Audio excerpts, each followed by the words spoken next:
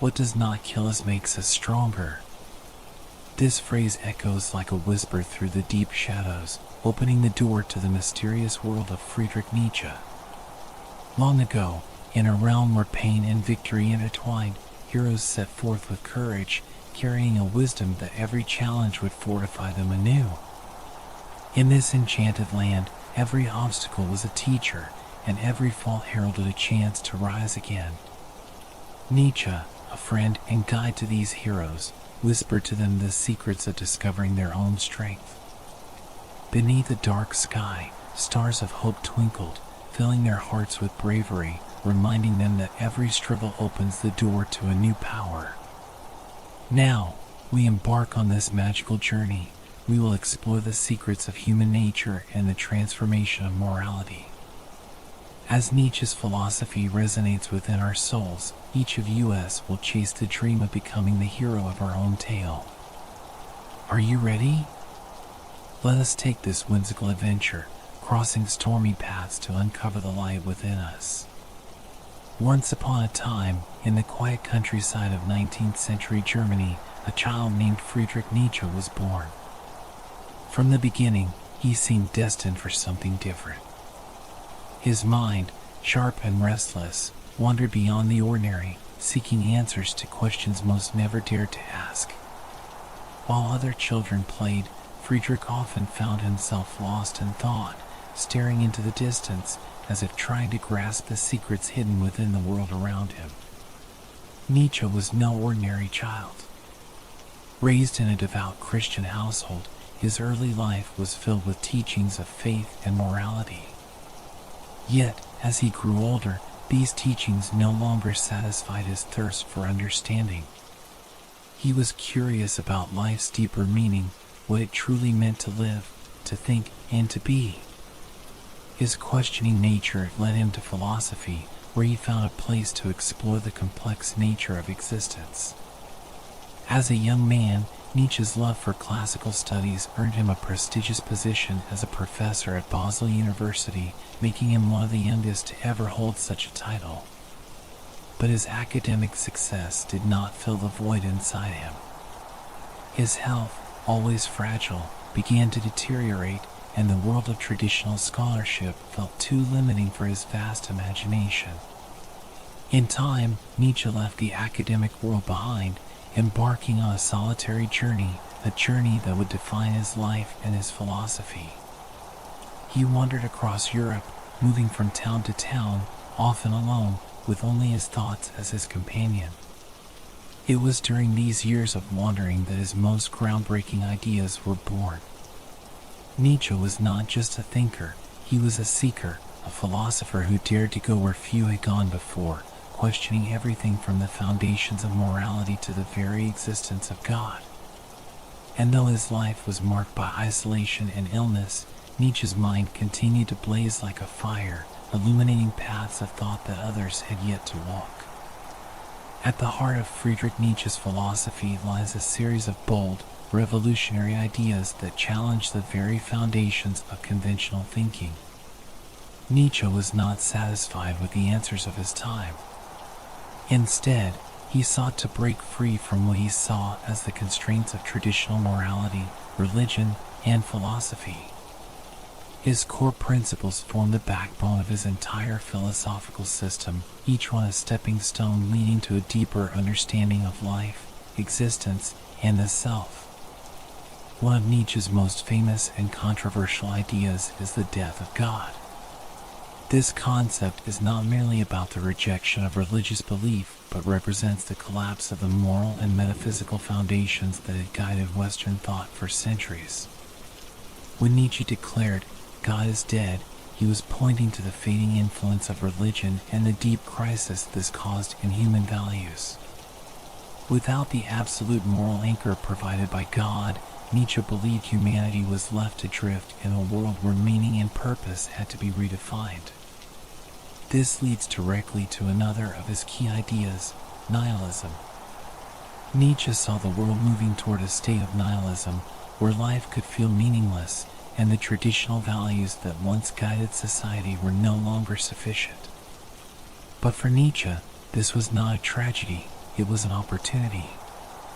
He believed that facing the void of nihilism could force individuals to create their own values rather than blindly following the inherited ones. It was a call to courage, to embrace uncertainty and forge a new path. Closely linked to this is Nietzsche's concept of the Übermensch, or Overman. In the absence of God and traditional values, Nietzsche believed that humanity had the potential to evolve into something greater. The Übermensch represents this potential, a being who transcends the limitations of conventional morality and societal norms. For Nietzsche, this figure embodies strength, creativity, and self-mastery, rejecting the passive, herd-like mentality of the masses in favor of living authentically and fully. At the core of Nietzsche's thought is also the idea of the will to power. Unlike other philosophers who emphasize reason or morality as the driving force of human life, Nietzsche believed that the fundamental force in all living beings was the will to power, the desire to grow, to dominate, to shape the world according to one's own vision. This force, according to Nietzsche, is what propels individuals to overcome obstacles, to reach beyond their limitations, and ultimately, to become the Übermensch. Another significant principle in Nietzsche's philosophy is the concept of eternal recurrence. Nietzsche asks, what if life, in all its moments, had to be lived again and again, in exactly the same way? This thought experiment was meant to confront individuals with the weight of their choices and actions. If you were to live your life endlessly, would you embrace it or despair at the thought? For Nietzsche, those who could affirm life in all its joy and suffering would reach a higher state of existence, one that goes beyond mere survival and touches upon the true essence of what it means to live fully. These core ideas, the death of God, nihilism, the Übermensch, the will to power, and eternal recurrence, are not just abstract philosophical musings. For Nietzsche, they were tools to radically reimagine what it means to be human. He believed that through embracing these ideas, individuals could break free from the constraints of traditional values and embark on a path of self-overcoming, where they could create meaning in a world that had seemingly lost all purpose. In this sense, Nietzsche's philosophy is not just a critique of society or religion, it is a challenge. A challenge to each individual to look deeply into themselves, to reject the comfort of conformity, and to embrace the terrifying freedom that comes with creating one's own destiny.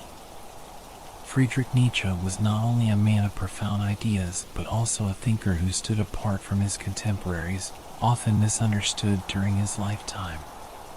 He saw beyond the intellectual boundaries of his age, anticipating many of the philosophical shifts that would shape the 20th and 21st centuries. Nietzsche was a visionary, a thinker whose ideas, though radical in his time, would later be recognized as foundational to modern existentialism, psychology, and postmodernism. In the 19th century, much of European thought was still dominated by traditional religious and moral frameworks. Rationalism and Enlightenment values guided intellectual discourse, with a strong emphasis on progress, science, and reason. Philosophers of the time often sought to explain the world through objective truths and universal moral principles. But Nietzsche rejected these ideas, believing that the world was far more complex, chaotic, and subjective than his peers were willing to admit. For Nietzsche, the world was not governed by fixed truths or values, but by an ever-changing, dynamic interplay of forces.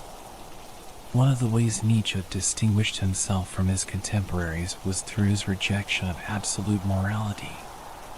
He saw morality as a social construct, something created by human societies to maintain order and control. Rather than being eternal or divine, Nietzsche argued that moral values were relative and could change with time and circumstance. This view was in stark contrast to the dominant Christian moral framework of his time, which held that moral principles were universal and God-given. Nietzsche also had a unique view of human nature. While many of his contemporaries, such as Immanuel Kant and John Stuart Mill, believed in the power of reason and the ability of individuals to act based on moral principles, Nietzsche saw humans as driven by deeper, more primal forces. He believed that the will to power, the drive to assert and express oneself, was the fundamental motivator of human behavior. In this, Nietzsche was ahead of his time, anticipating many of the ideas that would later influence psychoanalysis and psychology, particularly the works of Sigmund Freud and Carl Jung. Nietzsche's critique of religion was another area where he stood apart. In a time when Christianity was still deeply influential in European society, Nietzsche boldly declared that God is dead. This wasn't a statement of atheism alone, but rather an acknowledgement that the traditional Christian worldview no longer held the same power or influence over people's lives. Nietzsche saw the decline of religion as inevitable, but he also recognized that this left a dangerous vacuum in human values. Without God, Nietzsche believed, society would have to face the terrifying freedom of creating its own values and purpose, a theme that would later be central to existentialist thinkers like Jean-Paul Sartre and Albert Camus. Yet, despite the radical nature of his ideas, Nietzsche's work was largely ignored or dismissed during his lifetime. His health deteriorated, and he lived much of his later life in isolation, unable to fully see the impact his philosophy would eventually have. It wasn't until after his death that the full scope of Nietzsche's genius was recognized. His works, once seen as extreme or controversial, began to resonate with thinkers who found themselves facing the very crises of meaning that Nietzsche had predicted. By the early 20th century, Nietzsche's ideas became a critical influence on existentialism, a philosophical movement that focused on the individual's experience of meaning, or the lack thereof, in an indifferent universe. Martin Heidegger, Sartre, and Camus all drew heavily from Nietzsche's thoughts on nihilism, the will to power, and the individual's role in creating meaning in a world without intrinsic purpose.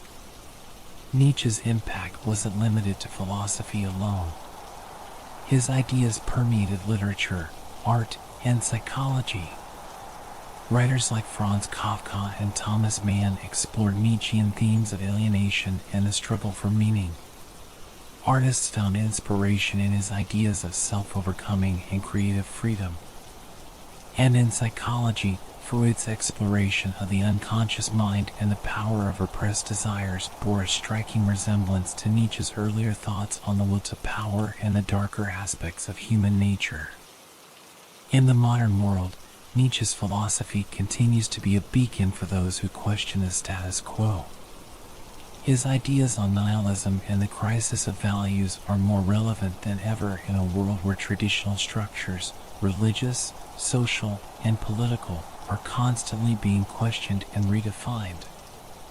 His call for individuals to embrace their freedom and create their own meaning in a chaotic, indifferent universe speaks to the challenges of contemporary life, where many still struggle with feelings of alienation and purposelessness.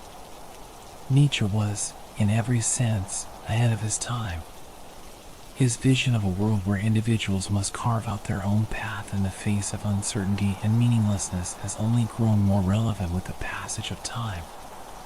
Though he lived a life of solitude and illness, Nietzsche's ideas have reached far beyond the limits of his own experience, continuing to challenge, inspire, and provoke thinkers across generations. Friedrich Nietzsche was born on October 15, 1844, in the small village of Rocken, located in the Prussian province of Saxony, Germany. His birth took place in a simple household surrounded by a deeply religious atmosphere. Nietzsche's father, Karl Ludwig Nietzsche, was a Lutheran pastor, and the family was strongly rooted in Christian traditions. Karl was a well-loved and respected figure in the community, known for his kindness and devotion. This religious environment played a significant role in shaping the early years of young Friedrich's life. Nietzsche's mother, Franziska Ehler, was a pious and dedicated woman who raised her children with love and strong Christian values. In addition to Friedrich, the family also included a younger sister, Elizabeth. The Nietzsche family was close-knit, and their home was filled with traditional Christian values. However, the peaceful beginnings of Nietzsche's childhood were soon disrupted by a tragic event. At the age of just 5, Friedrich experienced the devastating loss of his father. Karl Ludwig Nietzsche passed away after suffering from a severe illness, leaving a void in the family that deeply affected the young boy. This early loss was compounded a year later when Nietzsche's younger brother, Joseph, also died. These back-to-back tragedies marked Nietzsche's early life with grief and sorrow, shaping his perception of life and death. It was during these formative years that Nietzsche first encountered the fragility of existence, a theme that would later play a significant role in his philosophical thought. Following his father's death, the family moved to the nearby town of Naumburg, where they lived with Nietzsche's grandmother and 2 aunts. The family was determined to provide young Friedrich with the best possible education. It was during these years in Naumburg that Nietzsche's intellectual development began to flourish. The combination of personal loss and early exposure to academic life would deeply influence Nietzsche's philosophical journey in the years to come. Friedrich Nietzsche's education journey was marked by academic excellence and an early passion for classical studies. After the family settled in Naumburg, Nietzsche attended the prestigious Schulpforta boarding school, one of the most respected schools in Germany at the time. His time at Schulpforta, 1858 to 1864, was critical in shaping his intellectual curiosity. There, Nietzsche received a rigorous education in classical literature, Greek, and Latin, which would lay the foundation for his future studies in philology and philosophy. At Schulpforta, Nietzsche stood out for his brilliant mind and deep interest in ancient texts. He immersed himself in the works of Homer, Plato, and the great Greek tragedians, and it was during this time that he developed a lifelong fascination with the ancient world. Nietzsche's time at this elite school helped him build a solid base of classical knowledge, but it was also a period of solitude and introspection. While many of his peers were content with the traditional path, Nietzsche's thoughts already stretched beyond conventional education, seeking deeper truths about existence, morality, and the human condition. After completing his studies at Schulpforta, Nietzsche entered the University of Bonn in 1864 to pursue theology and classical philology. However, his time at Bonn was short-lived. Nietzsche quickly lost interest in theology, finding it incompatible with his growing skepticism toward religion and traditional Christian beliefs. He decided to fully dedicate himself to philology, the study of ancient languages and texts. Nietzsche soon transferred to the University of Leipzig in 1865, where his academic career truly began to blossom. At Leipzig, Nietzsche encountered the works of Arthur Schopenhauer, a philosopher whose pessimistic worldview had a profound impact on him. Schopenhauer's philosophy, which emphasized the irrational nature of existence and the role of suffering in human life, resonated deeply with Nietzsche. The encounter with Schopenhauer's ideas was a turning point in Nietzsche's intellectual development, awakening him to the possibility of exploring philosophy beyond the confines of classical studies. While at Leipzig, Nietzsche also formed an important friendship with the composer Richard Wagner, whose musical genius and revolutionary spirit inspired Nietzsche's early thoughts on art and culture. Wagner's influence would be significant in Nietzsche's later works, particularly his early writings on tragedy and art. Nietzsche admired Wagner's boldness and vision, though their friendship would eventually deteriorate due to philosophical differences. During his time at Leipzig, Nietzsche's exceptional academic abilities did not go unnoticed. His work in classical philology was highly regarded, and at the age of just 24, he was offered a professorship in philology at the University of Basel, Switzerland, without even having completed his doctorate. This remarkable achievement marked the beginning of Nietzsche's brief but impactful academic career, and it was during these years that his philosophical ideas began to take shape. Nietzsche's education at Leipzig was not just a period of learning, but one of intellectual awakening. It was here that he first encountered the ideas that would later form the basis of his revolutionary philosophy, ideas that questioned the very fabric of morality, religion, and human existence. Friedrich Nietzsche's encounter with the philosophy of Arthur Schopenhauer was one of the most significant turning points in his intellectual journey. It was during his time at the University of Leipzig in 1865 when Nietzsche stumbled upon Schopenhauer's magnum opus, The World as Will and Representation, in a bookstore. This moment marked the beginning of a profound intellectual relationship between Nietzsche and Schopenhauer, even though the two men never met in person. Schopenhauer's philosophy deeply resonated with the young Nietzsche, shaping many of his early ideas and serving as a foundation for his later critiques of traditional morality and metaphysics. Schopenhauer's philosophy presented a starkly pessimistic view of existence, positing that life is governed by an irrational and insatiable force he called will, a blind, unconscious striving that leads to constant suffering and dissatisfaction. For Schopenhauer, the world is a place of endless desire, where human beings are trapped in a cycle of striving and disappointment. Happiness, in his view, is fleeting and temporary, while suffering is a fundamental part of the human condition. This bleak outlook on life struck a chord with Nietzsche, who was already questioning the religious and moral beliefs he had been raised with. Schopenhauer's rejection of traditional Christian values and his emphasis on the irrational nature of existence offered Nietzsche an alternative way of understanding the world. Nietzsche admired Schopenhauer's courage in facing the harsh truths of life, seeing him as a kindred spirit who was willing to confront reality without the comforting illusions of religion or idealism. However, while Nietzsche was initially captivated by Schopenhauer's pessimism, he did not remain a passive disciple. Over time, Nietzsche began to diverge from Schopenhauer's philosophy in crucial ways. Whereas Schopenhauer advocated for asceticism, the denial of worldly desires, as a means of escaping suffering, Nietzsche rejected this path. Instead, Nietzsche believed that the will to power, rather than being something to be repressed, should be embraced and celebrated. For Nietzsche, life's challenges and struggles were not something to be avoided, but were essential to personal growth and the pursuit of greatness. Another critical point of departure between the two philosophers was their views on art. Schopenhauer believed that art, particularly music, offered a temporary escape from the suffering of existence by allowing individuals to transcend the will. Nietzsche, however, saw art not as an escape but as a way to affirm life, with all its beauty and terror. This difference is especially evident in Nietzsche's early work, The Birth of Tragedy, where he explores how the ancient Greeks used tragedy as a way to confront and celebrate the darker aspects of life. Despite these divergences, Schopenhauer's influence on Nietzsche cannot be overstated.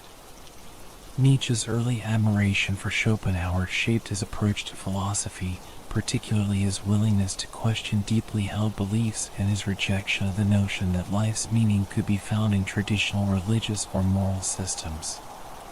Schopenhauer also played a crucial role in Nietzsche's developing ideas about suffering, power, and the role of art in human life. In essence, Schopenhauer provided Nietzsche with a framework to begin his philosophical explorations, but Nietzsche would eventually go beyond his mentor's pessimism. Where Schopenhauer saw resignation and renunciation as the solution to life's inherent suffering, Nietzsche would develop a philosophy that celebrated life in all its complexity, urging individuals to embrace struggle, creativity, and self-overcoming as pathways to greatness. This critical departure would lay the groundwork for Nietzsche's later works, where he would challenge not only Schopenhauer but the entire Western philosophical tradition. In 1869, at the remarkably young age of 24, Friedrich Nietzsche was appointed as a professor of classical philology at the University of Basel in Switzerland, a prestigious position that was typically reserved for scholars with far more experience. Nietzsche's extraordinary academic abilities had impressed his mentors and colleagues, leading to this rare opportunity. What made this appointment even more remarkable was that Nietzsche had not yet completed his doctoral dissertation, a testament to the promise and brilliance he had already demonstrated in his field. At Basel, Nietzsche taught classical philology, which involves the study of ancient Greek and Roman texts, languages, and cultures. He was deeply passionate about classical antiquity, particularly the works of ancient Greek philosophers, poets, and tragedians. His teaching focused on the interpretation of these ancient texts, drawing on his profound knowledge of Greek and Latin to explore their deeper meanings. Nietzsche's love for the ancient world was not just an academic interest, it was a source of inspiration that fueled much of his early philosophical thought. One of Nietzsche's most notable early works, The Birth of Tragedy, 1872, was heavily influenced by his time as a professor at Basel. In this book, Nietzsche analyzed ancient Greek tragedy, particularly the works of Aeschylus and Sophocles, arguing that Greek tragedy represented a profound understanding of life's inherent suffering and the need to confront it. He introduced the concepts of the Apollonian and Dionysian as two fundamental forces in art and culture, where the Apollonian represents order, reason, and beauty, and the Dionysian embodies chaos, passion, and raw experience. Nietzsche believed that the balance between these two forces in Greek tragedy allowed the ancient Greeks to face the harsh realities of existence while still celebrating life. However, Nietzsche's work was not without controversy. The Birth of Tragedy was not well received by many of his academic peers, who criticized it for its lack of traditional philological rigor and its philosophical, rather than purely scholarly, approach. Nietzsche's bold, interdisciplinary method, which combined classical studies with philosophical insights, was seen as unconventional, and his colleagues at Basel were divided in their opinions of his work. Despite these challenges, Nietzsche continued his teaching duties at Basel for nearly a decade. During this time, he built relationships with other intellectuals, most notably Jacob Burckhardt, a historian of culture, and his close friend Franz Overbeck, a professor of theology. These friendships were crucial in Nietzsche's intellectual life, providing him with a supportive network as his health began to decline. Nietzsche's time at Basel was also marked by his growing friendship with the composer Richard Wagner, who at that time was living in nearby Tribschen. Wagner's revolutionary ideas about music and art deeply influenced Nietzsche, particularly in his early philosophical works. The two shared a mutual admiration, and Wagner's vision of music as a transformative, almost spiritual force resonated with Nietzsche's developing thoughts on art and culture. However, their friendship would later deteriorate as Nietzsche's philosophy evolved, and he began to distance himself from Wagner's increasingly nationalistic and conservative views. By the late 1870s, Nietzsche's health had severely deteriorated. He suffered from debilitating migraines, digestive problems, and near constant physical pain, which made his teaching responsibilities increasingly difficult to fulfill. In 1879, after struggling with his health for several years, Nietzsche was forced to resign from his professorship at Basel. He was granted a modest pension, which allowed him to live independently, but his career as a professional academic came to an early end. Despite the brevity of his academic tenure, Nietzsche's time at Basel was pivotal in shaping his intellectual trajectory. It was here that he first began to break away from traditional philology and develop the bold philosophical ideas that would later define his work. His experiences as a professor, combined with his interactions with thinkers like Wagner and Burckhardt, set the stage for Nietzsche's transition from a classical scholar to one of the most radical and influential philosophers of his time. Friedrich Nietzsche's friendship with the legendary composer Richard Wagner was one of the most significant relationships of his early intellectual life. Their bond, which began in 1868, deeply influenced Nietzsche's thoughts on art, culture, and, particularly, the philosophy of music. Wagner, at the time, was one of the most celebrated and controversial figures in the world of music, known for his ambitious operas and revolutionary ideas about the role of music in society. For Nietzsche, Wagner was more than just a composer. He was a visionary artist whose work embodied the possibility of a new cultural awakening. Nietzsche first met Wagner in Leipzig, but it was during his tenure at the University of Basel that their friendship flourished. Wagner was living nearby in Tribschen, and the two men quickly formed a close bond, spending long hours discussing music, philosophy, and art. Wagner, 30 years Nietzsche's senior, took on the role of a mentor, while Nietzsche admired Wagner's boldness and saw in him the potential to lead a cultural revolution in Germany. At the heart of their friendship was a shared belief in the transformative power of art, particularly music. Wagner's operas, especially his monumental work The Ring Cycle, aimed to create not just entertainment but an immersive, almost spiritual experience.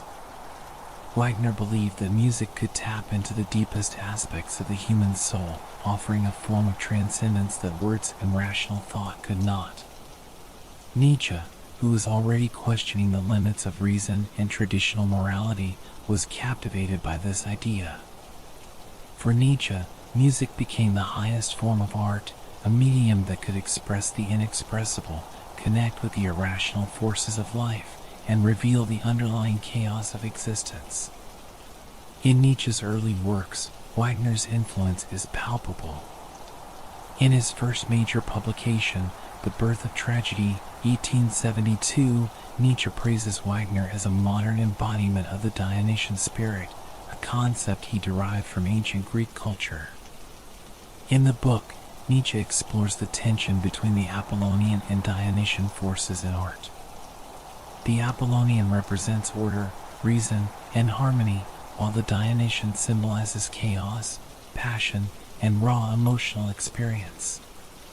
Nietzsche saw Greek tragedy as a perfect fusion of these two forces, where the structured dialogue of the actors, Apollonian, was balanced by the wild, emotional music of the chorus, Dionysian. Nietzsche believed that Wagner's music was a modern manifestation of the Dionysian spirit, capable of revitalizing a decadent European culture that had become too rational, too restrained. He saw in Wagner's operas the potential to awaken the primal, life-affirming instincts that modern society had suppressed. Wagner's Tristan und Isolde was particularly significant for Nietzsche, as it explored themes of love, longing, and the transcendence of earthly suffering, ideas that resonated deeply with Nietzsche's evolving philosophical views. However, despite their early camaraderie, Nietzsche's relationship with Wagner began to deteriorate over time.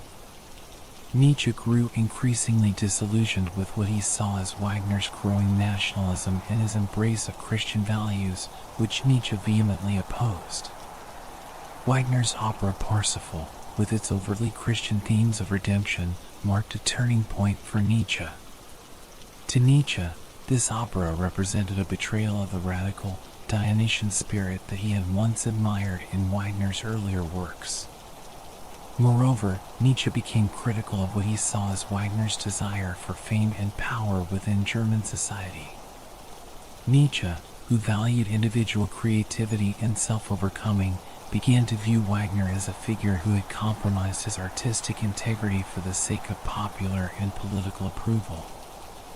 This divergence in their views on art and culture became increasingly pronounced, and by the mid-1870s, Nietzsche had distanced himself from Wagner both personally and philosophically. Nietzsche's break with Wagner is most clearly expressed in his later writings, particularly in the case of Wagner, 1888, where he launches a scathing critique of his former friend. In this work, Nietzsche accuses Wagner of pandering to the masses and using art as a tool for manipulation rather than as a vehicle for profound, life-affirming experiences. Nietzsche went so far as to describe Wagner's music as decadent, a reflection of the declining cultural and moral standards of the time.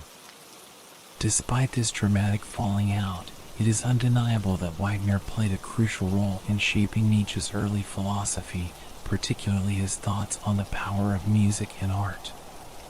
Wagner's influence can be seen in Nietzsche's early celebration of the Dionysian aspects of life and his belief in the potential of art to confront the harsh truths of existence.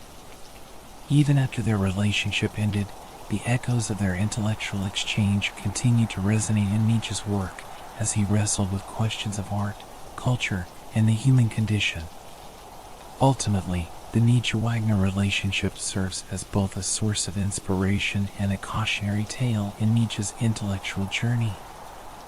It began with shared dreams of cultural renewal through art and ended in a bitter divide over the direction that renewal should take. Friedrich Nietzsche's academic career at the University of Basel, which had begun with great promise, came to a premature and unfortunate end due to the deterioration of his health. From an early age, Nietzsche had suffered from a variety of health problems, but by the late 1870s, these issues had become increasingly severe, making it impossible for him to continue his duties as a professor. Throughout his time at Basel, Nietzsche was plagued by chronic health conditions. He suffered from intense migraines, severe eye problems that often left him nearly blind for periods of time, digestive disorders, and recurring bouts of fatigue and exhaustion. These ailments were relentless, frequently confining Nietzsche to bed for days or even weeks, and making it difficult for him to concentrate on his teaching and writing. His condition was worsened by the stress of his academic responsibilities and the intellectual intensity with which he approached his work. By 1876, Nietzsche's health had deteriorated to the point where his teaching duties became almost impossible to fulfill. He took several leaves of absence, hoping that rest and travel might improve his condition. He sought relief in various treatments, including time spent in different climates, such as the Mediterranean and the Alps, but nothing seemed to provide lasting relief. The physical pain and suffering Nietzsche endured became central to his personal experience of life, and this in turn shaped many of his philosophical reflections on struggle, suffering, and the human condition. Despite his efforts to continue, by 1879 it became clear that Nietzsche's health would no longer allow him to maintain his position at the university. He reluctantly resigned from his professorship at Basel, a decision that marked the end of his formal academic career. Nietzsche was just 34 years old when he stepped down, a remarkably young age to be leaving behind the world of professional scholarship. Though this marked the end of his role as a university professor, it also marked the beginning of a new chapter in Nietzsche's life. No longer tied to the demands of academia, Nietzsche became a wandering philosopher, dedicating himself fully to his writing and philosophical exploration. His departure from academic life, though forced by illness, freed him to pursue his ideas with a greater sense of independence and urgency. It was during this period of intense physical suffering that Nietzsche produced some of his most influential works, including Thus Spoke Zarathustra, Beyond Good and Evil, and The Gay Science. Living off a modest pension from the University of Basel, Nietzsche spent the next decade traveling across Europe, staying in small towns in Switzerland, Italy, and southern France, where the climate was more conducive to his fragile health. This nomadic lifestyle allowed him the solitude he craved and the space to reflect deeply on his ideas. Nietzsche's physical suffering became a central theme in his philosophy, shaping his thoughts on human resilience, the will to power, and the necessity of embracing life's struggles to achieve greatness. In the end, while his health struggles brought an abrupt end to his academic career, they also propelled Nietzsche toward his most creative and groundbreaking period as a philosopher. He transformed his personal pain into a philosophical framework that emphasized the importance of overcoming obstacles, both external and internal, in the pursuit of self-mastery and the affirmation of life. After resigning from his professorship at the University of Basel in 1879 due to his declining health, Friedrich Nietzsche embarked on a life of solitude and wandering. This period marked a significant shift in his personal and intellectual life, as Nietzsche became a lonely wanderer, moving from place to place in search of not only physical relief for his ailments but also a deeper philosophical understanding of life. His nomadic lifestyle allowed him the freedom to focus entirely on his writing and thinking, but it also intensified the sense of isolation that would permeate much of his later works. For the next decade, Nietzsche led a rootless existence, living in various towns across Europe, often choosing quiet, remote locations where he could live simply and reflect deeply. He sought out climates that might ease his chronic pain, spending long stretches of time in places like Sils Maria in Switzerland, Genoa, Turin, and the coastal towns of Nice and Menton in southern France. The warm weather and beautiful landscapes of these regions provided some relief from his physical suffering and also inspired his philosophical meditations on life, nature, and the human condition. Nietzsche lived frugally during this period, supported by a small pension from the University of Basel. His lifestyle was simple, with few possessions, and he lived in modest accommodations, often renting small rooms in inns or boarding houses. This solitary existence, while physically challenging, gave Nietzsche the uninterrupted time he needed to immerse himself in his philosophical work. He often described himself as a hermit or a wanderer, embracing his isolation as a necessary condition for the clarity and creativity of his thought. In these quiet, remote places, Nietzsche developed a rigorous routine. He would wake early, walk for hours in the mountains or along the coast, and then spend his afternoons writing. His long walks were not just physical exercise, they were a crucial part of his philosophical process. Nietzsche believed that walking stimulated the mind and helped him organize his thoughts. Many of his ideas were conceived during these solitary walks, and he often referred to himself as a philosopher who thought with his feet. This connection between movement and thinking became central to his work, symbolizing the dynamic and evolving nature of life and thought. Although Nietzsche's life during this time was marked by profound isolation, it was also a period of remarkable intellectual productivity. Free from the demands of academia and social obligations, Nietzsche produced some of his most important works, including Thus Spoke Zarathustra, Beyond Good and Evil, and The Gay Science. These works reflect the themes of solitude, individualism, and the struggle for personal greatness, ideas that were directly shaped by Nietzsche's own experience as a solitary wanderer. Nietzsche's philosophical isolation mirrored his physical isolation. He had few close friends, and many of the relationships he had once valued, including his friendship with Richard Wagner and his close ties to his sister Elizabeth, had deteriorated. He maintained correspondence with a small circle of intellectuals, including Paul Ricoeur and Louis Andreas Salome, but these relationships were often strained, and Nietzsche's increasingly radical ideas distanced him from even his closest confidants. His uncompromising intellectual journey led him to criticize many of the people and ideas he had once admired, leaving him more and more isolated both socially and philosophically. Despite this loneliness, Nietzsche embraced his isolation as a necessary condition for self-overcoming, a central concept in his philosophy. He believed that true greatness could only be achieved by those who were willing to stand apart from the crowd and create their own path in life. In this sense, Nietzsche's solitary lifestyle was not just a personal condition but a philosophical choice. He saw himself as a free spirit, unbound by the conventions and expectations of society, and his wanderings across Europe were a metaphor for his intellectual journey, a journey that required him to leave behind traditional values and ideas in search of deeper truths. Nietzsche's wandering life also led him to develop the idea of the Übermensch, Overman, a figure who transcends the limitations of ordinary human existence by embracing struggle, isolation, and self-creation. The solitary figure of Zarathustra in his book Thus Spoke Zarathustra reflects Nietzsche's own experiences as a wanderer and a philosopher who sought to break free from the constraints of conventional morality and create new values for a new age. In the end, Nietzsche's solitary, nomadic existence was both a source of inspiration and hardship. It allowed him the space and freedom to develop his revolutionary ideas, but it also deepened his sense of alienation from the world around him. Nietzsche's life as a wanderer was a testament to his belief in the power of individual struggle and the necessity of confronting life's challenges head-on without relying on the comforts of society or tradition.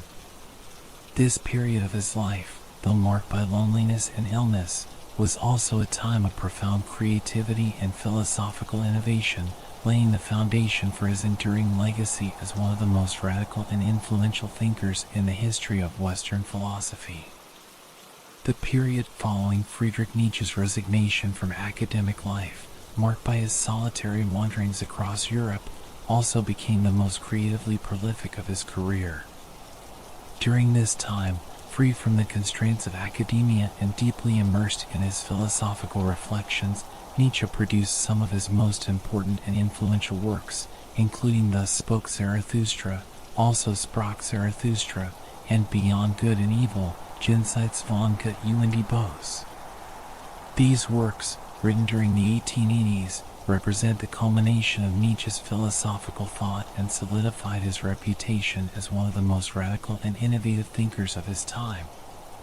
One of Nietzsche's most celebrated and enigmatic works, Thus Spoke Zarathustra, is a philosophical novel that reflects the heart of Nietzsche's mature ideas. Written in a poetic and prophetic style, the book presents the teachings of Zarathustra, a wandering sage who retreats to the mountains for 10 years and then returns to share his wisdom with humanity. Zarathustra, modeled on the ancient Persian prophet Zoroaster, serves as Nietzsche's mouthpiece, delivering profound reflections on the nature of humanity, morality, and the future of human evolution. Zarathustra's teachings are centered around several of Nietzsche's key philosophical concepts, most notably the idea of the Übermensch, Overman, or Superman.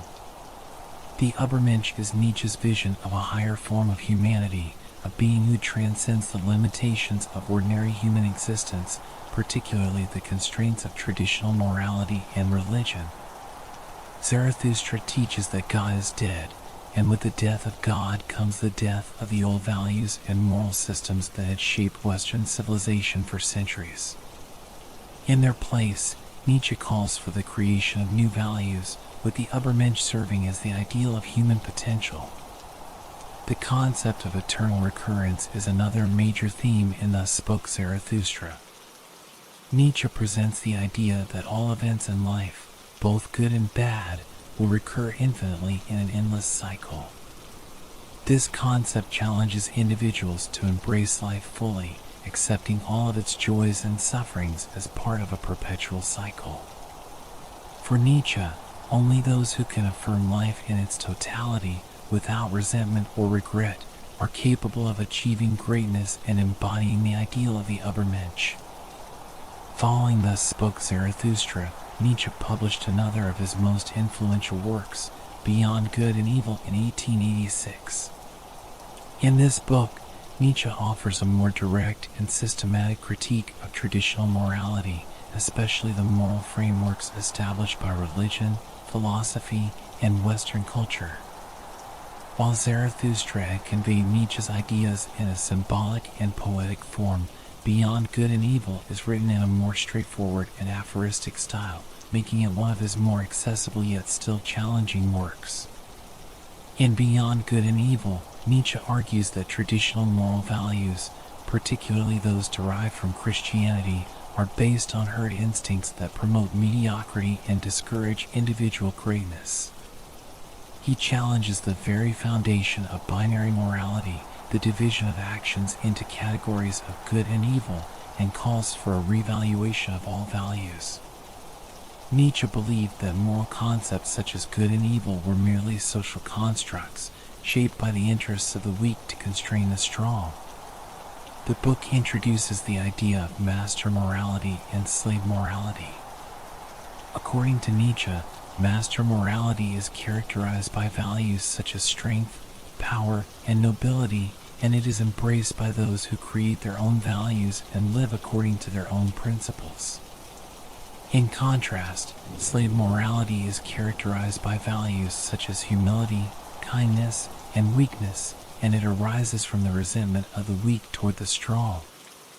Nietzsche criticizes the rise of slave morality, which he saw as dominant in Christian and democratic societies, and he advocates for the return of master morality as a means of fostering individual excellence and human greatness.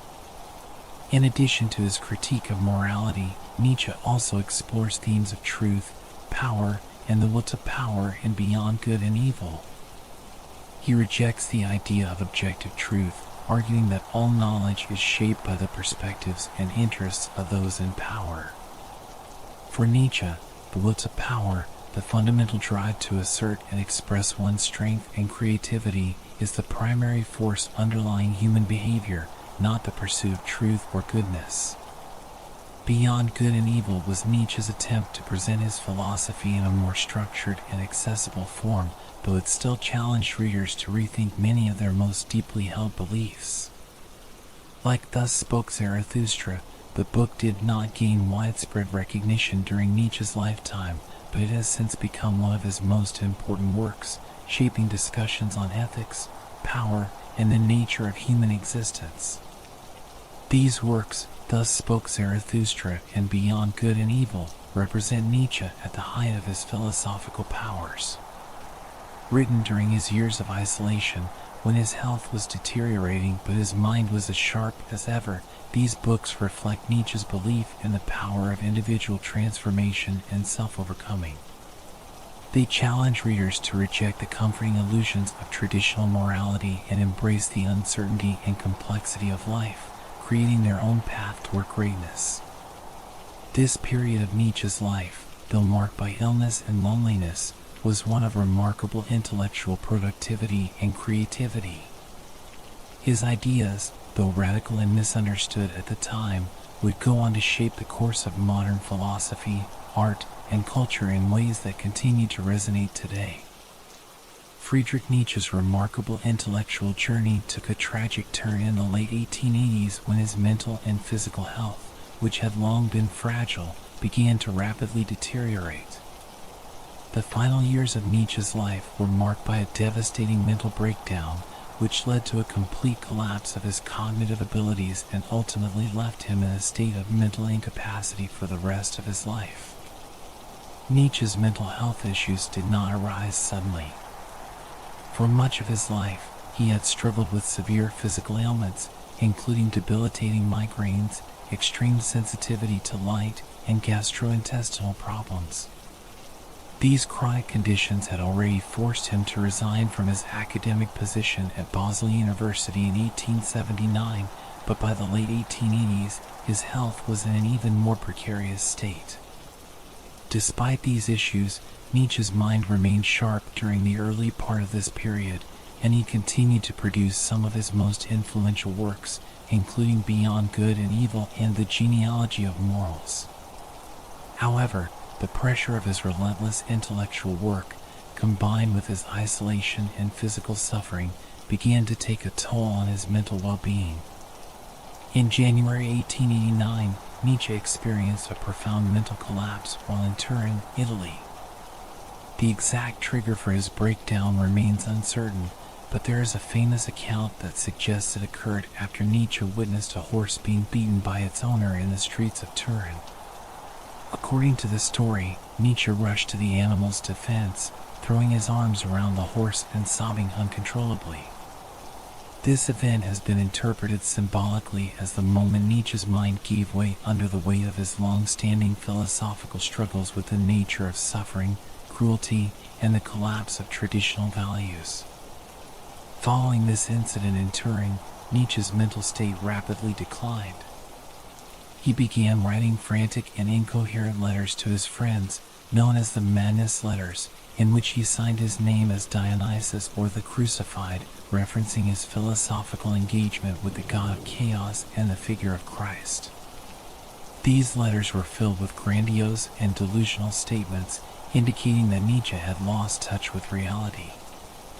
His once sharp and lucid mind, which had produced some of the most revolutionary ideas in modern philosophy, had descended into madness. Shortly after his breakdown, Nietzsche was taken into psychiatric care by his friend Franz Overbeck, who arranged for Nietzsche to be brought back to Basel for treatment. However, it quickly became clear that Nietzsche's condition was beyond recovery. He was diagnosed with dementia paralytica, a condition then believed to be caused by late-stage syphilis, though this diagnosis has been debated by modern scholars. Some suggest that Nietzsche's condition may have been the result of a neurological disorder or another underlying illness. Nietzsche spent the next few months in a psychiatric clinic in Jena, where his mental state continued to decline. His behavior became increasingly erratic, and he experienced severe delusions and hallucinations.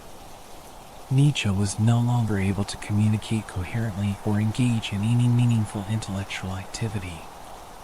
By the end of 1889, his once brilliant mind was irreparably damaged, and he had become completely dependent on others for his care. In 1890, Nietzsche's mother, Franziska, took him into her home in Naumburg, where she cared for him until her death in 1897. During this time, Nietzsche lived in a near-vegetative state, completely unaware of the world around him. He was unable to write, read, or engage with any of the intellectual pursuits that had once defined his life. His condition remained unchanged until his mother's death, after which his sister, Elisabeth Forster Nietzsche, assumed responsibility for his care. For the final years of his life, Nietzsche lived under Elisabeth's care in Weimar, where he remained in a state of severe mental incapacity until his death. Elisabeth, who became Nietzsche's literary executor, took control of his unpublished works and letters, eventually shaping his legacy, sometimes controversially, by editing his writings to align with her own nationalist and anti-Semitic beliefs, ideas Nietzsche himself had opposed during his lifetime.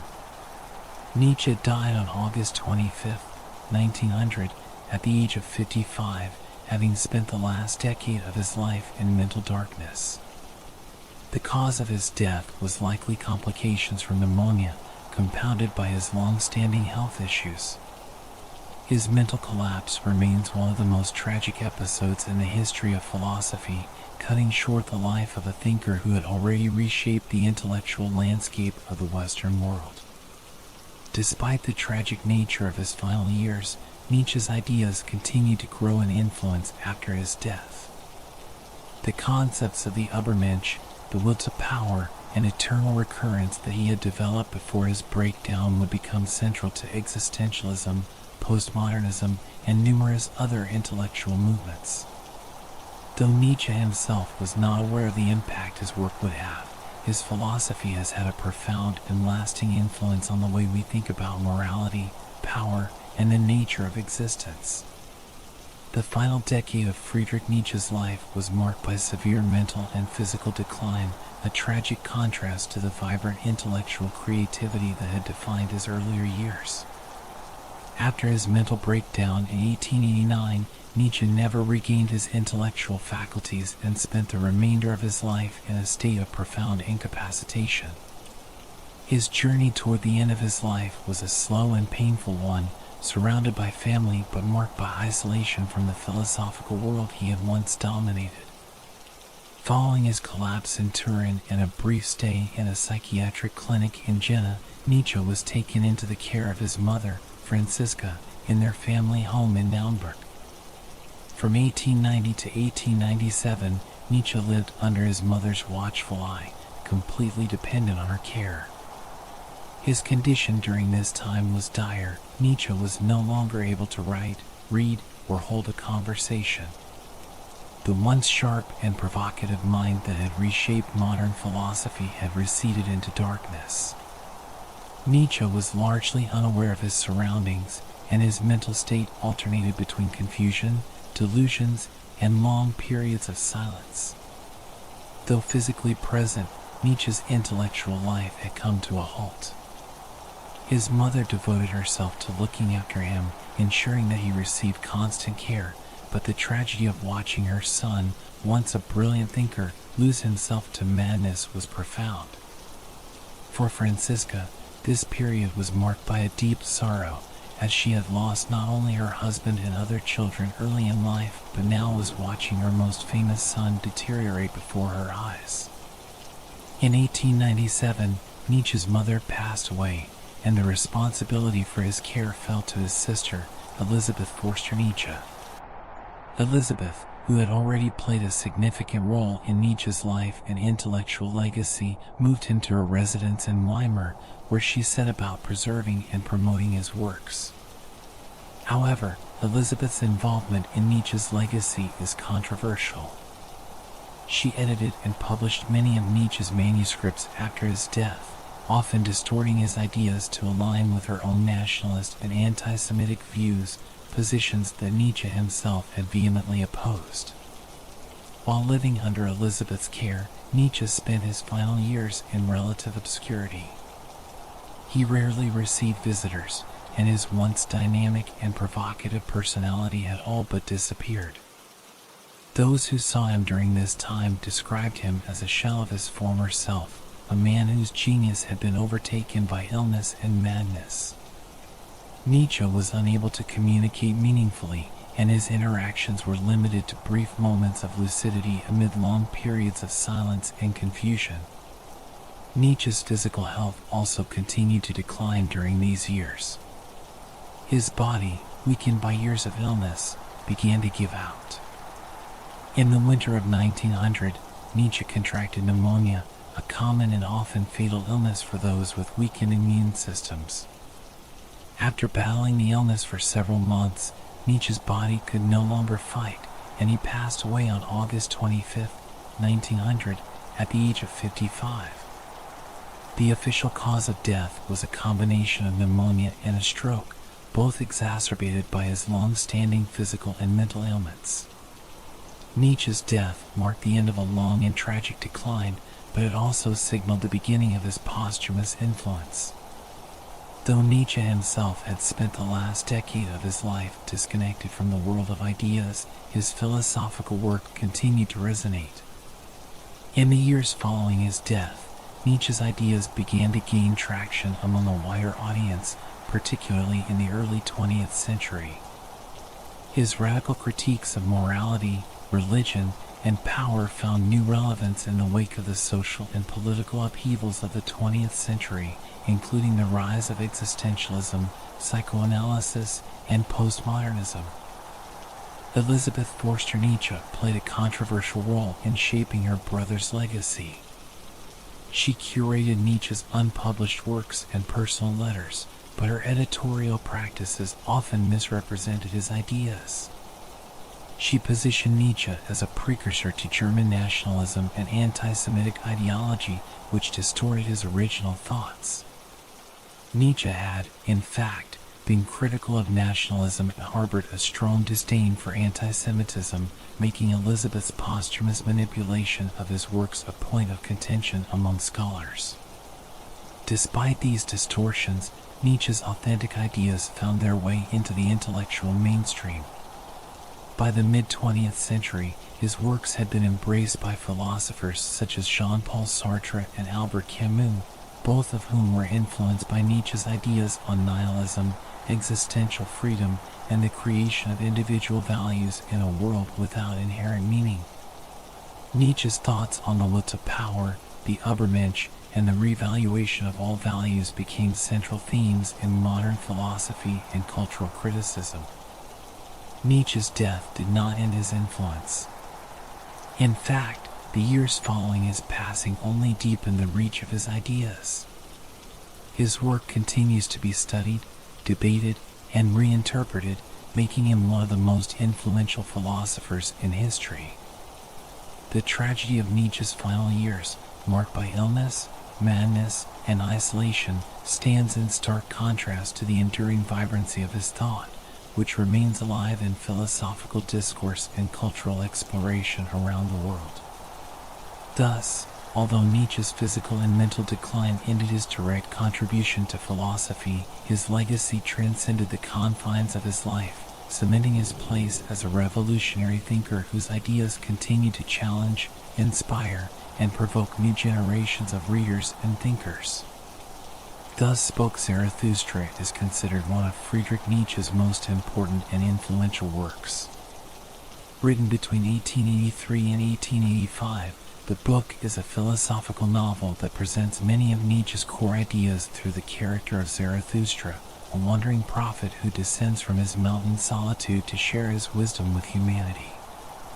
The book is written in a poetic and allegorical style, often resembling religious scripture, but its message is one of radical individualism, self-overcoming, and the rejection of traditional values. The protagonist, Zarathustra, is loosely based on the historical Zoroaster, the ancient Persian prophet, but Nietzsche's Zarathustra is not a religious figure in the traditional sense. Instead, Zarathustra preaches a message that challenges the core assumptions of religion, morality, and human existence. After spending 10 years in isolation in the mountains, Zarathustra decides that he has gained enough wisdom to return to society and share his insights with the people. His teachings, however, are not well received, and much of the book deals with Zarathustra's frustration at the ignorance and inertia of mankind. Zarathustra represents Nietzsche's ideal of the philosopher-artist, a figure who transcends conventional thinking and creates new values, unbound by the limitations of traditional morality. Zarathustra's journey is symbolic of Nietzsche's own intellectual journey, one of isolation, self-discovery, and ultimately a rejection of the established norms of society. Thus Spoke Zarathustra is rich with philosophical themes, many of which became central to Nietzsche's later work. Three of the most significant concepts introduced in the book are the Übermensch, Overman or Superman, the death of God, and eternal recurrence. One of the central ideas in Thus Spoke Zarathustra is Nietzsche's concept of the Übermensch, often translated as Overman or Superman. The Übermensch represents Nietzsche's vision of a new type of human being who transcends the limitations of ordinary morality and society. According to Nietzsche, the Übermensch is not bound by the traditional distinctions between good and evil. Instead, the Übermensch creates his own values, guided by his inner will and power, rather than by the expectations of others. The Übermensch is presented as the ideal to which humanity should aspire.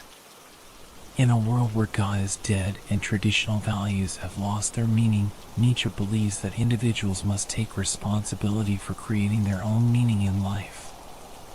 The Übermensch is a life-affirming figure who embraces struggle, chaos, and the fullness of human existence, rather than retreating into the comforts of conventional morality or religion.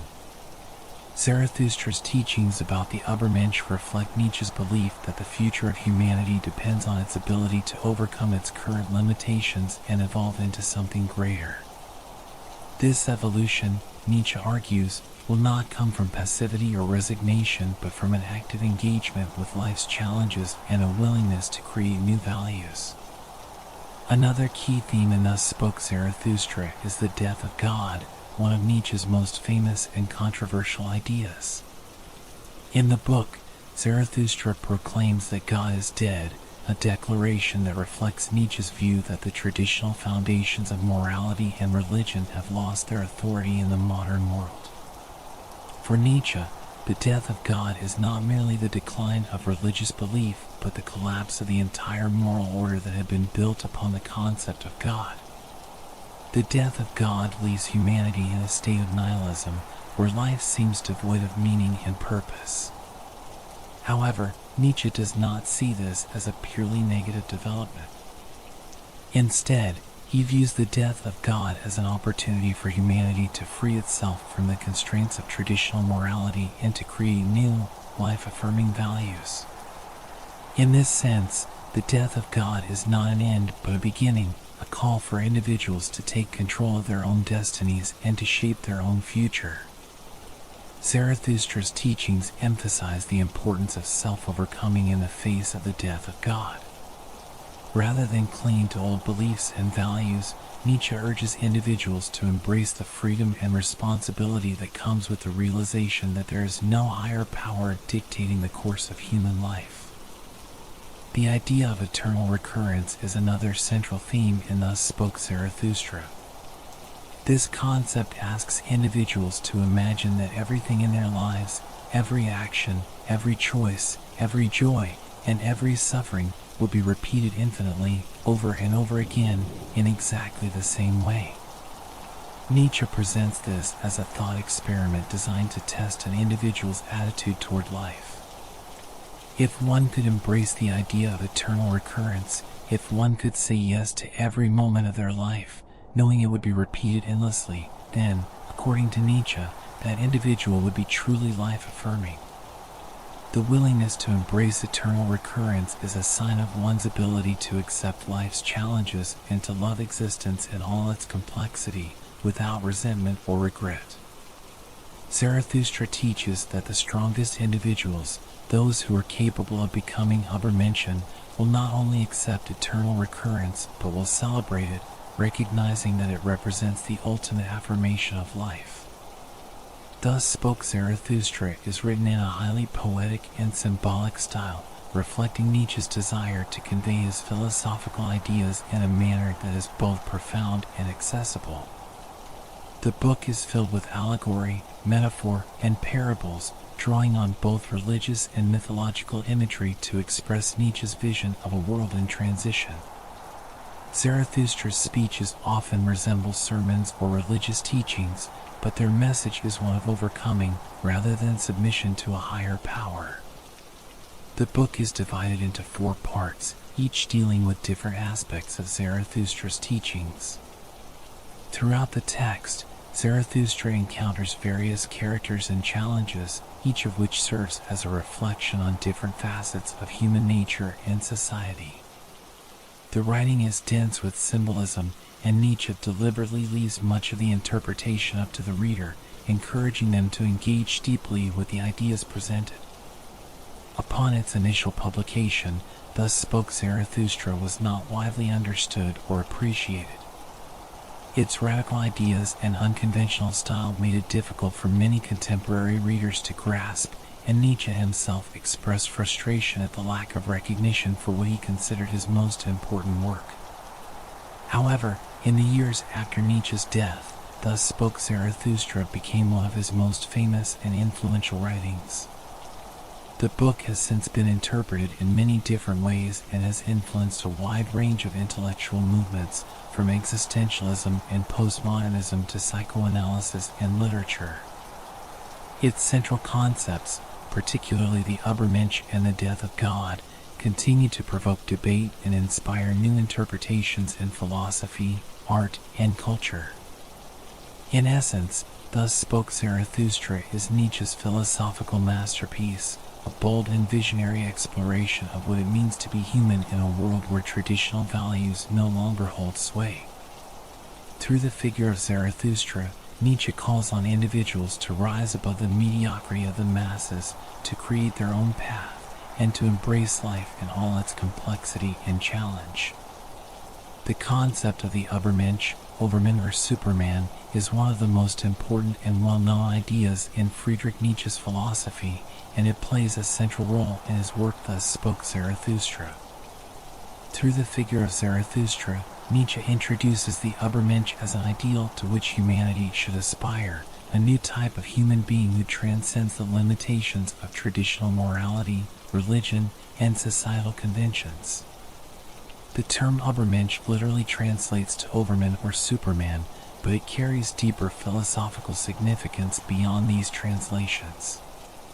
The Übermensch is a figure who represents the next stage of human evolution, both spiritually and intellectually. For Nietzsche, the Übermensch is someone who has overcome the constraints of traditional values, particularly those imposed by Christianity and Western moral systems. Instead of living according to externally imposed rules or beliefs, the Übermensch creates his own values and shapes his own destiny. At its core, the Übermensch is a symbol of self-overcoming. Nietzsche believed that human beings were capable of greatness, but only if they broke free from the moral frameworks that had historically constrained them. Traditional values such as humility, meekness, and the denial of one's desires were, in Nietzsche's view, slave morality, values that were created by the weak to suppress the strong. The Übermensch, on the other hand, embraces a master morality, which values strength, power, creativity, and the affirmation of life. The Übermensch is not subject to the binary division of good and evil. In fact, the Übermensch transcends these categories entirely, because these moral distinctions are seen by Nietzsche as limiting constructs. For the Übermensch, the creation of values comes from within, based on the individual's will to power, their inner drive to assert and express themselves in the world. The concept of the Übermensch is closely tied to Nietzsche's famous declaration that God is dead. With the decline of religion and the loss of faith in absolute moral truths, Nietzsche believed that humanity was left without a clear guiding principle or purpose. For many, this realization led to a sense of nihilism, the belief that life is meaningless. However, Nietzsche saw the death of God not as a tragedy but as an opportunity for humanity to rise to a higher state of existence. Without the constraints of religious or moral dogma, Nietzsche argued, individuals could take responsibility for creating their own values. The Übermensch is the figure who fully embraces this responsibility and lives as the creator of new meaning in a world where traditional values have lost their power. In Thus Spoke Zarathustra, Zarathustra proclaims that the Übermensch is the goal toward which humanity must strive. He rejects the idea of relying on an external deity for purpose or guidance and instead calls for humans to become their own creators and masters. The Übermensch is not only the next step in human evolution but also the solution to the nihilistic void left by the death of God. Characteristics of the Übermensch. Self-overcoming. The Übermensch is defined by their ability to constantly overcome themselves. They do not settle for complacency or comfort. Instead, they push beyond their own limits and weaknesses. This process of self-overcoming is not merely physical but also intellectual and moral. The Übermensch is in a constant state of growth and transformation, unbound by traditional values or societal expectations. Will to power. Central to Nietzsche's philosophy is the idea of the will to power, the fundamental drive that motivates all human action. The Übermensch is someone who fully embodies this will, seeking not only power in a conventional sense, but also creative and existential power. The will to power in the Übermensch is not about domination over others, but about the creation of new possibilities and the shaping of one's own reality. Life affirmation. Unlike those who retreat from life's challenges and suffering, the Übermensch embraces life in all its fullness, including its hardships. Nietzsche rejected the notion of asceticism and the denial of desire, arguing instead that true greatness comes from affirming life, even its painful and chaotic aspects. The Übermensch says yes to life, accepting both the joys and the struggles as necessary parts of existence. Creativity and independence. The Übermensch is a creator of values, someone who is not dependent on the moral codes or norms imposed by society. Instead of following the herd, the Übermensch is independent, thinking and acting according to their own principles. This creativity is not only moral but also aesthetic. The Übermensch creates meaning in life in the same way an artist creates a work of art, through imagination, vision, and self-expression. In Thus Spoke Zarathustra, Nietzsche emphasizes that the Übermensch is an ideal to which humanity should aspire, not necessarily a figure that exists in the present. Zarathustra's teachings challenge individuals to rise above the mediocrity of the masses, who are content to live according to inherited beliefs and values.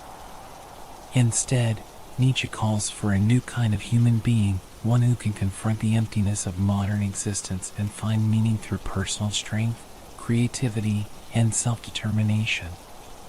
Zarathustra contrasts the Übermensch with the last man, a figure who represents the ultimate degradation of humanity. The last man seeks only comfort and security, avoiding risk and struggle. He is content to live a life of mediocrity and conformity, concerned only with material comforts and the avoidance of pain. Nietzsche saw the last man as a symbol of the decadence and weakness of modern society, where individuals no longer strive for greatness but instead settle for a life of ease. The Übermensch, in contrast, embraces the struggles of existence and seeks to create rather than consume. Nietzsche believed that the future of humanity depended on its ability to evolve beyond the last man and toward the Übermensch, a process that required individuals to reject passivity and actively shape their own destinies. The idea of the Übermensch has had a profound impact on modern philosophy and has been the subject of extensive interpretation and debate. Nietzsche's concept of the Übermensch has been linked to existentialism, particularly in its emphasis on individual freedom and self-creation.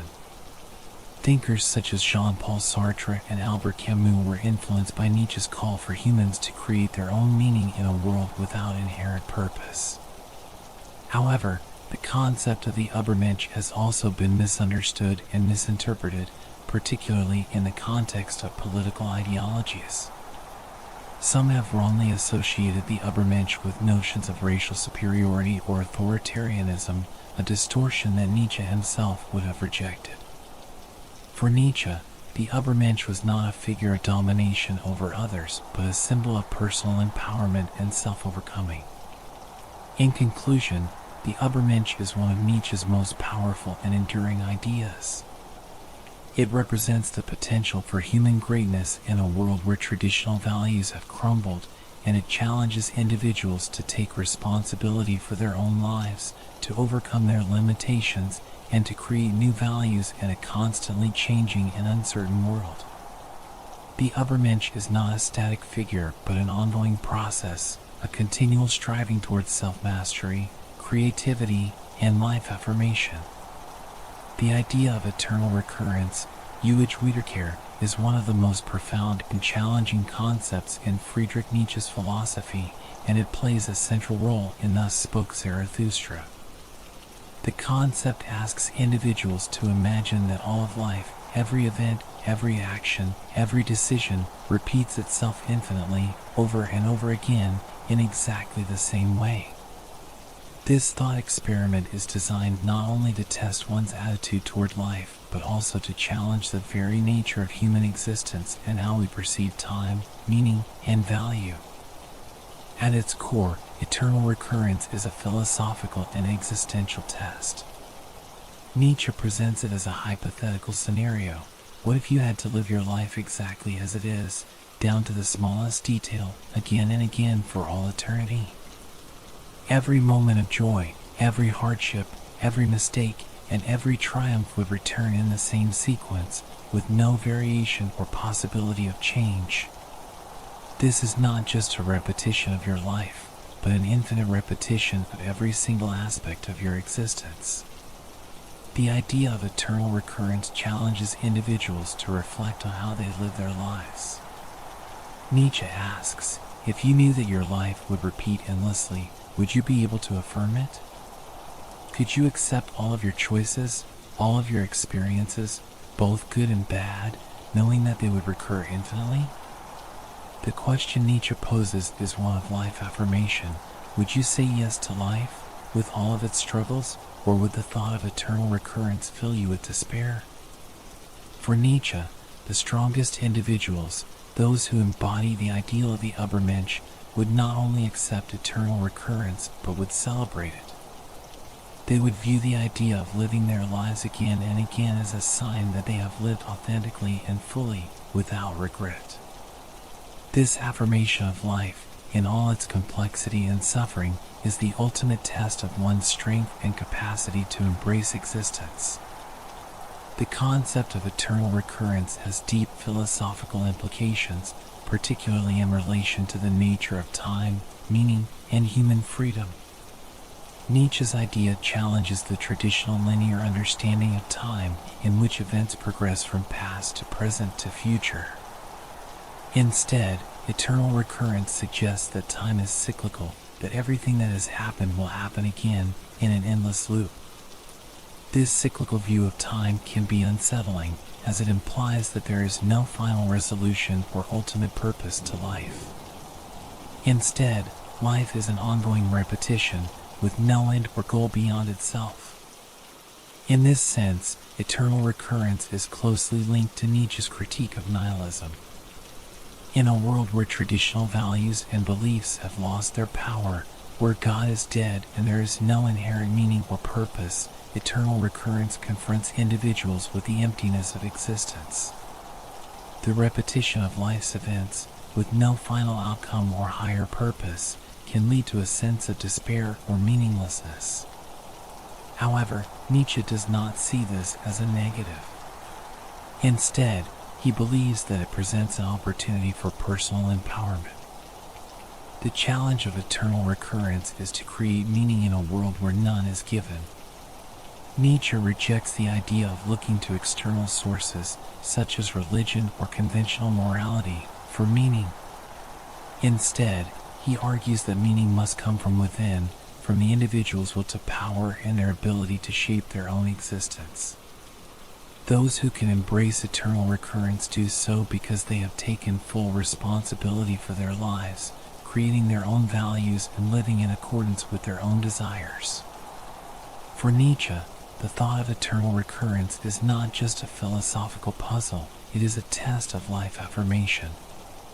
The central question is, can you love your life so much that you would be willing to live it again and again, in exactly the same way, for all eternity? If the answer is yes, then you have achieved a level of self-overcoming that reflects the strength and greatness of the Übermensch. This idea ties into Nietzsche's broader philosophy of amor fati, or the love of fate. Amor fati is the attitude of embracing one's life fully, accepting every event, both good and bad, as necessary and valuable. Those who can affirm eternal recurrence are those who can say yes to their fate, without wishing for anything to be different. In this way, the eternal recurrence serves as a measure of one's ability to live in accordance with Nietzsche's ideal of life affirmation. Nietzsche believed that most people would shrink from the idea of eternal recurrence. For the average person, the thought of living their life endlessly, complete with its mistakes, regrets, and sufferings, would be unbearable. This reaction, Nietzsche argues, reflects a failure to embrace life fully. Those who cannot accept eternal recurrence are trapped in a mindset of resentment toward life, always wishing for things to be different or hoping for a better future that may never come. In contrast, the Übermensch is able to embrace eternal recurrence, recognizing that life's challenges and struggles are part of what makes existence meaningful. The eternal return of all things becomes a symbol of life's inherent value, independent of any external justification or higher purpose. Eternal recurrence is also Nietzsche's answer to the problem of nihilism.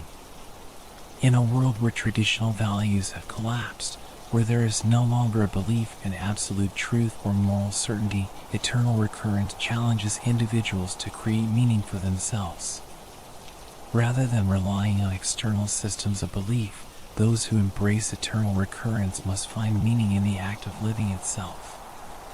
Nietzsche saw nihilism as the inevitable consequence of the death of God and the collapse of religious and moral systems that had provided meaning for centuries. In the face of this void, eternal recurrence offers a way to overcome nihilism by forcing individuals to confront the reality of existence, that life has no inherent meaning except the meaning that we give it. The ability to accept eternal recurrence is a sign that one has overcome nihilism and embraced a new way of living, free from the constraints of traditional values. It is important to note that Nietzsche's concept of eternal recurrence was not just an abstract philosophical idea, but also a deeply personal struggle for him. The thought of eternal recurrence challenged Nietzsche himself as he grappled with his own suffering, illness, and isolation. For Nietzsche, the idea of affirming life, even in the face of suffering, was not easy. His philosophy was born out of his own experiences with pain and hardship, and eternal recurrence represents his attempt to find a way to affirm life despite these challenges. In Thus Spoke Zarathustra, Nietzsche uses the figure of Zarathustra to wrestle with the concept of eternal recurrence. Zarathustra experiences moments of doubt and despair as he contemplates the endless repetition of life's events. However, through these struggles, Zarathustra ultimately comes to embrace eternal recurrence as the ultimate affirmation of life. This journey mirrors Nietzsche's own philosophical development as he sought to overcome his personal struggles and affirm life in all its complexity. The concept of eternal recurrence has had a lasting impact on existentialist and postmodern thought. Philosophers such as Jean-Paul Sartre and Albert Camus have explored the idea of confronting the absurdity of life and the challenge of creating meaning in a world without inherent purpose. Nietzsche's idea of eternal recurrence continues to resonate with those who seek to understand how to live authentically in a world that offers no guarantees of meaning or fulfillment. Eternal recurrence also remains one of Nietzsche's most provocative and enigmatic ideas, inviting readers to engage with the question of whether they can truly embrace life, with all of its joys and sufferings, knowing that it will repeat infinitely. It is a concept that forces us to reflect on how we live, how we make choices, and how we confront the challenges of existence. Friedrich Nietzsche's critique of traditional morality is one of the central themes of his philosophy, particularly explored in works like Beyond Good and Evil and On the Genealogy of Morality. Nietzsche challenges the foundations of Judeo-Christian moral values, which he believes have dominated Western culture for centuries, arguing that these values promote a slave morality that stifles individual greatness and creativity.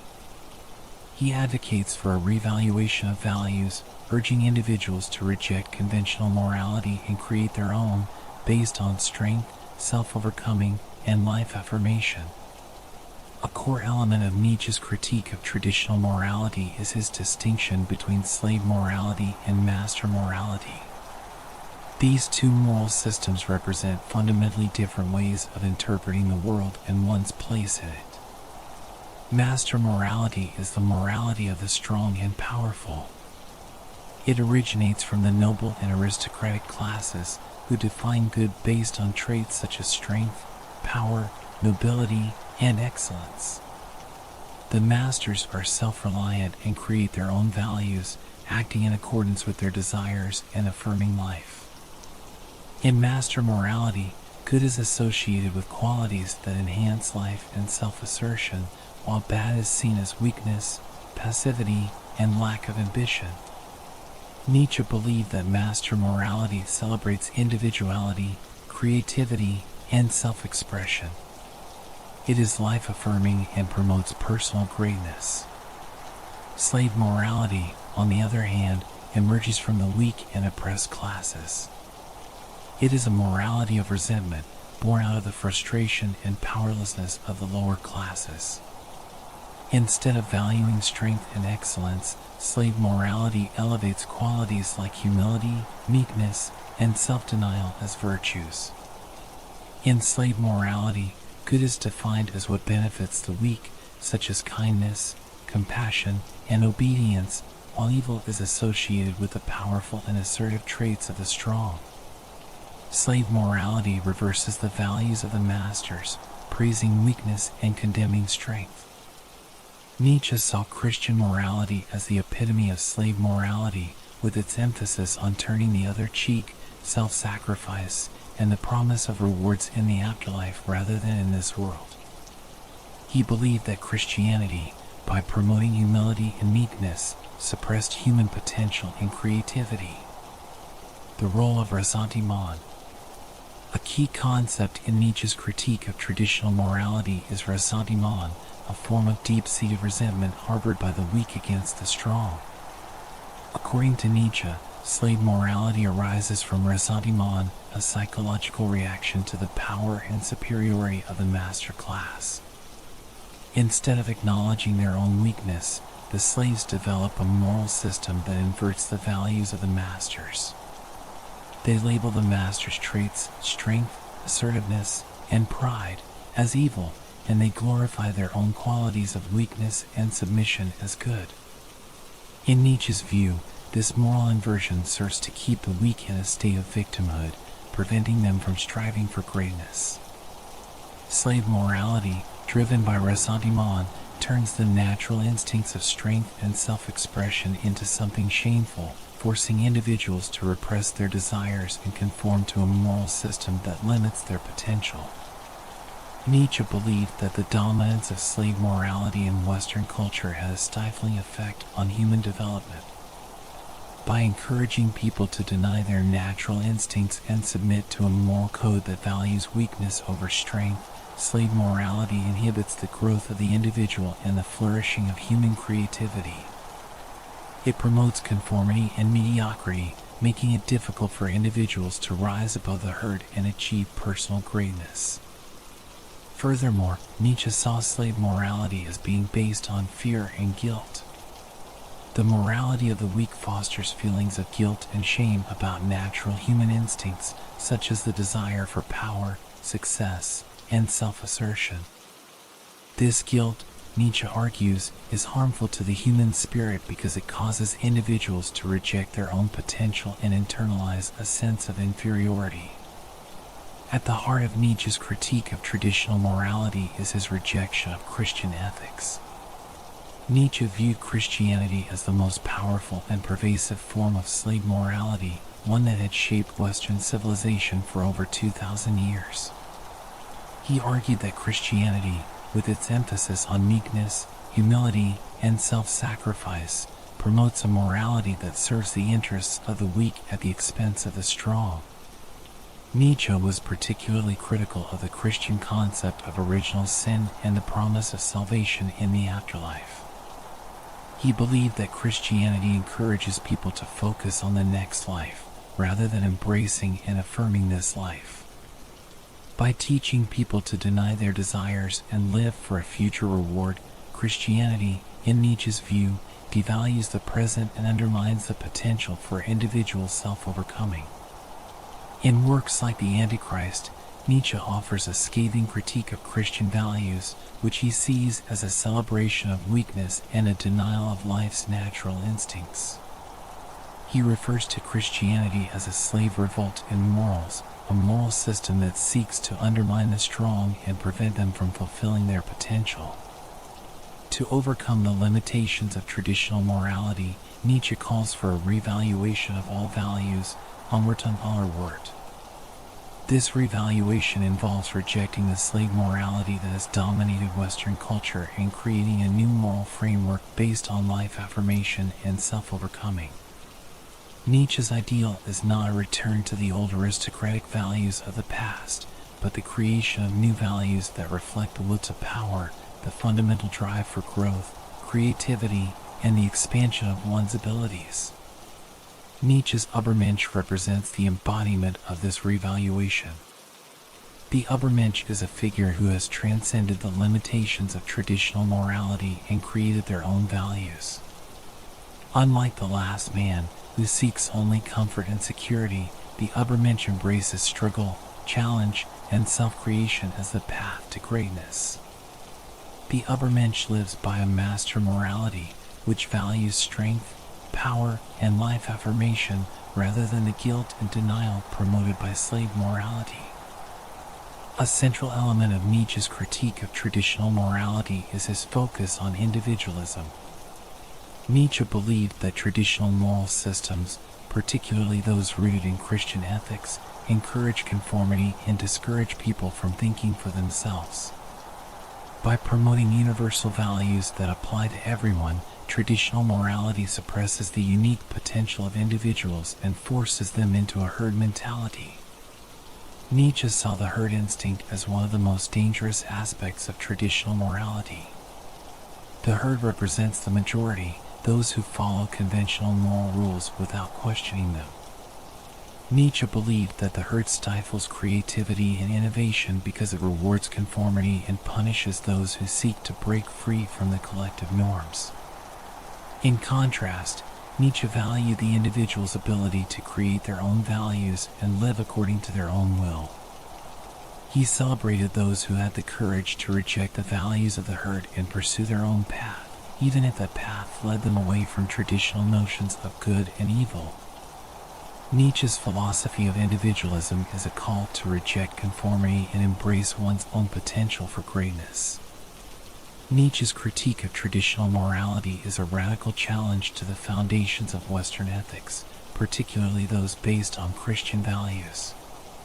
He argues that traditional morality, rooted in slave morality and driven by ressentiment, promotes weakness, conformity, and denial of life.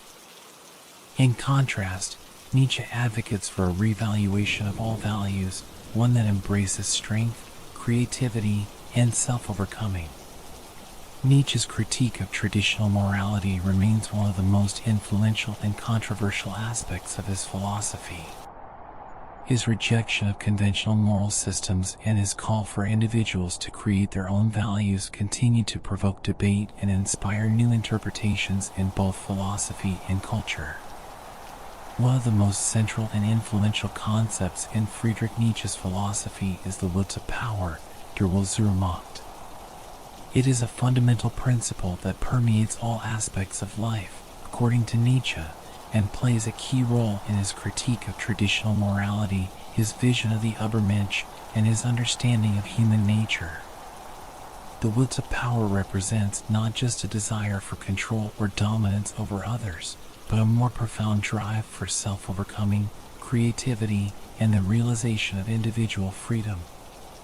Nietzsche's will to power is often misunderstood as simply the desire to dominate or exert control over others, but Nietzsche's concept is far more complex and nuanced. For Nietzsche, the will to power is the essential drive that motivates all living beings. It is the innate force that propels individuals to grow, to assert themselves, and to realize their potential. The will to power is not just about physical strength or social authority. It is the creative energy that fuels innovation, self-expression, and personal transformation. At its core, the will to power is the desire to assert one's existence and shape the world according to one's own will. It represents the internal force that drives individuals to strive for excellence and self-improvement, pushing them to overcome obstacles, both external and internal. In Nietzsche's view, life itself is an expression of the will to power. Everything that lives seeks to expand its influence, increase its capacity, and impose its form on the chaos of existence. Nietzsche's understanding of the will to power is also deeply connected to his idea of self-overcoming. To live according to the will to power means to constantly challenge oneself, to confront one's limitations, and to transcend them. It is the drive to become more than what one currently is, to continuously evolve and transform. This process of self-overcoming is not easy, and it often involves struggle and suffering, but for Nietzsche, it is the only way to achieve true greatness. Nietzsche's concept of the will to power is fundamentally at odds with traditional morality, especially the Christian values of meekness, humility, and self-denial. Traditional moral systems, according to Nietzsche, suppress the will to power by encouraging individuals to conform to social norms and deny their own desires and instincts.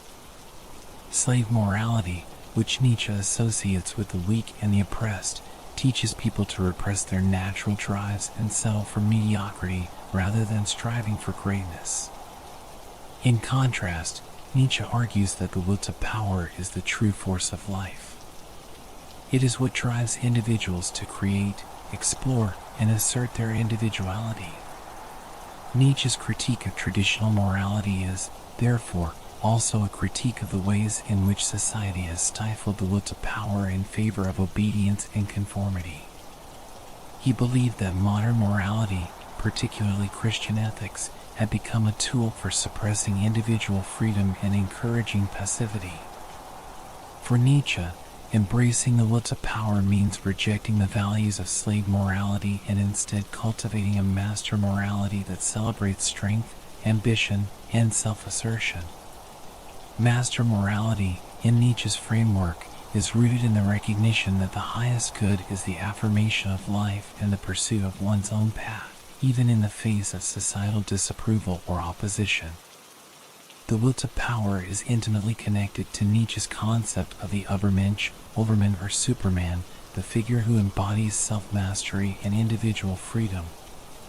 The Übermensch is someone who has fully embraced the will to power, using it to create their own values and live authentically, free from the constraints of conventional morality.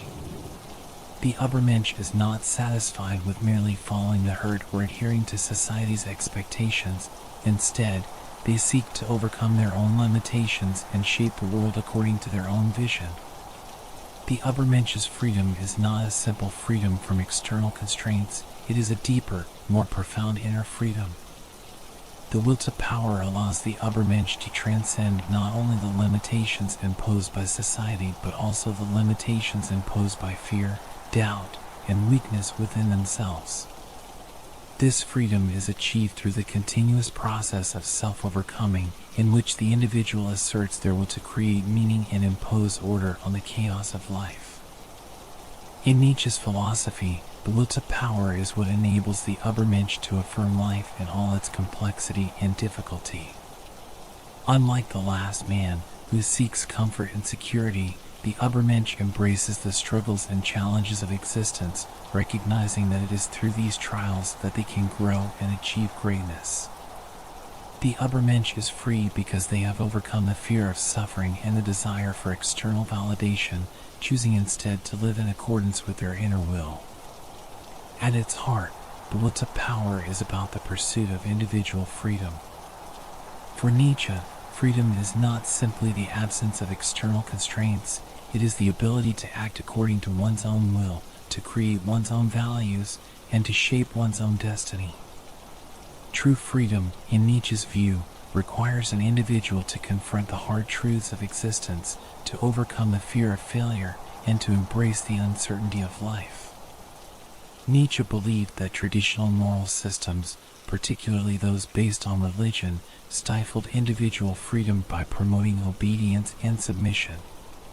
Christianity, in particular, with its emphasis on guilt, sin, and the afterlife, discouraged individuals from fully embracing their instincts and desires.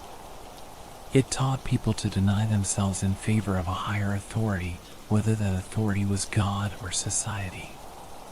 In contrast, the will to power is the driving force behind the freedom to create. Nietzsche saw creativity as an expression of the will to power, whether in art, philosophy, or life itself.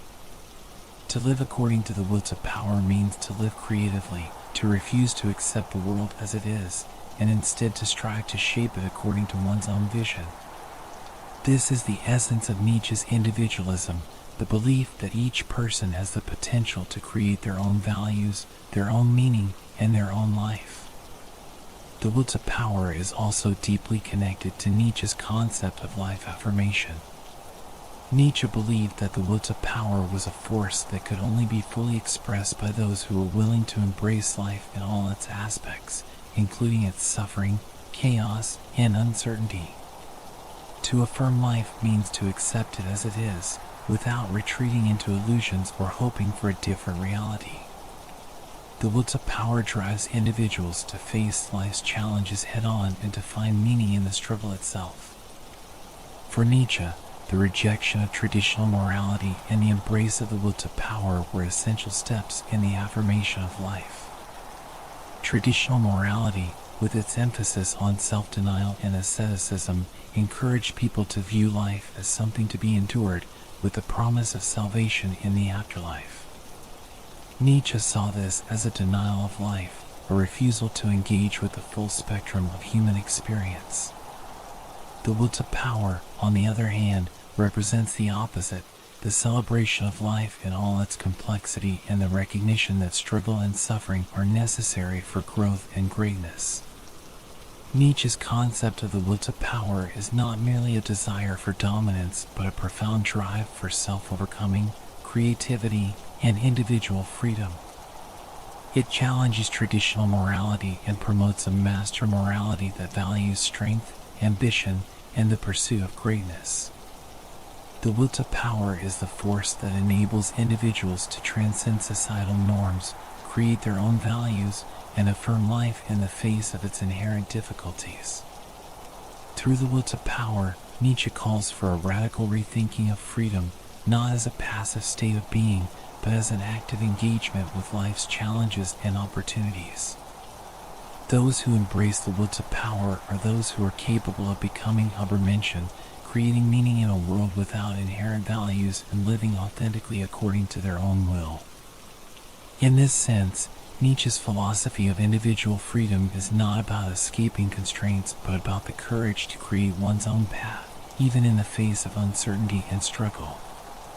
One of Friedrich Nietzsche's most critical and controversial contributions to moral philosophy is his distinction between master morality and slave morality.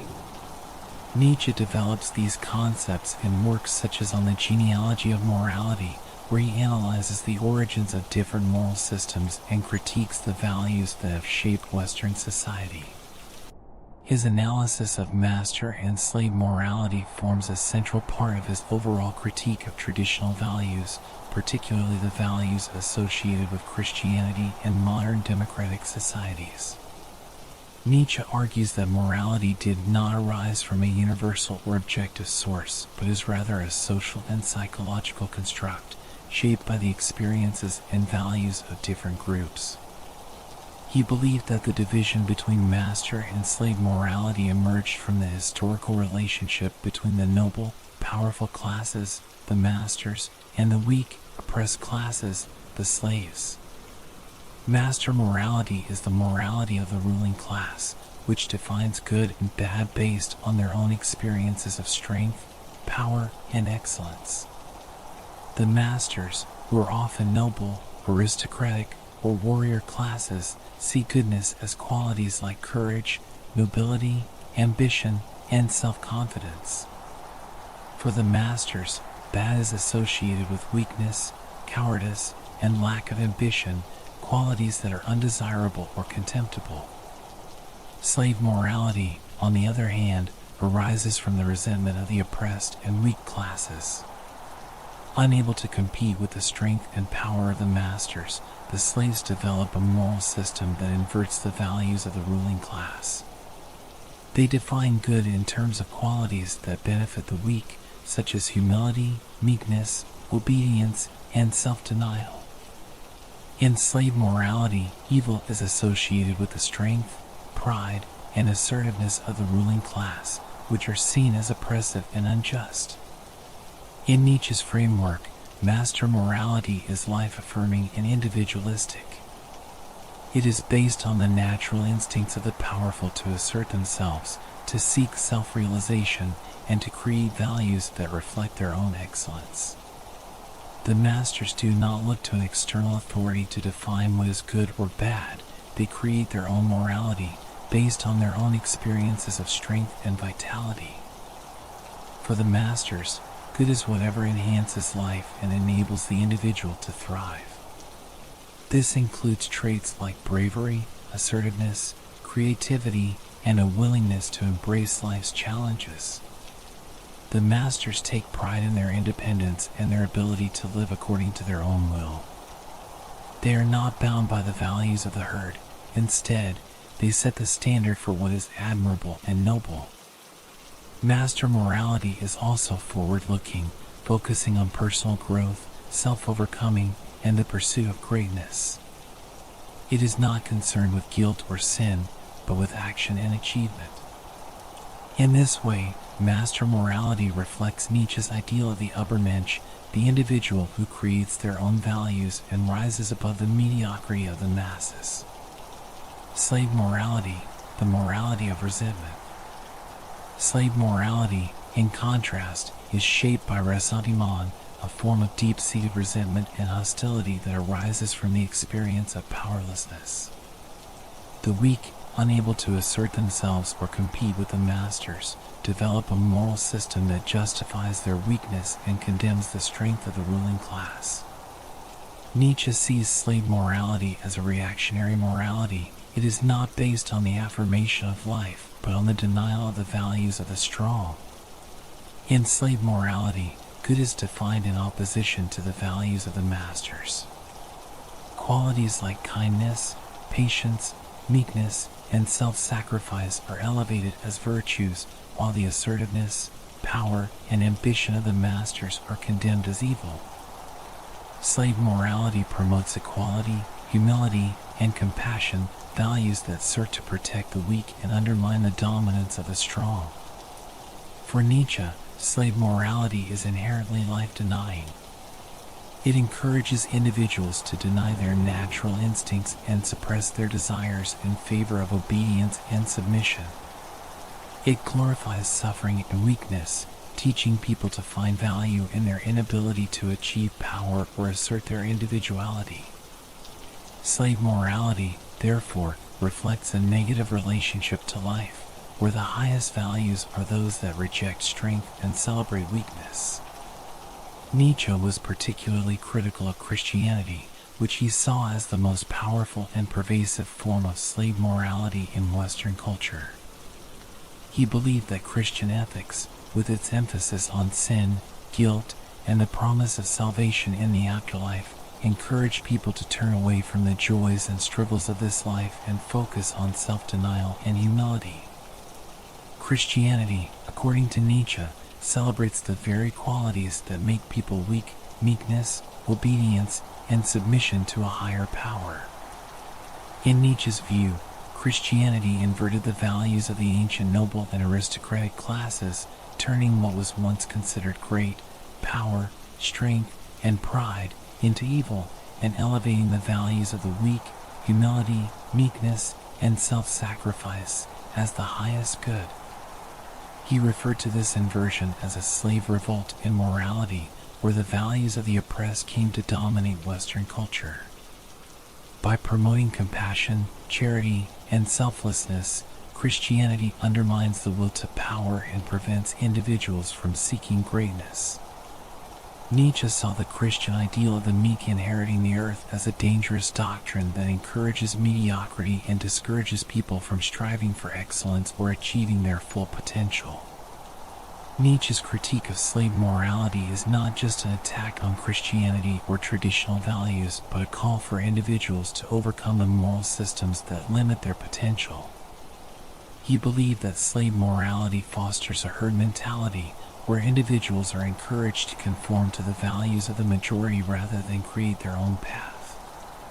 This, according to Nietzsche, leads to a society that values mediocrity and suppresses individual excellence. For Nietzsche, the problem with slave morality is that it is reactive rather than creative. Instead of affirming life and seeking to enhance one's power and potential, slave morality is built on resentment and denial. It teaches people to envy the strong and to glorify their own weakness, rather than striving to become stronger or better themselves.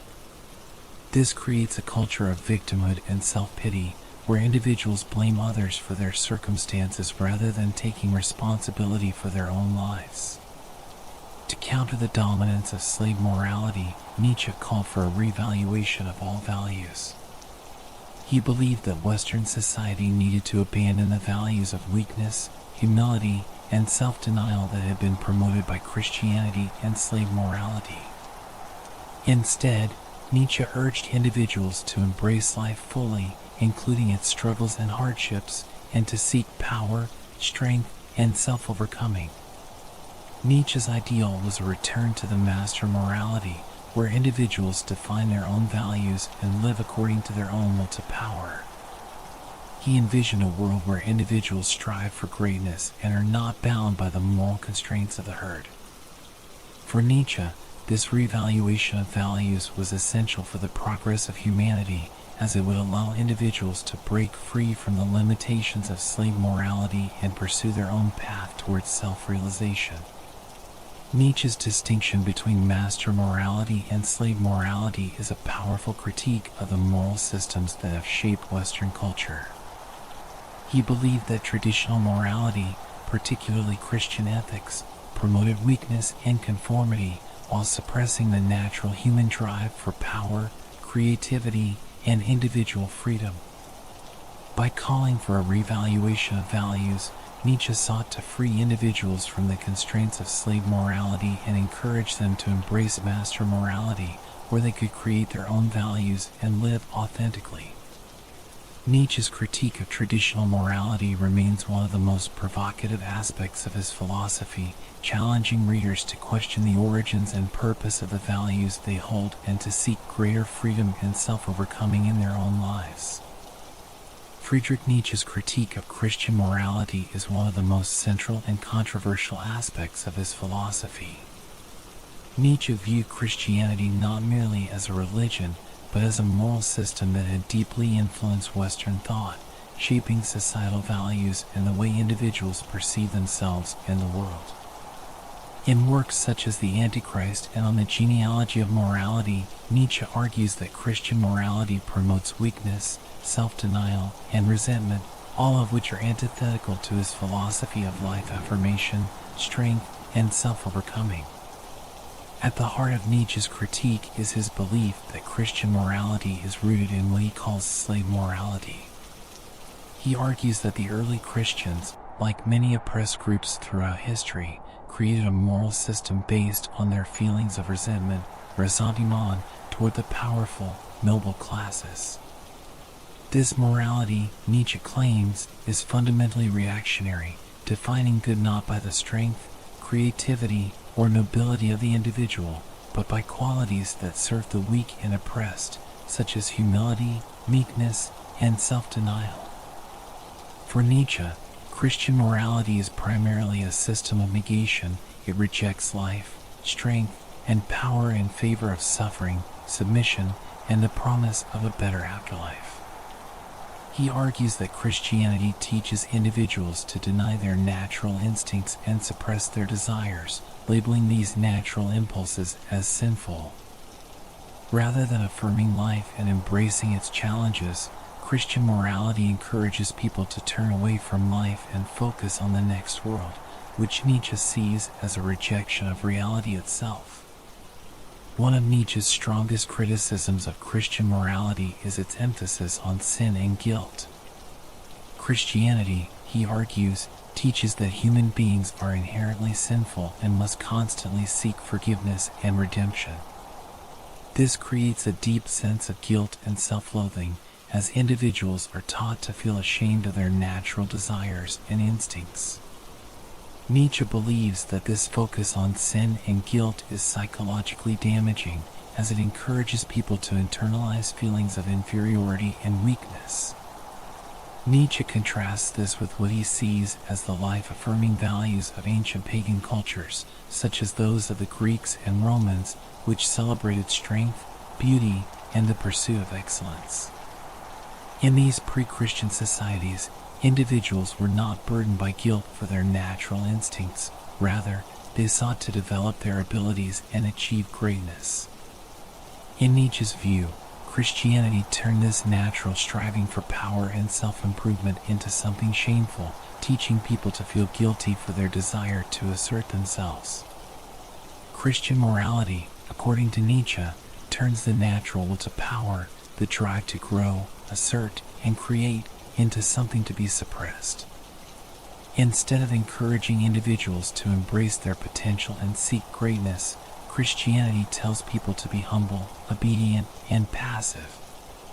This suppression of the will to power, Nietzsche argues, has led to the decline of human potential and the rise of a morality that glorifies weakness and mediocrity. Another key point in Nietzsche's critique of Christianity is the idea of the afterlife and the promise of eternal reward. Nietzsche argues that Christianity uses the idea of heaven and salvation to encourage people to deny their current lives in favor of an imaginary future existence. The promise of eternal life after death, according to Nietzsche, devalues the present and discourages people from seeking fulfillment in this life. Nietzsche sees this focus on the afterlife as a form of escapism. Rather than dealing with the challenges and uncertainties of life, Christians are taught to look forward to a future where all suffering will be relieved and justice will be served. This leads to a passive acceptance of suffering and hardship in the present, with the belief that all will be rectified in the next world. In Nietzsche's view, this emphasis on the afterlife undermines the importance of the here and now. It encourages people to endure their suffering passively rather than actively engaging with life and seeking to improve their circumstances. By focusing on a future paradise, Christianity teaches people to devalue their earthly existence, which Nietzsche sees as a denial of life itself. Nietzsche also critiques the Christian virtues of pity and compassion, which he believes promote weakness rather than strength. In Christian morality, pity for the suffering of others is seen as a virtue, and acts of charity and self-sacrifice are held in high regard. However, Nietzsche argues that this compassion is ultimately destructive, as it encourages people to identify with weakness and suffering rather than striving for strength and excellence. For Nietzsche, pity is a way of maintaining weakness. By feeling pity for others, individuals are reinforcing the idea that suffering and weakness are noble and worthy of compassion rather than something to be overcome. He believes that this focus on pity and compassion prevents individuals from rising above their circumstances and achieving greatness, as it keeps them locked in a cycle of weakness. In contrast, Nietzsche advocates for an ethic of strength and self-overcoming, where individuals strive to overcome their own limitations and weaknesses.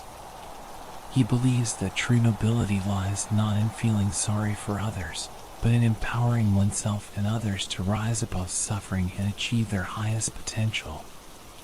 Pity, in Nietzsche's view, is a form of moral weakness that holds humanity back from greatness.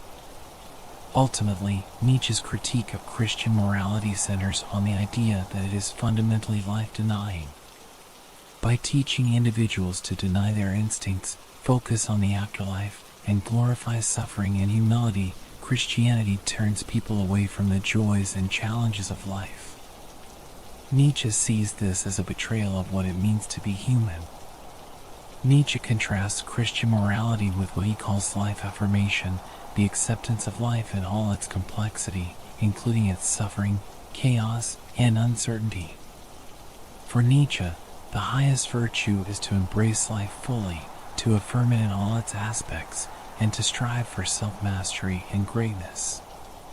This requires rejecting the passive, submissive values of Christianity and embracing a more active, creative, and assertive approach to life. To counter the influence of Christian morality, Nietzsche calls for a revaluation of all values, including those rooted in Christian ethics. He believes that humanity must abandon the values of weakness, guilt, and self-denial, and instead embrace values that promote strength, self-assertion, and the will to power. This revaluation is central to Nietzsche's vision of the Übermensch, the individual who creates their own values and lives according to their own will, free from the constraints of traditional morality. Nietzsche's critique of Christian morality is not simply an attack on religion, but a broader critique of the values that have shaped Western civilization. He believed that these values had stifled human potential for centuries, preventing individuals from achieving greatness and living fully. By challenging Christian morality, Nietzsche sought to inspire individuals to reclaim their power and create new values that affirm life rather than deny it.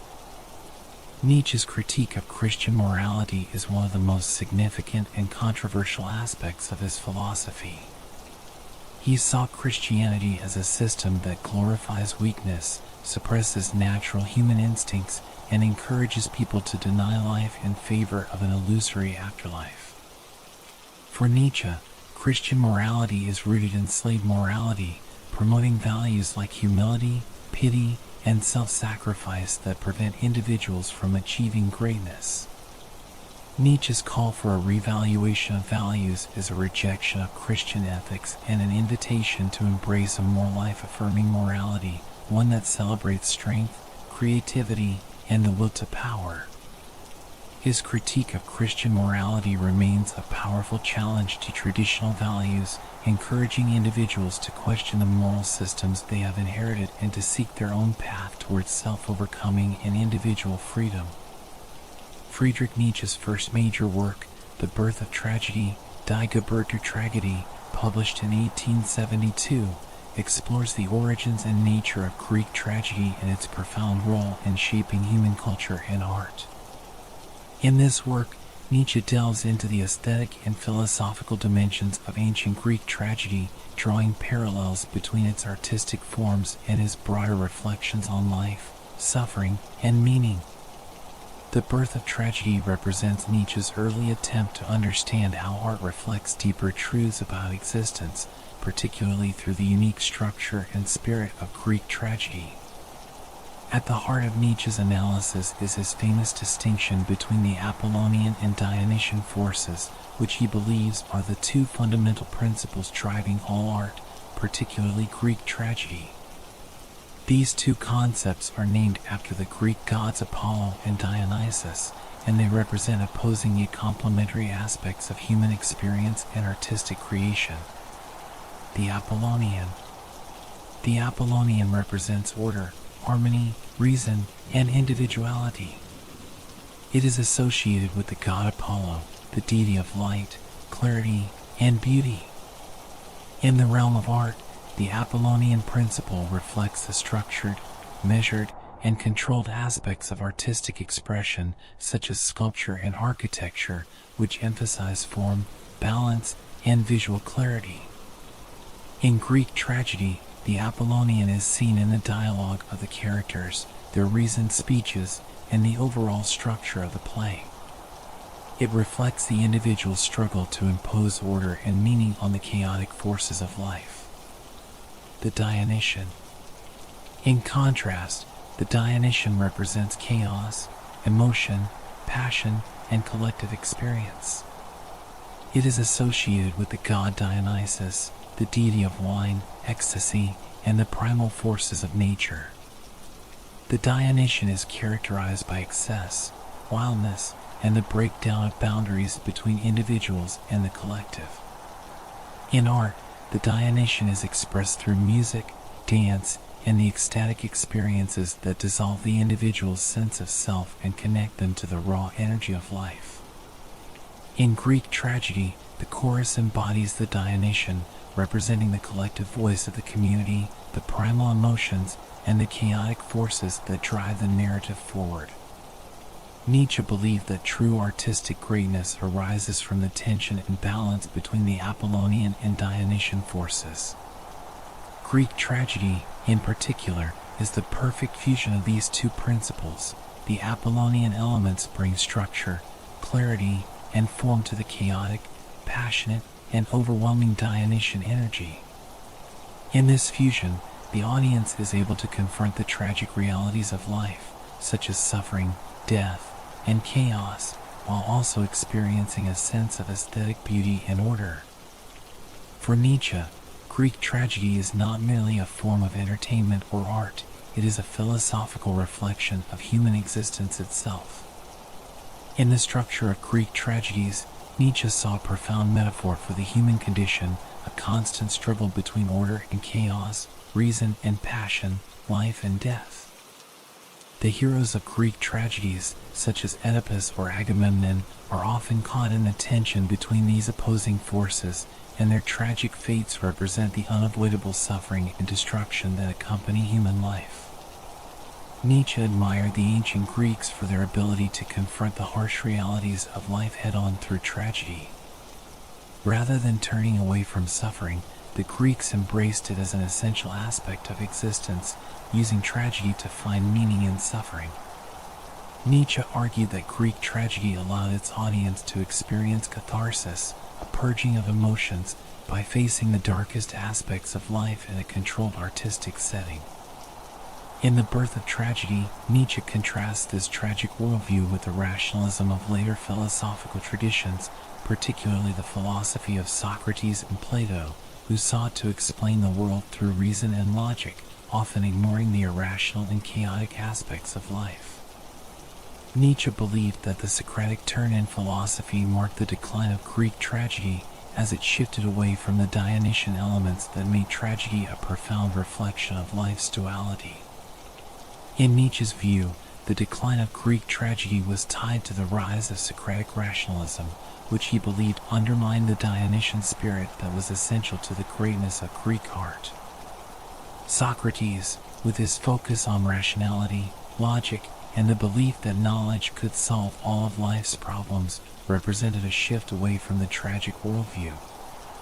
Nietzsche saw this shift as detrimental because it suppressed the chaotic, emotional, and instinctual aspects of human existence that tragedy had so beautifully captured. Nietzsche believed that the Socratic rationalism that dominated Western thought after the decline of Greek tragedy was too optimistic in its faith in reason and too dismissive of the darker, irrational forces of life. He argued that by trying to rationalize and control every aspect of existence, Western culture had lost touch with the Dionysian truths that Greek tragedy had embraced, the understanding that life is full of suffering, uncertainty, and irrational forces that cannot be fully explained or controlled. In The Birth of Tragedy, Nietzsche calls for the rebirth of a tragic worldview in modern culture.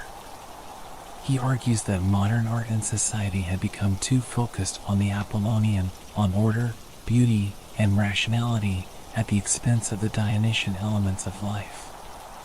Nietzsche believed that a true revival of art could only come through a rebalancing of these forces, where the chaos and ecstasy of the Dionysian spirit are once again allowed to flourish alongside the structure and form of the Apollonian.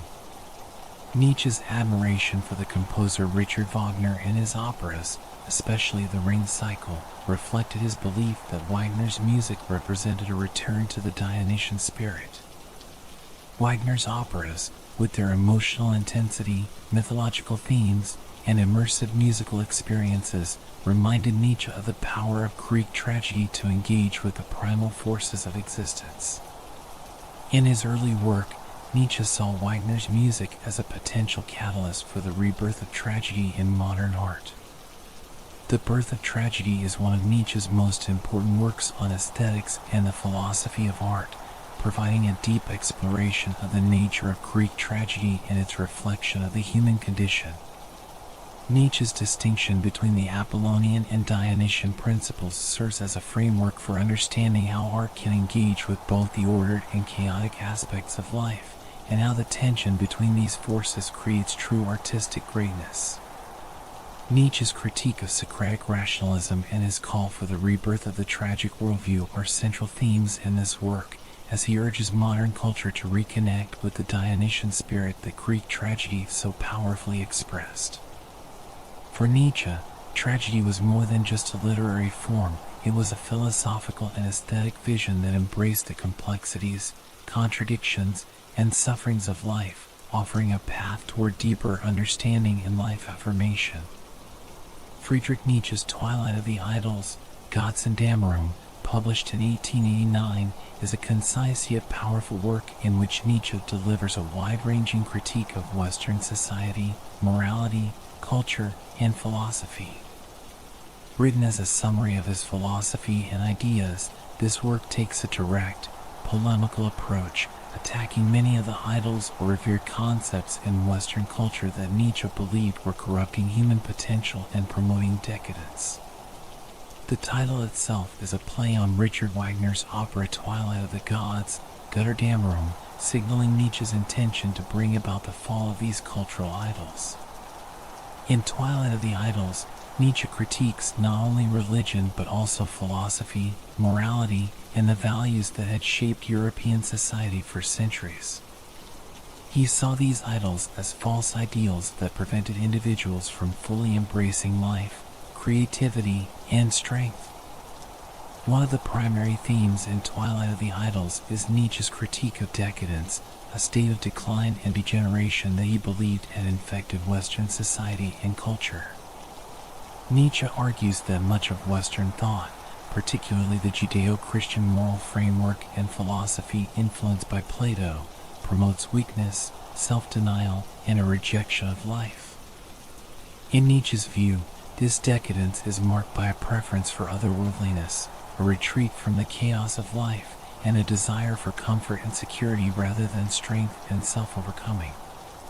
Nietzsche believed that Christianity, with its emphasis on sin, guilt, and the promise of an afterlife, encouraged people to reject their natural instincts and embrace a life-denying morality.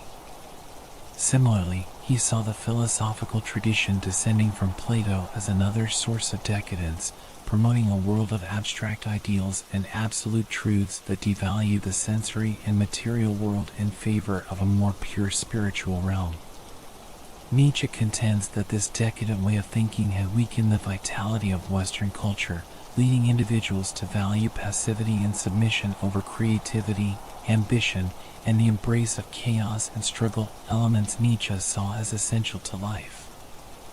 In Twilight of the Idols, Nietzsche sets out to demolish several key idols, deeply entrenched concepts and values that he believed were leading to societal and cultural decay.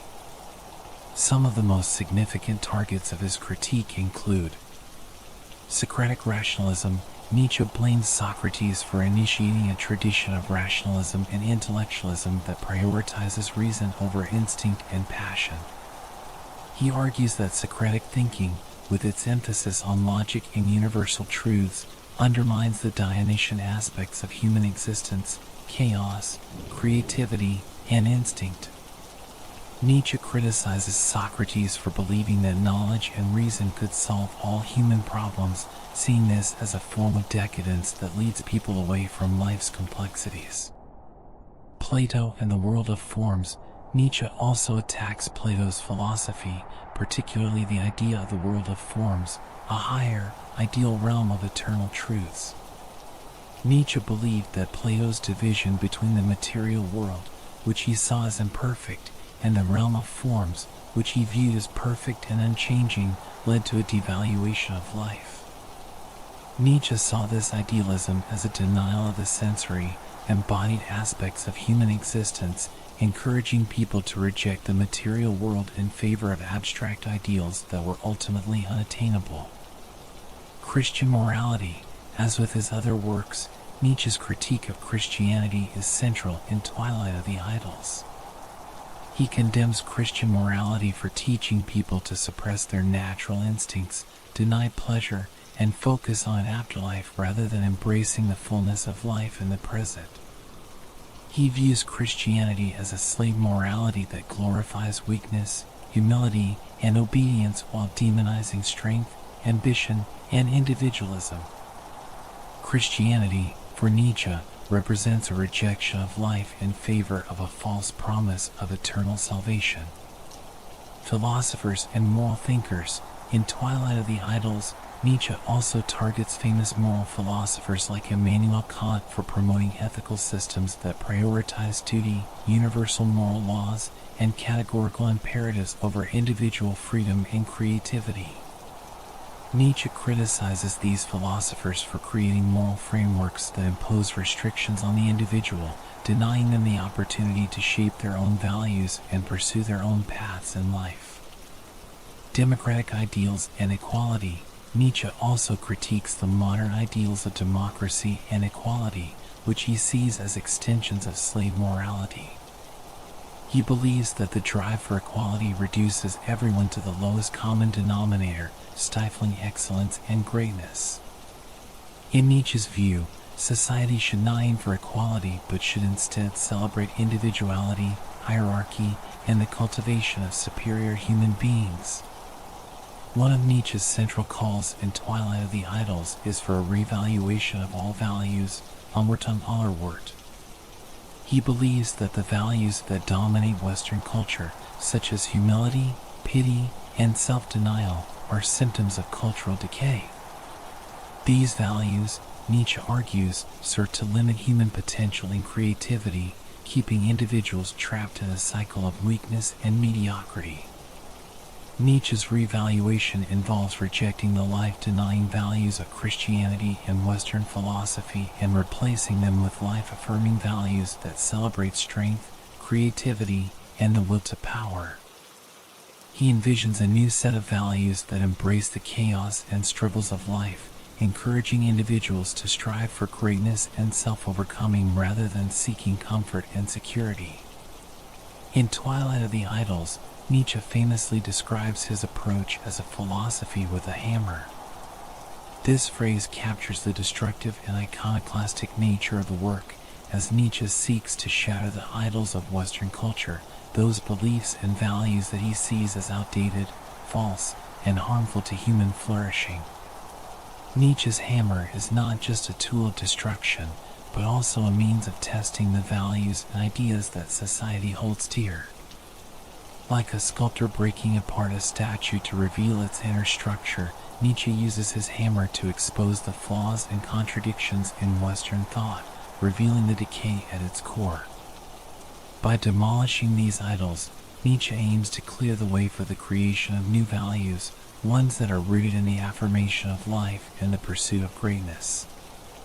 Throughout Twilight of the Idols, Nietzsche emphasizes the importance of strength, individuality, and the will to power as antidotes to the decadence he critiques. He believes that individuals must take responsibility for creating their own values and shaping their own destinies, rather than relying on the moral systems of the past. This is a call for personal empowerment and the rejection of the herd mentality that Nietzsche believes dominates modern society. For Nietzsche, the highest form of life is one in which individuals embrace their instincts, pursue their own creative paths, and strive for self-overcoming. The values of strength, ambition, and individual excellence are central to Nietzsche's vision of a new cultural and moral order, one that replaces the life-denying values of the past with a more life-affirming ethos.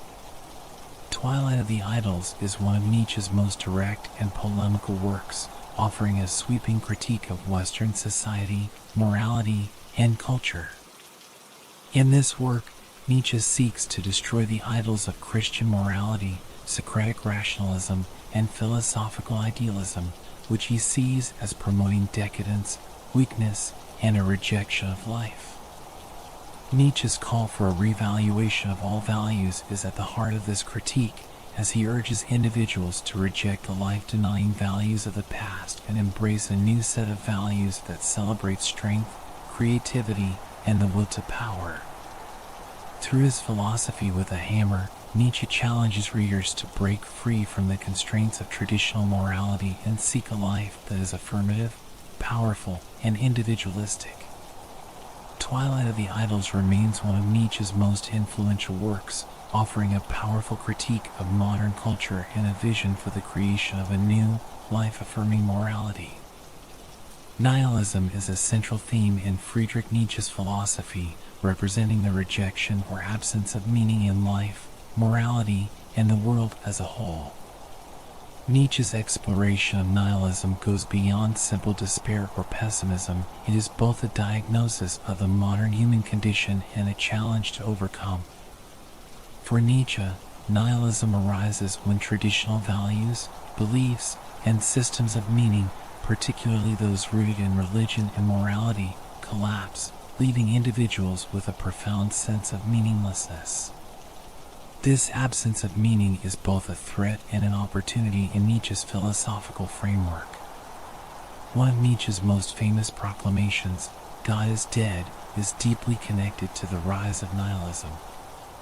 In works like The Gay Science and Thus Spoke Zarathustra, Nietzsche uses this phrase to symbolize the decline of religious belief and the collapse of traditional moral values that had guided Western civilization for centuries. The death of God is not simply the rejection of religious faith, but the realization that the moral, spiritual, and metaphysical systems that once provided meaning and purpose to human life no longer hold power in the modern world.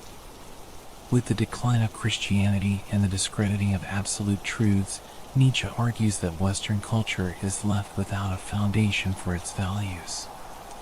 The collapse of these guiding systems leads to nihilism, the belief that life has no inherent meaning, purpose, or value. Nietzsche writes, "What does nihilism mean? That the highest values devaluate themselves. The aim is lacking. Why? Finds no answer." In this state of nihilism, individuals no longer have a framework through which to understand their existence. There is no longer a divine or objective source of meaning, and as a result, people are left with the void of meaninglessness. Nietzsche distinguishes between two forms of nihilism: passive nihilism and active nihilism. Passive nihilism. Passive nihilism is characterized by a resignation to the absence of meaning. Individuals who succumb to passive nihilism experience a sense of despair or apathy, accepting the collapse of traditional values but doing nothing to replace them. Nietzsche believed that many in modern society had fallen into passive nihilism, adopting a cynical or indifferent attitude toward life and seeking comfort in materialism or distractions rather than confronting the reality of meaninglessness. For Nietzsche, passive nihilism is a dangerous state because it represents a kind of decay, a surrender to weakness, and a refusal to engage with life's challenges. People in this state may retreat into hedonism, consumerism, or pleasure-seeking as a way to fill the void left by the collapse of meaning, but these solutions are ultimately shallow and unsatisfying. Active nihilism. In contrast, active nihilism is a creative and life-affirming response to the absence of meaning. Nietzsche believed that once individuals recognize the collapse of traditional values, they have the opportunity to create new values and new meanings. Active nihilism involves a willingness to destroy old systems of belief and to confront the void head-on, using the freedom that nihilism brings to shape one's own destiny.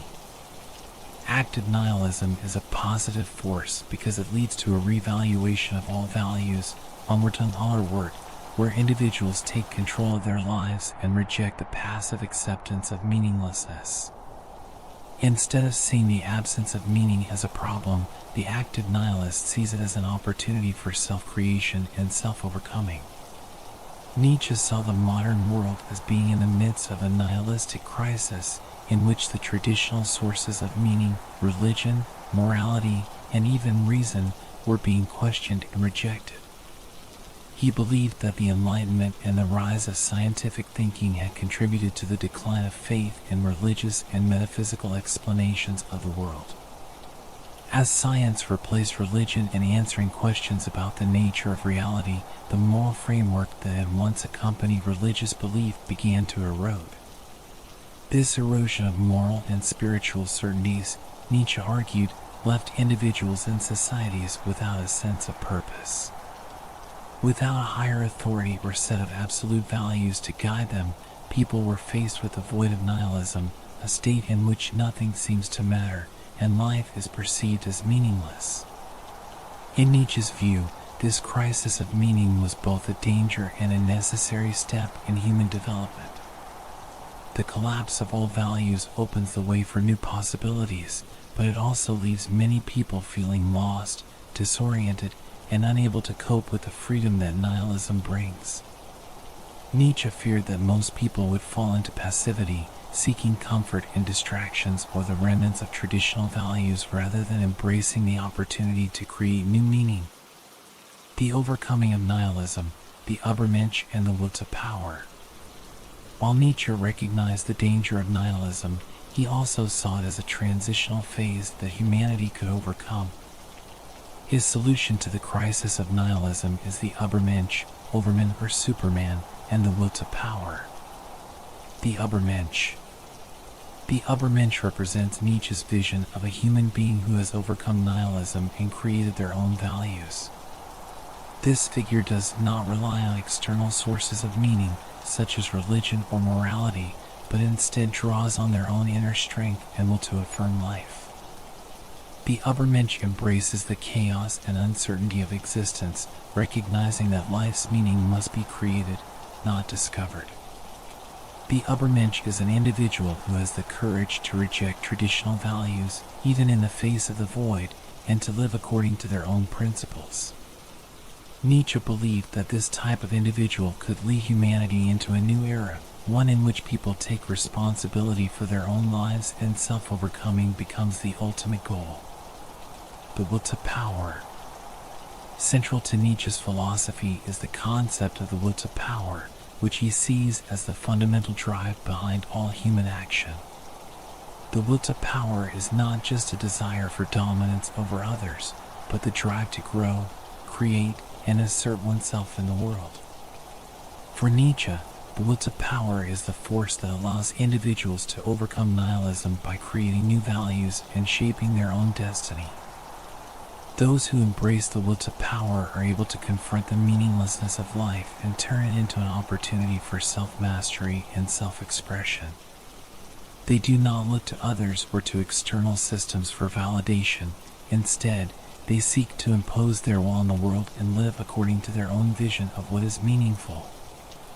Nietzsche's exploration of nihilism is not just a critique of the modern world, it is a philosophical challenge. He invites individuals to confront the emptiness and lack of inherent meaning in life and to see this condition not as a cause for despair but as an opportunity for freedom and creativity. The collapse of old values can be the foundation for something new and more life-affirming, but this requires individuals to actively engage with the challenge of creating their own meaning. Nietzsche's concept of nihilism captures the profound sense of meaninglessness that arises when traditional values, beliefs, and systems collapse. While he recognized the dangers of nihilism, Nietzsche also saw it as a necessary step toward the revaluation of values and the creation of a new, more life-affirming philosophy.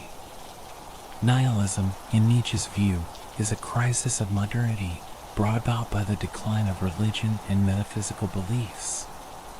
However, rather than falling into passive despair, Nietzsche challenges individuals to embrace active nihilism, to confront the void and use it as an opportunity for self-overcoming and the creation of new values.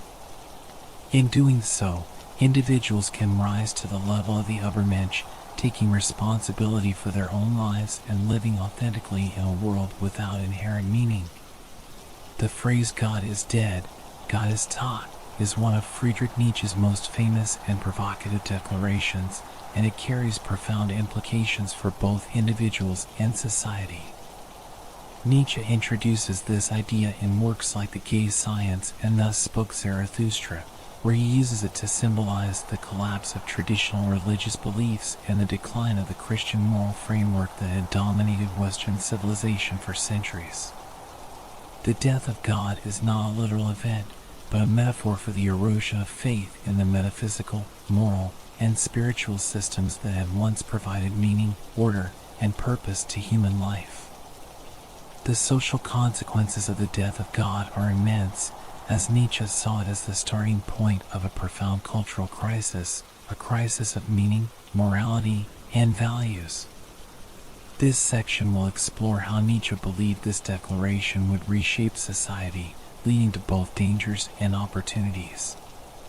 One of the most immediate social consequences of Nietzsche's declaration is the collapse of Christian morality. For centuries, Christianity had provided a moral compass for Western society, dictating what was considered good and evil, just and unjust. The belief in God's authority and the promise of eternal salvation gave people a sense of purpose and a reason to follow moral guidelines, even when those rules conflicted with their natural desires or instincts. With the death of God, Nietzsche argues, the foundations of this moral system crumble. If God no longer exists, if belief in a divine lawgiver and the promise of an afterlife have lost their power, then the entire moral framework based on that belief is no longer valid. Nietzsche believed that this would lead to a moral vacuum, where traditional concepts of good and evil would lose their authority, and individuals and societies would be left without a clear sense of right and wrong. This moral crisis is a key part of the nihilistic challenge that Nietzsche discusses. Without God, there is no longer an absolute standard to justify traditional values, and as a result, society faces the threat of moral relativism or moral anarchy. People might begin to question the purpose of following moral rules that no longer have divine justification, leading to a potential decline in social order and a sense of cultural confusion. With the death of God, Nietzsche feared that Western society would fall into nihilism, a state in which people believed that life has no inherent meaning, purpose, or value. Nietzsche saw the death of God as the trigger for this existential crisis. If there is no God to give meaning to life, and if traditional morality no longer holds sway, then individuals are left to confront the void of meaninglessness. This nihilistic condition, Nietzsche believed, could have devastating social consequences. Many people, Nietzsche feared, would be unable to cope with the absence of meaning and would fall into passivity, apathy, or despair. They might turn to hedonism, materialism, or consumerism as temporary distractions from the void, seeking comfort in superficial pleasures rather than confronting the deeper question of how to create meaning in a godless world. In a society where traditional values have collapsed and nothing seems to matter, Nietzsche saw the potential for cultural decay. The last man, a figure Nietzsche describes in Thus Spoke Zarathustra, is emblematic of this decline. The last man represents a society that has lost its ambition, creativity, and vitality, where individuals seek only comfort, security, and conformity, avoiding risk and the challenges of life. Nietzsche believed that the death of God, if not properly confronted, would lead to a society dominated by such mediocrity. Despite the dangers of nihilism, Nietzsche also saw the death of God as a tremendous opportunity for cultural renewal. With the collapse of traditional values, individuals and societies are given the chance to engage in a revaluation of all values, Umwertung aller Wert.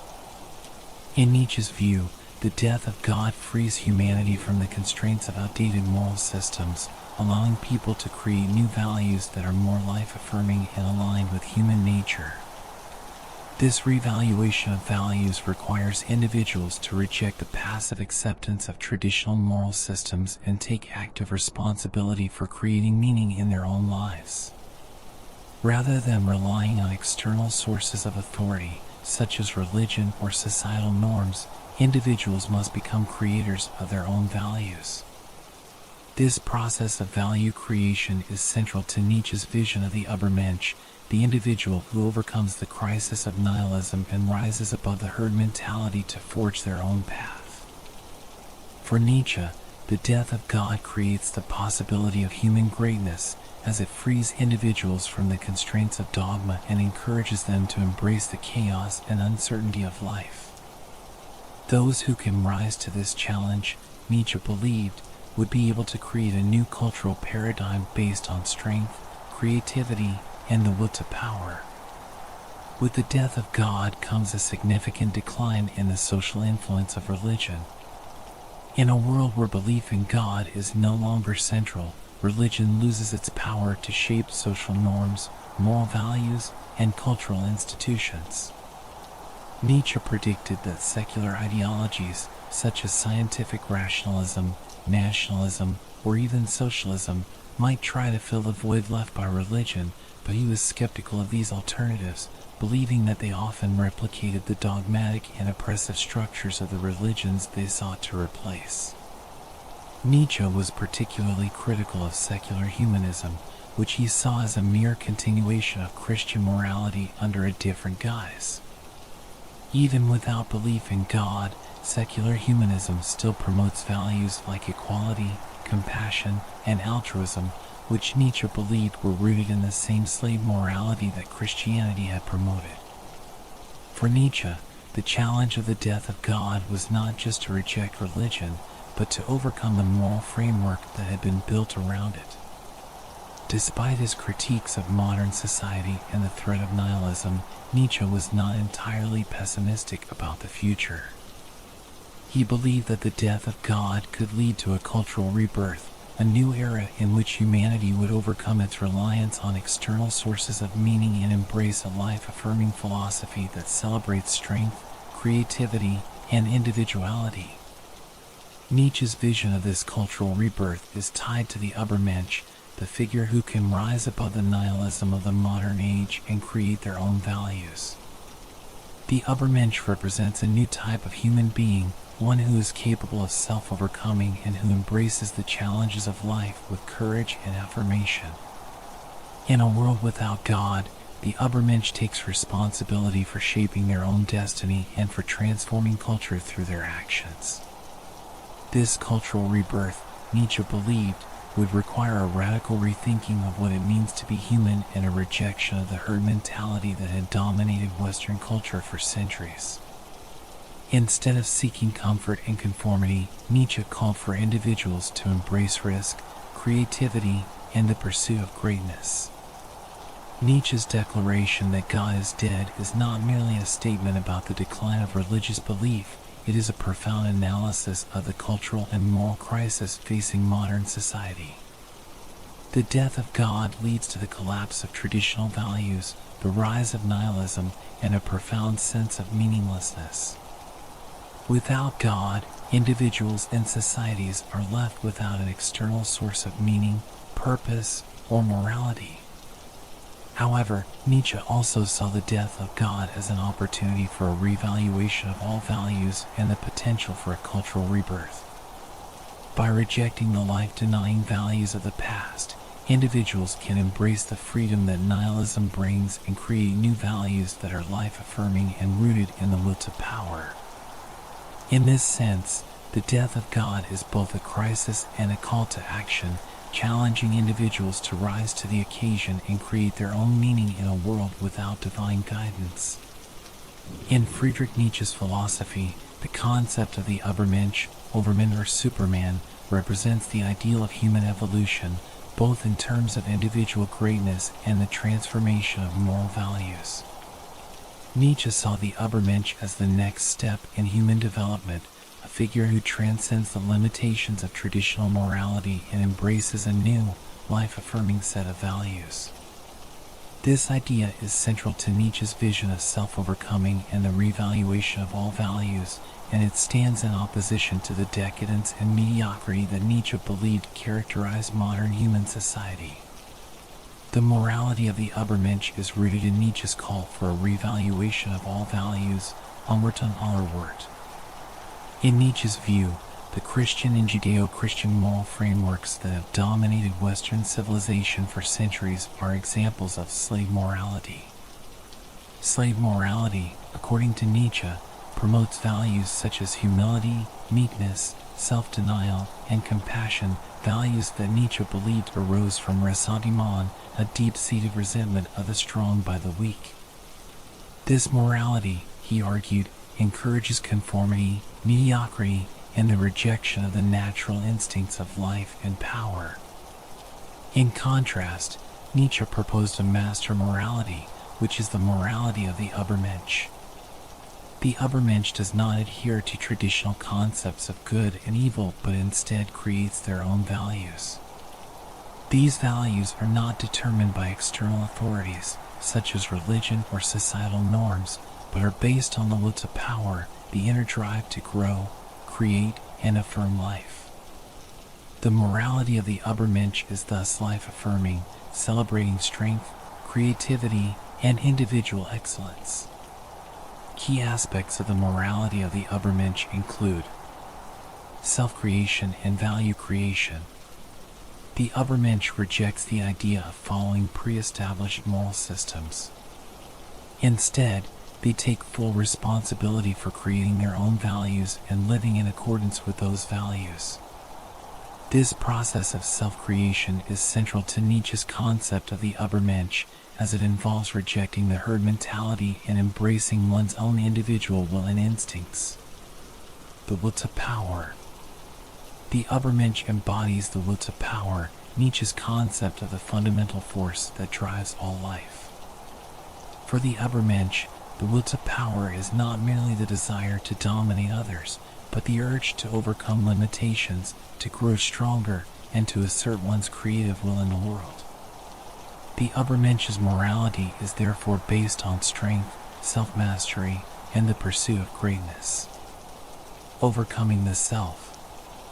Nietzsche's ideal of the Übermensch involves a constant process of self-overcoming, Selbstüberwindung. This means that the Übermensch continually challenges their own limitations, striving to transcend their previous self and reach new levels of excellence and creativity. The Übermensch does not settle for comfort or security but seeks out challenges and struggles as opportunities for growth. Affirmation of life. Unlike Christian morality, which Nietzsche saw as life-denying, focused on the afterlife and the suppression of natural desires, the Übermensch embraces a life-affirming morality. The Übermensch celebrates life in all its aspects, including its difficulties, uncertainties, and suffering. This affirmation of life is reflected in Nietzsche's idea of amor fati, or the love of fate, where the individual accepts and loves their life as it is, without wishing for anything to be different. Nietzsche saw the Übermensch as the next step in the evolution of humanity. He believed that human beings, as they currently exist, are not the final stage of development but are instead a bridge between the animal and the Übermensch. The human condition is characterized by weakness, fear, and conformity, but Nietzsche believed that some individuals have the potential to rise above these limitations and create a new kind of humanity. In Thus Spoke Zarathustra, Nietzsche's prophet Zarathustra teaches that humanity is something to be overcome, and the Übermensch represents the goal of this overcoming. The Übermensch transcends the weaknesses of ordinary human beings by rejecting the values of slave morality and embracing a more powerful, self-determined existence. Nietzsche's vision of human evolution is not biological but spiritual and cultural. It involves the development of new values, new ways of thinking, and new modes of existence that break free from the constraints of the past. Nietzsche uses the metaphor of the rope in Thus Spoke Zarathustra to describe humanity's place in the process of evolution. Humans are a tightrope stretched between the animal and the Übermensch, constantly in a state of tension and movement. The Übermensch is the goal toward which humanity must strive, but only those with the strength and courage to reject the comforting illusions of religion and traditional morality can reach this higher state of existence. In contrast to the Übermensch, Nietzsche presents the figure of the last man, who represents the ultimate degradation of humanity. The last man is content with comfort, security, and mediocrity, a person who seeks only pleasure, safety, and material satisfaction. In a world where the death of God has led to a collapse of traditional values, the last man rejects the challenge of creating new meaning and instead chooses passivity and conformity. For Nietzsche, the last man symbolizes the decline of human potential, where society becomes focused on equality, security, and the avoidance of suffering rather than the pursuit of greatness or creativity. The last man represents the antithesis of the Übermensch, as he avoids struggle and self-overcoming, preferring to live a life of comfort and complacency. The evolution of humanity, in Nietzsche's vision, depends on overcoming the last man and striving toward the ideal of the Übermensch. This evolution requires individuals to embrace risk, uncertainty, and self-mastery, qualities that are necessary for the creation of new values and the development of a more powerful, self-affirming mode of existence. The morality of the Übermensch is not universal, it is deeply individualistic. Nietzsche rejected the idea that one set of moral values could apply to all people, as he believed that morality should be subjective and personal, reflecting the unique circumstances and will of each individual. For the Übermensch, morality is not about following rules or laws imposed by society, but about creating one's own path and living according to one's own will to power. This individualism is central to Nietzsche's critique of egalitarianism and democratic ideals, which he saw as promoting mediocrity and preventing the strong from rising above the weak. The morality of the Übermensch celebrates hierarchy and excellence, recognizing that not all individuals are equal in their capacities or potential. Nietzsche's vision of human evolution involves cultivating greatness and individual strength rather than enforcing equality and conformity. Nietzsche's concept of the Übermensch represents a profound rethinking of morality and human evolution. The morality of the Übermensch rejects traditional values rooted in slave morality and instead embraces a life-affirming ethic of strength, creativity, and self-overcoming. The Übermensch creates their own values, affirming life in all its complexity and uncertainty, and seeks to transcend the limitations of ordinary human existence. In Nietzsche's vision, humanity is not a finished product but a work in progress, with the Übermensch as the ideal for future human development. To reach this stage, individuals must reject the comfort and complacency of the last man and embrace the will to power, striving to create their own path and live authentically in a world without external moral authority. The Übermensch is a symbol of human potential, representing the ultimate goal of self-overcoming and self-creation in a world where traditional values no longer hold sway. In Friedrich Nietzsche's philosophy, the search for power is a central aspect of human existence, captured by his concept of the will to power, der Wille zur Macht. For Nietzsche, power is not just the desire for dominance over others, but a more fundamental force that drives individuals towards self-realization, growth, and creativity. The individual's search for power is, in Nietzsche's view, the essence of life itself, representing the inherent drive to overcome limitations, assert oneself in the world, and shape reality according to one's own will. This concept has profound philosophical implications for how Nietzsche understood human nature, morality, and individual freedom. At the heart of Nietzsche's philosophy is the concept of the will to power, which he believed to be the primary motivating force behind all human action and life itself.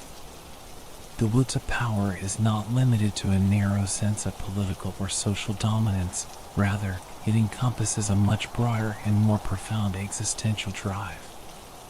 It is the inner force that compels individuals to assert themselves, overcome obstacles, and transform their environment. The will to power manifests in many different ways, from the desire for personal growth to the pursuit of artistic creation, and even in the struggle for knowledge and understanding. According to Nietzsche, all human activity, whether intellectual, emotional, or physical, is an expression of this basic drive for power. The search for power, therefore, is not about controlling others or accumulating wealth or authority. It is about the pursuit of strength, self-mastery, and the ability to impose one's own values and vision on the world. Nietzsche saw the will to power as the engine behind the creation of culture, art, philosophy, and even morality. Human beings, in Nietzsche's view, are not driven by a quest for truth or moral goodness, but by a deep, existential need to assert their will and shape their own existence. One of Nietzsche's most important contributions to philosophy is his assertion that morality is not an objective truth, but a human construct, created through the exercise of power. In traditional moral systems, particularly those based on Christianity, values are often seen as eternal, unchanging truths given by a higher authority. Nietzsche rejected this view, arguing instead that values are created by individuals or societies based on their will to power. The search for power is thus closely tied to the creation of values. In Nietzsche's analysis, those who are strong, either individually or as a class, create master morality, a system of values that reflects their strength, confidence, and affirmation of life. This master morality values traits like courage, pride, ambition, and self-reliance, qualities that enhance life and demonstrate power. On the other hand, the weak, unable to assert themselves in the same way, create a slave morality, which values humility, meekness, obedience, and self-sacrifice. Nietzsche saw this as a reactionary morality born out of resentment, ressentiment, toward the powerful. Rather than affirming life, slave morality seeks to undermine the strong by glorifying weakness and making a virtue out of suffering. In Nietzsche's view, the individual's search for power is ultimately the source of morality itself. Values are not eternal truths, but expressions of the will and desires of individuals or groups. Those who can overcome the constraints of traditional morality and create their own values are the ones who truly embody the will to power. The search for power is also closely linked to Nietzsche's concept of self-overcoming, Selbstüberwindung. For Nietzsche, the true expression of the will to power is not found in the domination of others, but in the ability to overcome oneself, to transcend one's own limitations, weaknesses, and fears.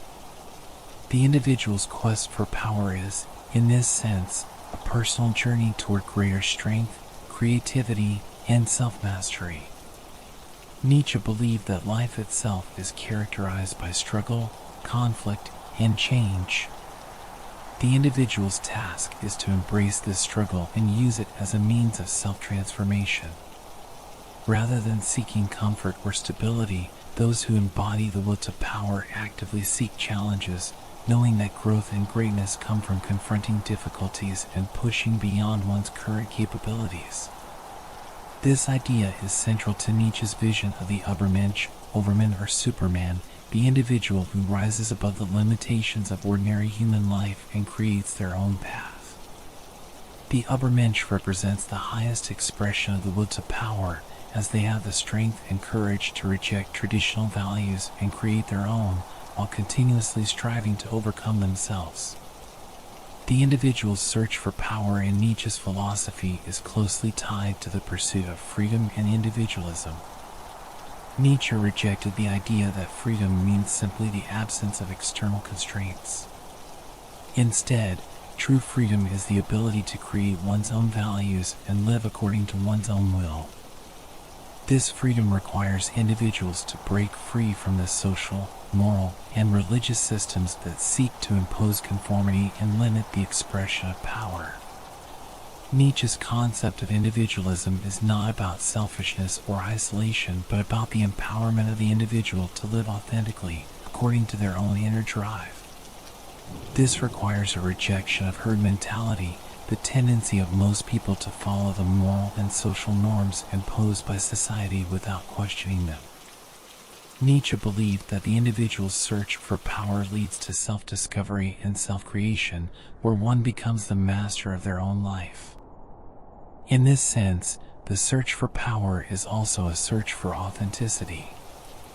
The individual who embraces the will to power does not live according to the expectations of others or the dictates of tradition, but strives to live in accordance with their own values, desires, and aspirations. This requires a courageous rejection of comfort and security, as the path to true freedom and power is often difficult and filled with uncertainty. For Nietzsche, the search for power is inherently life-affirming. While traditional moral systems often view power as something negative or dangerous, Nietzsche saw it as the essence of life itself. To seek power is to affirm life, to embrace its challenges, its uncertainties, and its inherent struggle. Nietzsche rejected the life-denying aspects of Christian morality, which he saw as focused on sin, guilt, and the promise of an afterlife. Instead, he called for a morality that celebrates strength, creativity, and the pursuit of greatness in this world.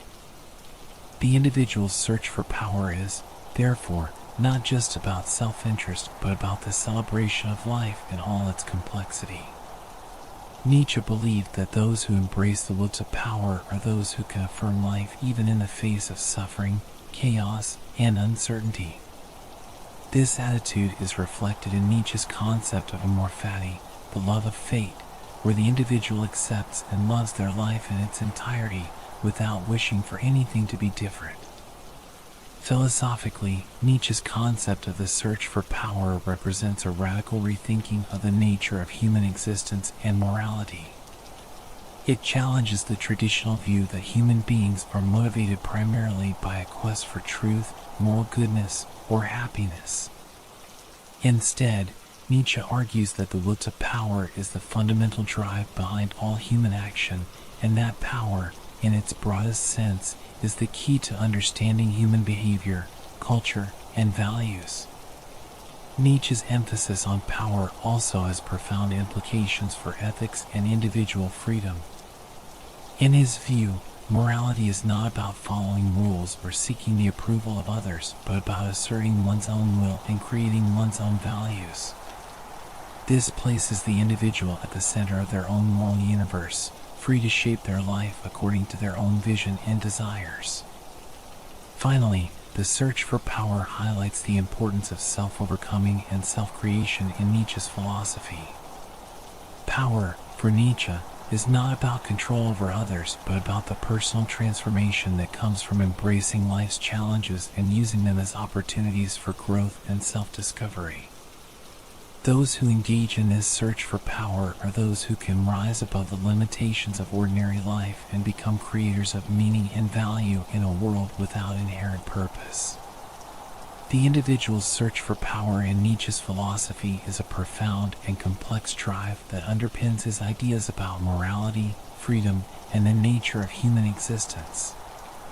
Far from being a simple quest for domination, the will to power represents the innate desire for self-realization, growth, and creativity. It is the force that drives individuals to overcome limitations, assert their will, and create their own values in a world where traditional sources of meaning have collapsed.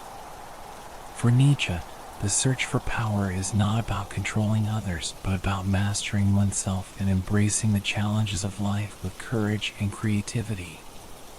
It is through this pursuit that individuals can achieve true freedom, authenticity, and greatness, transforming their lives into a work of art that reflects their inner strength and will to power. One of Friedrich Nietzsche's most intriguing and challenging philosophical ideas is the concept of eternal recurrence, ewige Wiederkehr, the idea that life is a repeating cycle in which every event, experience, and action recurs infinitely. Nietzsche introduces this idea in works such as The Gay Science and Thus Spoke Zarathustra, where it serves as a profound existential test. What if you had to live your life, exactly as it is, over and over again, for eternity? This thought experiment forces individuals to confront their relationship to life, their choices, and how they understand meaning and value. The concept of eternal recurrence is, at its core, a philosophical thought experiment designed to provoke deep reflection on how one lives. Nietzsche asks, what if everything that has happened and will happen in your life, every joy, every sorrow, every triumph, and every failure, will recur again and again, endlessly, in exactly the same way? Would you be able to embrace this cycle of repetition, or would the idea fill you with dread? This idea of eternal recurrence is not a literal cosmological claim, but rather a metaphorical and existential proposition. Nietzsche uses it as a tool to challenge individuals to evaluate their lives. If someone can accept the idea of eternal recurrence and affirm that they would willingly live their life exactly as it is for all eternity, Nietzsche believes they have truly embraced life in its entirety. If, on the other hand, the thought of reliving life's pains and mistakes forever is unbearable, this might indicate that the individual is not fully embracing life or living authentically. For Nietzsche, the idea of eternal recurrence serves as a test of life affirmation. He challenges individuals to consider whether they can say yes to their lives in such a way that they would be willing to live them repeatedly, without change, for eternity. Nietzsche's Übermensch, Overman or Superman, is the figure who can fully embrace this idea, living with the awareness that everything in their life will recur infinitely and yet finding joy and meaning in this repetition. This test of eternal recurrence is Nietzsche's way of asking whether a person has the strength and courage to affirm life, including its suffering, chaos, and uncertainties. To affirm eternal recurrence is to embrace all of life's experiences, both the good and the bad, as necessary and valuable, without wishing for anything to be different. Nietzsche saw this affirmation of life as the highest expression of human greatness and power, as it demonstrates a deep acceptance of the world and one's place in it. The concept of eternal recurrence carries several profound philosophical implications, particularly concerning time, meaning, and the nature of existence. Time and existence.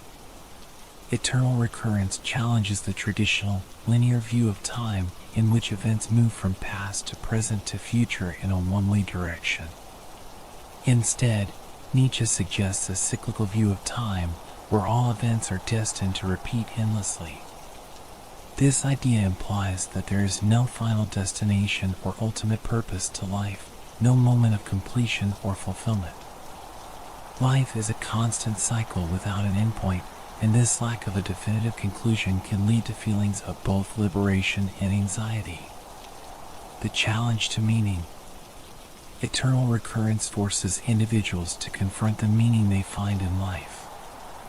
If every action, decision, and event is destined to recur infinitely, what does this say about the significance of one's choices? Nietzsche's thought experiment challenges people to live in such a way that they would be willing to repeat their lives exactly as they are, without wishing for any changes. This existential challenge encourages individuals to create their own meaning, finding value in the present moment rather than waiting for a future resolution or reward. Overcoming nihilism. Nietzsche's concept of eternal recurrence can be seen as an antidote to nihilism. Nihilism, the belief that life has no inherent meaning or value, is a central concern in Nietzsche's philosophy. He feared that the decline of traditional values and the death of God would lead to widespread nihilism, where individuals would feel that life is meaningless. However, eternal recurrence offers a way to overcome nihilism by challenging people to create their own meaning and live in such a way that they would willingly repeat their lives forever. The will to power, Nietzsche's concept of the fundamental drive behind all human action, is what allows individuals to face this challenge and create their own values. Responsibility and ethics. Eternal recurrence also has ethical implications. If every action you take will recur infinitely, this means that every choice carries eternal significance. The concept forces individuals to take full responsibility for their lives and actions, knowing that they will live with the consequences of their choices forever. Nietzsche's emphasis on self-overcoming and the creation of values is closely tied to this idea. Those who embrace eternal recurrence must take responsibility for shaping their lives in a way that reflects their own values and desires. Amor fati, the love of fate. Eternal recurrence is closely linked to Nietzsche's idea of amor fati, the love of fate. Nietzsche believed that individuals should not only accept their fate but actively love it, embracing all aspects of life, including its suffering, pain, and chaos, as necessary and valuable. Amor fati represents an attitude of radical acceptance, where one does not wish for anything to be different but instead fully affirms the life they have lived and the circumstances they face. To embrace eternal recurrence is to fully embody amor fati.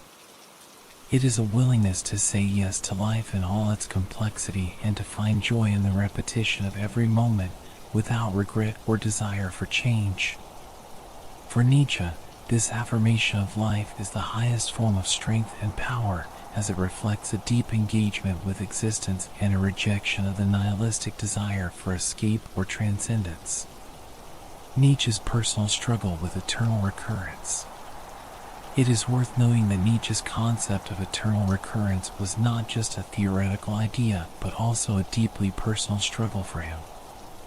Nietzsche himself wrestled with illness, isolation, and the burden of his own philosophical insights, and the idea of eternal recurrence reflects his attempt to find meaning and strength in the face of suffering. By proposing eternal recurrence, Nietzsche was not offering a simple solution to the problem of meaning, but rather a challenge, both to himself and to his readers, to confront life's difficulties and find a way to affirm existence despite its challenges. Nietzsche's idea of eternal recurrence has had a significant impact on modern philosophy and existentialism, influencing thinkers such as Jean-Paul Sartre and Albert Camus, who explored similar themes of meaning, absurdity, and human freedom in the face of an indifferent universe. The concept continues to provoke debate and interpretation, particularly in its ethical and existential dimensions. While some view eternal recurrence as a pessimistic or fatalistic idea, others interpret it as a liberating philosophy, encouraging individuals to live fully in the present and to create their own meaning rather than seeking external validation or hoping for a different future. The concept of eternal recurrence represents one of Nietzsche's most profound and challenging philosophical ideas. By proposing that life is a repeating cycle in which every moment recurs infinitely, Nietzsche forces individuals to confront their relationship with life, meaning, and value. Eternal recurrence serves as a test of life affirmation, asking whether one can embrace life in all its complexity and accept the idea of living it repeatedly without regret. Through the idea of eternal recurrence, Nietzsche encourages individuals to take responsibility for their choices, to create their own values, and to embrace the chaos and uncertainty of existence. In doing so, Nietzsche offers a way to overcome nihilism and live with a sense of purpose and joy, even in the face of life's inevitable struggles and suffering. The concept of eternal recurrence, Wiederkehr, one of Friedrich Nietzsche's most provocative philosophical ideas, has profound implications for how individuals understand life and morality. Eternal recurrence suggests that life, with all its events and experiences, repeats itself infinitely. Every joy, suffering, decision, and consequence returns eternally. This idea is not only a thought experiment but also a test of how individuals relate to their lives and the values they live by. It challenges the foundations of traditional morality and offers a radical rethinking of how one should approach life, meaning, and ethical responsibility. The central philosophical function of eternal recurrence is to serve as a test of life affirmation. Nietzsche asks individuals to imagine living their life in exactly the same way, with every detail repeated endlessly, without any possibility of change. The question is, can you embrace this eternal repetition, or does the thought fill you with dread? The way one answers this question reveals the degree to which they affirm or reject life. Life affirmation. If an individual can say yes to eternal recurrence, they demonstrate the ability to affirm life in all its aspects, including its suffering, chaos, and imperfections. They accept that life, with all its challenges and joys, is worth living over and over again. This reflects the ultimate expression of amor fati, the love of fate, where one not only accepts but celebrates their fate and experiences. Life rejection, on the other hand, if the idea of reliving every moment of life infinitely is unbearable, it may indicate a rejection of life's complexities, struggles, or imperfections. Such an individual may wish for a different existence, an escape from the realities of life, or for certain experiences to be erased. Nietzsche saw this attitude as a form of nihilism, a denial of life's inherent value. Eternal recurrence challenges individuals to live authentically and fully, knowing that every action, every moment, might be repeated eternally. This realization encourages a deeper engagement with life, pushing people to live in a way that they would be willing to experience repeatedly without regret. Eternal recurrence reshapes the way individuals view ethics and morality by making each choice carry infinite weight. If every decision, every action, and every moral choice recurs infinitely, this adds profound significance to one's behavior. Nietzsche challenges the traditional view of morality based on external authorities or divine command and instead emphasizes personal responsibility and the creation of individual values. Personal responsibility. Eternal recurrence places the burden of absolute responsibility on the individual.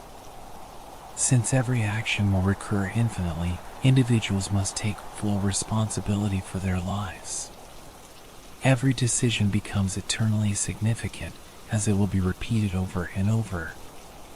This responsibility extends to how one treats others, how one lives, and how one creates meaning.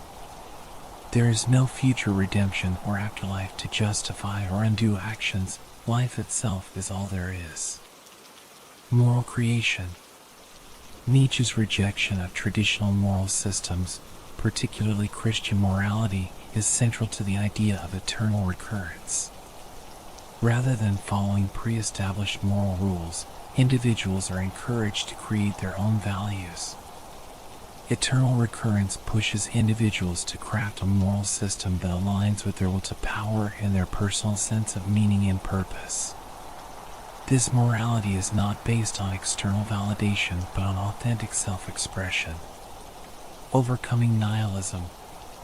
Nietzsche believed that the death of God and the collapse of traditional values had led to nihilism, the belief that life is meaningless.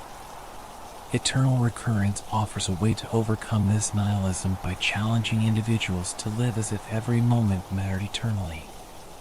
By embracing eternal recurrence, individuals affirm life as it is, without relying on metaphysical or religious systems to provide meaning. This creates a new, life-affirming morality, where meaning is created by the individual, not imposed from above. Moral autonomy. Eternal recurrence also promotes moral autonomy, meaning individuals must take control of their own ethical frameworks. Instead of adhering to moral systems based on societal expectations or religious doctrines, Nietzsche's concept pushes individuals to become the architects of their own moral universe. This is the hallmark of the Übermensch, the ideal individual who transcends traditional morality and creates their own values through the will to power. The idea of eternal recurrence also has a significant impact on how individuals approach their life choices. Nietzsche's thought experiment pushes people to reflect on how they live and the consequences of their decisions. If every moment will be repeated eternally, individuals are encouraged to live in such a way that they would be willing to repeat their actions forever. Living without regret. The concept of eternal recurrence forces individuals to examine their lives and determine whether they are living in a way they would want to relive forever. If a person is filled with regret or dissatisfaction with their current life, Nietzsche's idea encourages them to make different choices, to pursue the kind of life they would affirm rather than reject. This could involve taking risks, embracing challenges, and pursuing authentic desires, rather than conforming to societal expectations or living in fear. The pursuit of meaning. Eternal recurrence emphasizes the importance of creating meaning in life, rather than waiting for meaning to be given. It challenges individuals to take control of their lives and actively pursue what they find valuable and fulfilling. The awareness that life repeats infinitely can motivate individuals to maximize their experiences and live in a way that reflects their deepest values and aspirations. Rejecting passivity. Nietzsche's concept of eternal recurrence rejects a passive approach to life. Those who embrace the idea of eternal recurrence are called to actively engage with the world and with their own potential.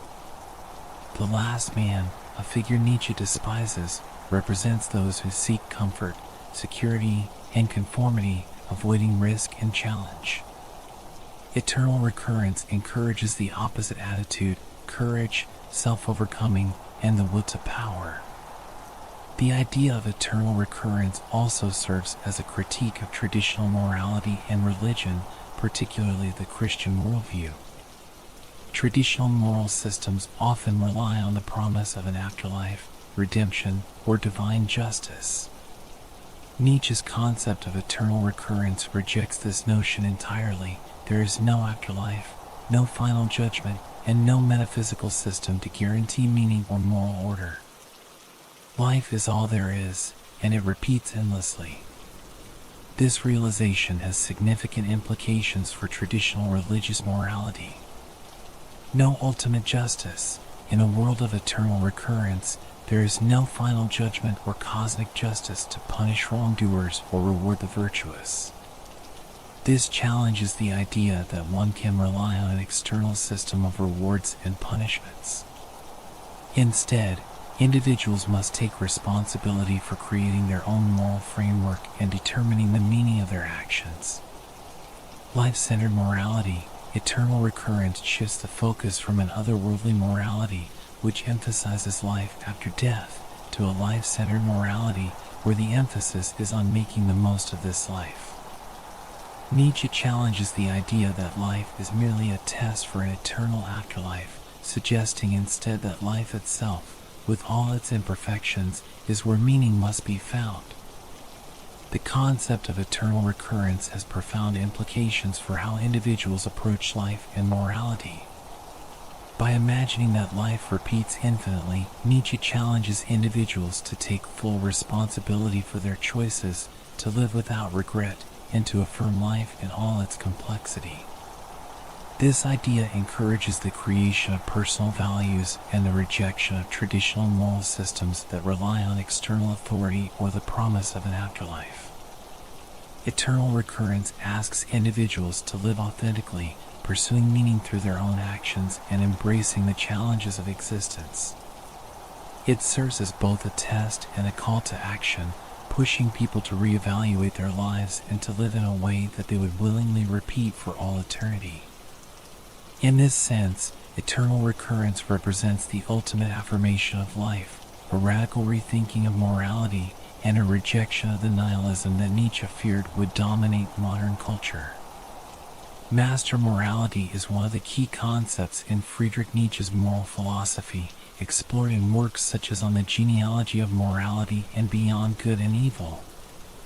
It represents a set of values and a way of life that celebrates power, courage, and individual greatness. In contrast to slave morality, which is characterized by values like humility, meekness, and obedience, master morality reflects the outlook of the strong and noble, those who assert themselves, create their own values, and live with a sense of pride and vitality. Nietzsche believed that master morality is life-affirming, emphasizing strength, self-expression, and the ability to overcome challenges. Nietzsche's distinction between master morality and slave morality is rooted in his analysis of the historical development of moral values. He argues that morality is not a universal or objective truth, but is shaped by the experiences and perspectives of different groups. Master morality, according to Nietzsche, originates from the noble and ruling classes, the aristocrats, warriors, and those who hold power. For these individuals, good is defined in terms of strength, excellence, and nobility, while bad is associated with weakness, cowardice, and mediocrity. The masters, Nietzsche argues, create their own values based on their experiences of power and self-confidence. They do not rely on external authorities or religious systems to dictate what is right or wrong. Instead, they define their own sense of morality. In this sense, master morality is deeply individualistic and autonomous, reflecting a mindset of self-mastery and personal responsibility. For Nietzsche, power is the central value in master morality. The masters define good as whatever enhances life and expands power. This power is not necessarily about domination over others, although that can be part of it. Rather, it is the inner strength to assert one's will, shape reality, and overcome obstacles. Power, in Nietzsche's sense, is also tied to the will to power, the fundamental drive that motivates all human beings to grow, create, and assert their individuality. In master morality, the will to power is expressed through action, creativity, and the pursuit of excellence. The masters do not shy away from challenges or conflict. Instead, they see these as opportunities to demonstrate their strength and affirm their existence. They embrace life's struggles and difficulties as necessary components of growth and greatness. Courage is another key value in master morality. The masters are not afraid of danger, risk, or uncertainty. Instead, they confront life with boldness and determination, willing to take risks in order to achieve greatness. This courage is not just physical bravery but also moral courage, the willingness to challenge conventional beliefs, break away from societal norms, and live according to one's own values. In Nietzsche's view, the masters are creators of meaning. They do not passively accept the values handed down by religion or society. Instead, they have the courage to reject those values and create new ones that reflect their own strength and vision. This act of self-assertion is central to Nietzsche's idea of freedom. True freedom is the ability to create one's own path and live authentically, without being constrained by the moral systems of the herd. Master morality stands in sharp contrast to slave morality, which Nietzsche associates with the weak and oppressed classes. In slave morality, good is defined by qualities that benefit the weak, such as humility, obedience, and self-denial, while evil is associated with power, pride, and self-assertion. Slave morality, according to Nietzsche, is rooted in ressentiment, a deep-seated resentment toward the strong, which leads the weak to invert the values of the masters and glorify their own weakness as a virtue. Nietzsche believed that Christian morality is an example of slave morality, as it promotes values like meekness, compassion, and the denial of worldly desires in favor of spiritual rewards. For Nietzsche, these values reflect a life-denying attitude, one that seeks to suppress the will to power and keep individuals in a state of passivity and submission. Master morality, in contrast, is life-affirming. It celebrates the fullness of life, including its struggles, conflicts, and uncertainties. The masters do not seek to escape from life or avoid its difficulties. Rather, they embrace these challenges as opportunities to demonstrate their strength and affirm their power. Nietzsche believed that true greatness comes from the ability to overcome adversity and create meaning in the face of life's inherent chaos. This affirmation of life is central to Nietzsche's overall philosophy. He rejected the idea that life should be about avoiding pain or seeking comfort. Instead, he argued that the struggles and conflicts of life are what make it meaningful. The masters, in their pursuit of power and greatness, embody this life-affirming attitude as they seek to maximize their potential and realize their will through their actions. In master morality, hierarchy is seen as natural and necessary. Nietzsche did not believe in egalitarianism or the idea that all individuals are equal in their capacities or potential. Instead, he argued that some individuals are naturally stronger, more capable, and more willing to take risks than others. These individuals, the masters, should not be held back by the values of the weak. Instead, they should be free to pursue excellence and assert their power without being constrained by the moral codes of the herd. Master morality, therefore, celebrates individual excellence and the pursuit of greatness. Nietzsche believed that society should not strive for equality but should instead cultivate and celebrate those who have the strength, courage, and will to rise above the masses and create new values. The masters are the ones who drive cultural progress and create new possibilities for humanity. Master morality is the embodiment of power, courage, and individual greatness. It reflects a mindset that is life-affirming, celebrating the strength to overcome obstacles, assert one's will, and create meaning through one's actions. For Nietzsche, master morality is a rejection of the life-denying values of slave morality, which glorifies weakness and promotes conformity. Instead, master morality encourages individuals to embrace risk, challenge, and the pursuit of excellence, shaping their lives according to their own values and striving for greatness in a world that often rewards mediocrity. By emphasizing the values of power and courage, Nietzsche challenges individuals to reject the herd mentality and live authentically, taking full responsibility for their actions and their lives. In doing so, they embody the spirit of the Übermensch, the ideal figure who creates their own values and affirms life in all its complexities. Slave morality is a central concept in Friedrich Nietzsche's moral philosophy, which he contrasts with master morality. Whereas master morality is driven by strength, courage, and the will to power, slave morality emerges from the experiences of the weak and oppressed. It is characterized by values such as humility, meekness, and self-denial, which Nietzsche views as a reflection of weakness and resentment toward the powerful. Slave morality, according to Nietzsche, seeks to invert the values of the strong, glorifying what the weak possess, submission and suffering, and condemning the power and strength of the noble classes. Nietzsche traces the development of slave morality to the historical conflict between the strong and the weak, particularly in the context of Judeo-Christian values. In his work on the genealogy of morality, Nietzsche describes how the slave revolt in morals occurred when the weak, those who were oppressed, powerless, and unable to assert themselves, rejected the values of the noble classes and redefined morality to suit their condition. Where master morality celebrates strength, self-reliance, and power, slave morality glorifies opposite values, humility, obedience, and compassion. Nietzsche believed that these values were developed not because they are inherently virtuous, but because the weak were unable to compete with the strong.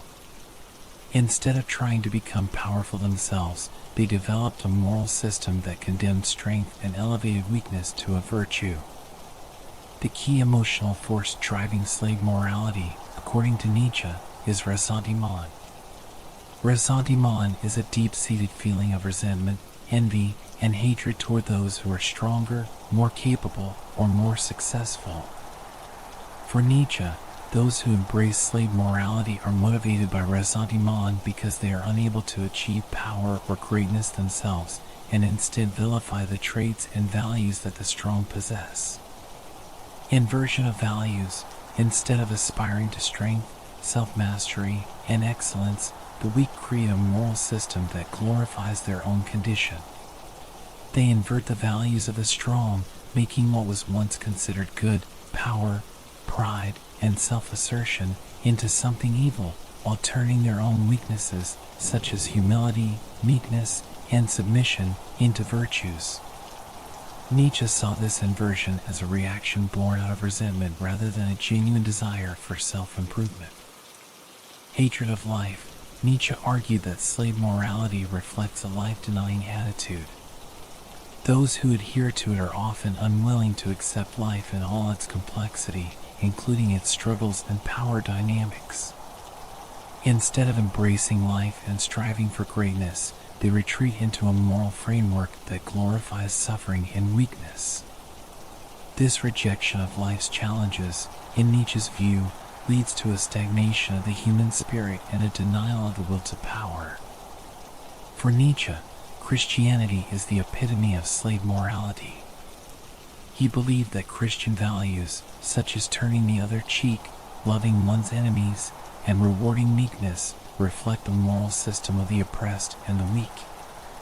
Christianity, according to Nietzsche, was a reaction to the strength and power of the Roman Empire and other noble classes of the ancient world.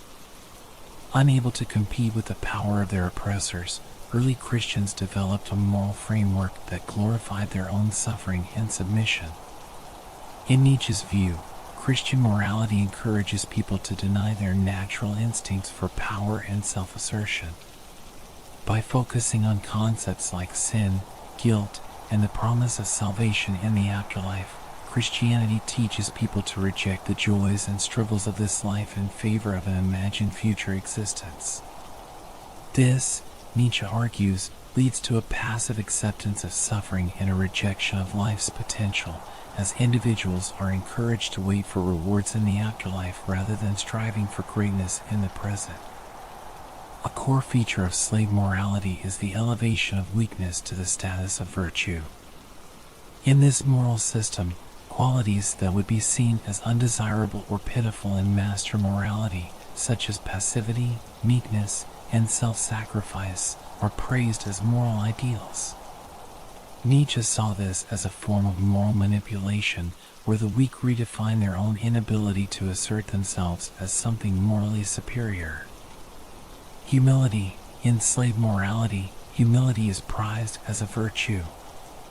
Rather than displaying pride or ambition, individuals are encouraged to remain humble, even in the face of oppression. Nietzsche viewed this as a way for the weak to justify their lack of power. By presenting humility as a virtue, they protect themselves from the reality of their weakness. Meekness and obedience. Slave morality promotes obedience to authority and meekness in dealing with others. This contrasts sharply with master morality, where individuals assert their own power and will. Nietzsche believed that the elevation of meekness and obedience keeps individuals in a state of passivity and prevents them from embracing their potential for strength and greatness. Compassion. While compassion is often seen as a positive value, Nietzsche viewed it with suspicion in the context of slave morality.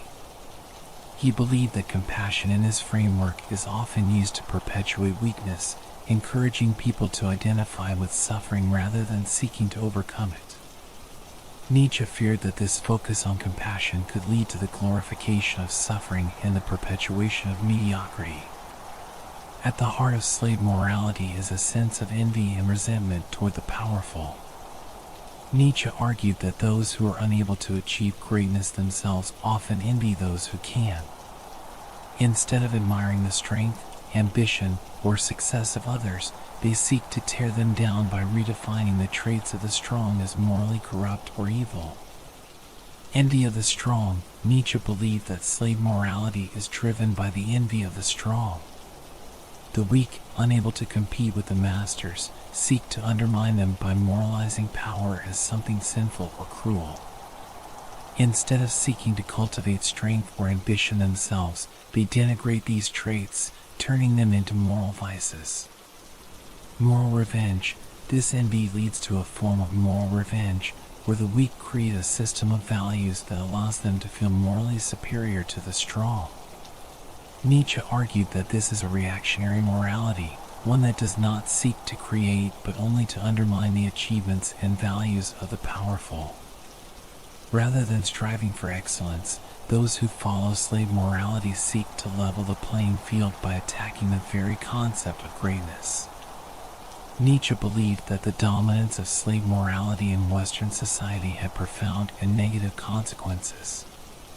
By promoting values such as humility, equality, and self-sacrifice, slave morality encourages conformity and the suppression of individual excellence. It leads to a herd mentality, where individuals are expected to follow the same moral codes, suppress their natural instincts for power, and avoid standing out or striving for greatness. In Nietzsche's view, this leads to a society that devalues strength and celebrates mediocrity. Individuals are encouraged to deny their will to power and to live lives of obedience and passivity. Nietzsche feared that this would lead to a decline in human potential, where the greatest individuals, those with the courage to create new values and assert their will, are held back by the moral expectations of the masses. Slave morality, for Nietzsche, is a reactionary moral system born out of weakness, resentment, and envy. It reflects the perspective of the oppressed and the powerless, who redefine their own condition as morally virtuous while condemning the strength, ambition, and power of the strong. Values like humility, meekness, and obedience are celebrated, not because they enhance life, but because they protect the weak from confronting their own limitations. Nietzsche's critique of slave morality is central to his call for a revaluation of all values. He believed that society needed to reject the life-denying values of slave morality and instead embrace a more life-affirming set of values, ones that celebrate strength, power, and the will to overcome. Slave morality, in Nietzsche's view, keeps individuals and societies trapped in mediocrity, preventing them from achieving greatness and fully affirming life. To overcome this, Nietzsche called for individuals to rise above the herd mentality, reject the values imposed by the weak, and create their own path to power and self-realization. Friedrich Nietzsche is well known for his sharp critique of Christian morality, which he viewed as fundamentally incompatible with human nature. Nietzsche believed that Christianity promotes values such as self-denial, humility, meekness, and guilt, which he saw as directly opposed to the natural instincts and drives that make human beings strong, creative, and life-affirming. For Nietzsche, Christian morality not only suppresses the natural will to power, but also encourages a worldview that denies life in favor of an otherworldly focus on the afterlife. At the heart of Nietzsche's critique of Christian morality is its denial of natural human instincts. Nietzsche believed that human beings, like all living creatures, are driven by a fundamental desire for power, growth, and self-assertion, what he called the will to power. These instincts, according to Nietzsche, are essential for human flourishing as they propel individuals to strive for greatness, create new values, and overcome obstacles. However, Nietzsche argued that Christian morality actively seeks to suppress these instincts. Christian teachings emphasize values such as self-denial, humility, and meekness, which Nietzsche saw as contrary to the natural drive for power and self-expression. Christianity encourages individuals to renounce their desires, control their passions, and strive for spiritual purity, often by turning away from the material world and its challenges. For Nietzsche, this denial of instinct is anti-life. He believed that life is inherently about struggle, competition, and the pursuit of strength and creativity. By teaching people to deny their natural instincts, Christianity promotes a worldview that rejects life's fullness and encourages passivity, submission, and weakness. One of the most damaging aspects of Christian morality, in Nietzsche's view, is its emphasis on guilt and sin. Christianity teaches that humans are inherently sinful and that they must constantly seek forgiveness and redemption. This focus on sin instills a sense of guilt in individuals, causing them to view their natural desires and instincts as morally wrong. Original sin, the Christian concept of original sin, which suggests that humans are born sinful and must seek salvation, is particularly problematic for Nietzsche. He saw this doctrine as a form of psychological control that keeps individuals in a state of self-loathing and guilt. By convincing people that they are fundamentally flawed and in need of redemption, Christianity encourages individuals to reject their natural instincts and view themselves as weak and dependent on a higher power for salvation. Moral guilt, in Nietzsche's view, the moral framework of Christianity teaches individuals to feel guilty for their natural impulses, such as the desire for power, success, and self-expression. Instead of embracing these instincts as vital aspects of life, Christians are taught to feel shame and guilt for pursuing their desires, leading to a life of self-repression and moral anxiety. This emphasis on guilt is, for Nietzsche, deeply unnatural and destructive to human well-being. Rather than fostering a sense of pride, confidence, and self-mastery, Christian morality teaches people to feel ashamed of their natural instincts and to seek forgiveness for simply being human.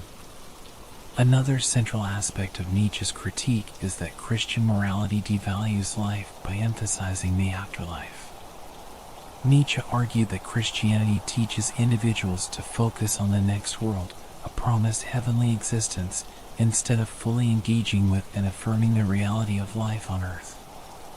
This focus on the afterlife encourages people to see their present life as something to endure or suffer through, rather than something to be celebrated and enjoyed.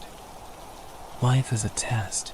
Christianity often portrays life as a temporary test, where individuals must deny themselves and suffer in order to earn a place in the afterlife.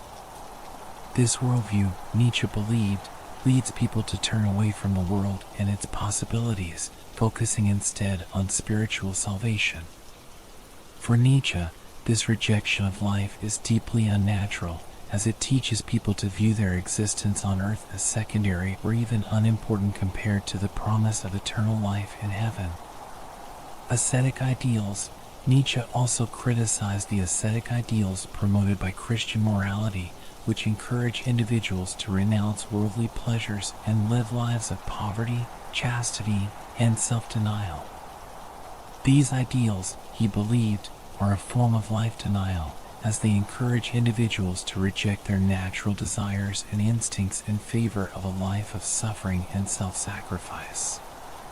Nietzsche argued that these ascetic values are contrary to the life-affirming instincts of human beings, which seek power, pleasure, and self-expression. Nietzsche's critique of Christian morality is closely tied to his concept of slave morality, which he contrasts with master morality. In Nietzsche's view, Christian morality is an example of slave morality, which arises from the ressentiment of the weak and powerless toward the strong. Instead of celebrating strength, power, and individuality, slave morality glorifies meekness, obedience, and submission, qualities that Nietzsche believed were contrary to human nature. The weak glorify their own condition. Slave morality, according to Nietzsche, is a way for the weak to justify their own lack of power by glorifying their weakness as a moral virtue. Christian morality encourages individuals to reject power, self-assertion, and ambition, promoting instead values like humility, meekness, and forgiveness. Nietzsche saw this as a way for the powerless to undermine the values of the powerful, turning traits like strength and pride into sins. Suppression of the will to power. The will to power is, for Nietzsche, the fundamental driving force behind all human life. It is the desire to grow, create, and assert oneself in the world. Christian morality, however, teaches individuals to suppress their will to power, encouraging them to focus instead on submission to God and obedience to moral authority. For Nietzsche, this suppression of the will to power is deeply unnatural, as it denies the very instincts that make life meaningful and worth living. For Nietzsche, Christian morality is not just incompatible with human nature, it is actively harmful to human flourishing. By teaching individuals to deny their natural instincts, focus on the afterlife, and embrace weakness, Christianity promotes a life-denying worldview. It discourages people from embracing the fullness of life, with all its struggles and joys, and instead leads them to reject the world in favor of a spiritual ideal that is ultimately unattainable. Revaluation of values. Nietzsche believed that the dominance of Christian morality had led to a profound decline in human potential. To overcome this, he called for a revaluation of all values, a rejection of the life-denying values of Christianity, and a return to a more life-affirming morality, one that celebrates strength, creativity, and the pursuit of greatness. Nietzsche's critique of Christian morality is rooted in his belief that it is fundamentally incompatible with human nature. By promoting self-denial, guilt, and the rejection of life in favor of the afterlife, Christianity suppresses the natural instincts and desires that drive human beings to thrive, create, and assert their will. Nietzsche saw Christian morality as a form of slave morality, which glorifies weakness and seeks to undermine the values of the strong. For Nietzsche, the antidote to this life-denying morality is a revaluation of values, a return to a more life-affirming ethos that celebrates power, courage, and the fullness of human existence. In Nietzsche's vision, the suppression of the will to power by Christian morality limits human potential, and only by overcoming this moral framework can individuals truly embrace life and achieve greatness. In his provocative work The Antichrist, Der Antichrist, Friedrich Nietzsche offers one of his most detailed and scathing critiques of Christianity and its impact on Western culture. Written in 1888, The Antichrist is an uncompromising attack on Christian values, morality, and the institutional church, which Nietzsche viewed as a source of decay, weakness, and life denial. His primary targets in the book are the doctrines of Christian morality, the concept of sin, and the role of Christianity in suppressing the natural instincts and vitality of human beings. A central theme of the Antichrist is Nietzsche's belief that Christianity is fundamentally life-denying.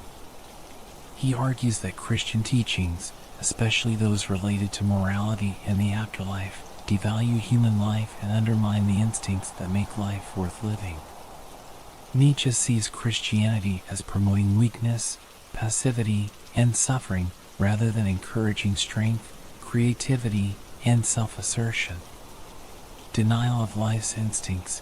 Nietzsche believed that Christianity teaches people to suppress their natural instincts, such as the will to power, ambition, and the desire for self-expression.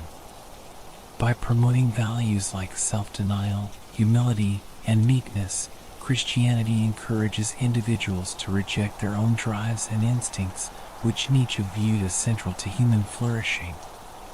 For Nietzsche, this suppression of life's natural forces leads to a stunted and impoverished existence. The otherworldly focus, Christianity, according to Nietzsche, shifts the focus away from the present life and towards an imaginary afterlife. By teaching individuals to prioritize salvation in the afterlife over their experiences in the material world, Christianity encourages people to view their earthly life as something to be endured rather than fully lived. This focus on the afterlife, Nietzsche argues, causes people to reject the beauty, struggle, and potential of life on earth. Nietzsche's critique of Christian morality is a core element of the Antichrist. He argues that the moral system established by Christianity, particularly its emphasis on compassion, forgiveness, and humility, is not only unnatural but also harmful to the development of human potential. Nietzsche views Christian morality as a tool of the weak and oppressed to control the strong and powerful, fostering a culture of mediocrity and resentment. Moral inversion. Nietzsche believed that Christian morality represented an inversion of natural values. In his view, Christianity glorifies weakness and suffering by turning traits like meekness, obedience, and self-sacrifice into virtues, while condemning strength, pride, and self-assertion as sins. Nietzsche saw this as a moral revolt by the weak against the strong, in which the natural values of power, ambition, and excellence are rejected in favor of values that serve the oppressed. Slave morality. In the Antichrist, Nietzsche further develops his idea of slave morality, which he associates with Christianity. According to Nietzsche, Christian morality is a form of resentment, ressentiment, a moral framework created by the weak to undermine the values of the strong. This morality, Nietzsche argues, glorifies traits that help the weak cope with their lack of power, such as humility, patience, and forgiveness, while it condemns the traits that lead to strength and power. The concept of sin and guilt. Nietzsche is highly critical of Christianity's emphasis on sin and guilt. He sees the concept of original sin as a way for the Church to keep individuals in a state of guilt and dependence, constantly seeking forgiveness for their supposed moral failings. Nietzsche believes that this focus on sin encourages people to view their natural instincts and desires as something to be ashamed of, further promoting the life-denying values of Christianity. Nietzsche makes a significant distinction between Jesus Christ and Paul the Apostle, attacking the role that Paul played in transforming the original teachings of Jesus into the institutionalized Christian faith that Nietzsche despised.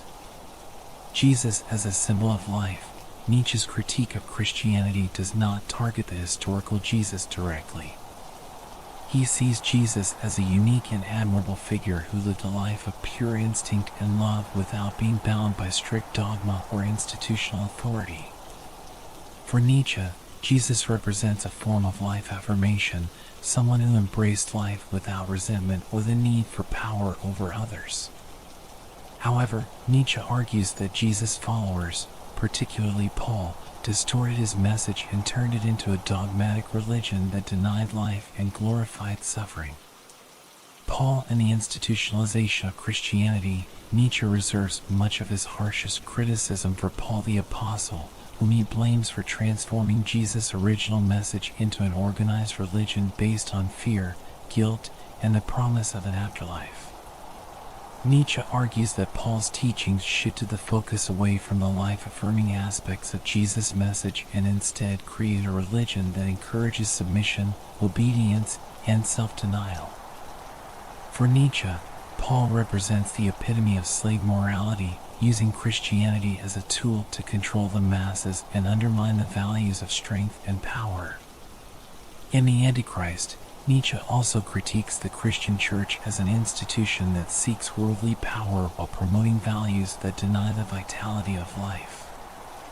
Nietzsche believed that the church's primary function is to control people by making them feel guilty for their natural desires and behaviors, thus keeping them dependent on the church for forgiveness and salvation. Manipulation through guilt.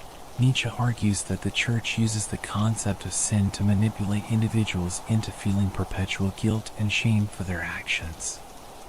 By constantly reminding people of their moral failings and their need for redemption, the church maintains its authority and influence over the masses. Nietzsche saw this manipulation as deeply harmful, as it prevents individuals from embracing their own power and potential. Hypocrisy of power. Although Christianity promotes values like poverty, meekness, and self-sacrifice, Nietzsche believed that the church itself is deeply invested in maintaining worldly power.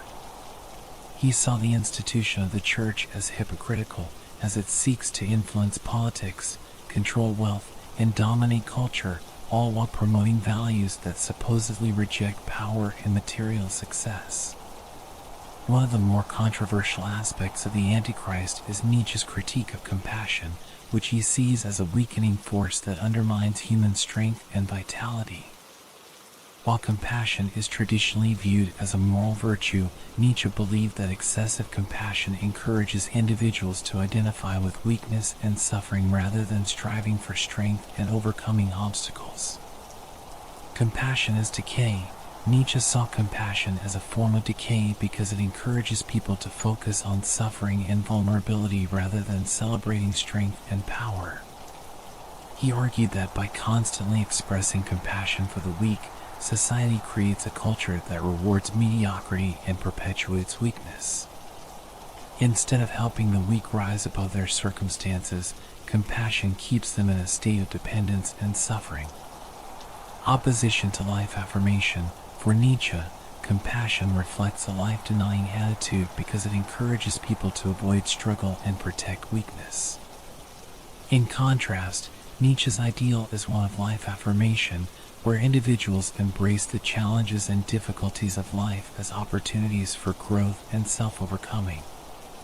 Excessive compassion, in Nietzsche's view, hinders this process by promoting passivity and resignation in the face of life's hardships.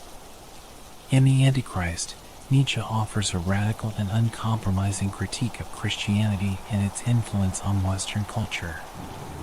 He views Christianity as a life-denying force that suppresses human instincts, promotes weakness, and fosters guilt and resentment.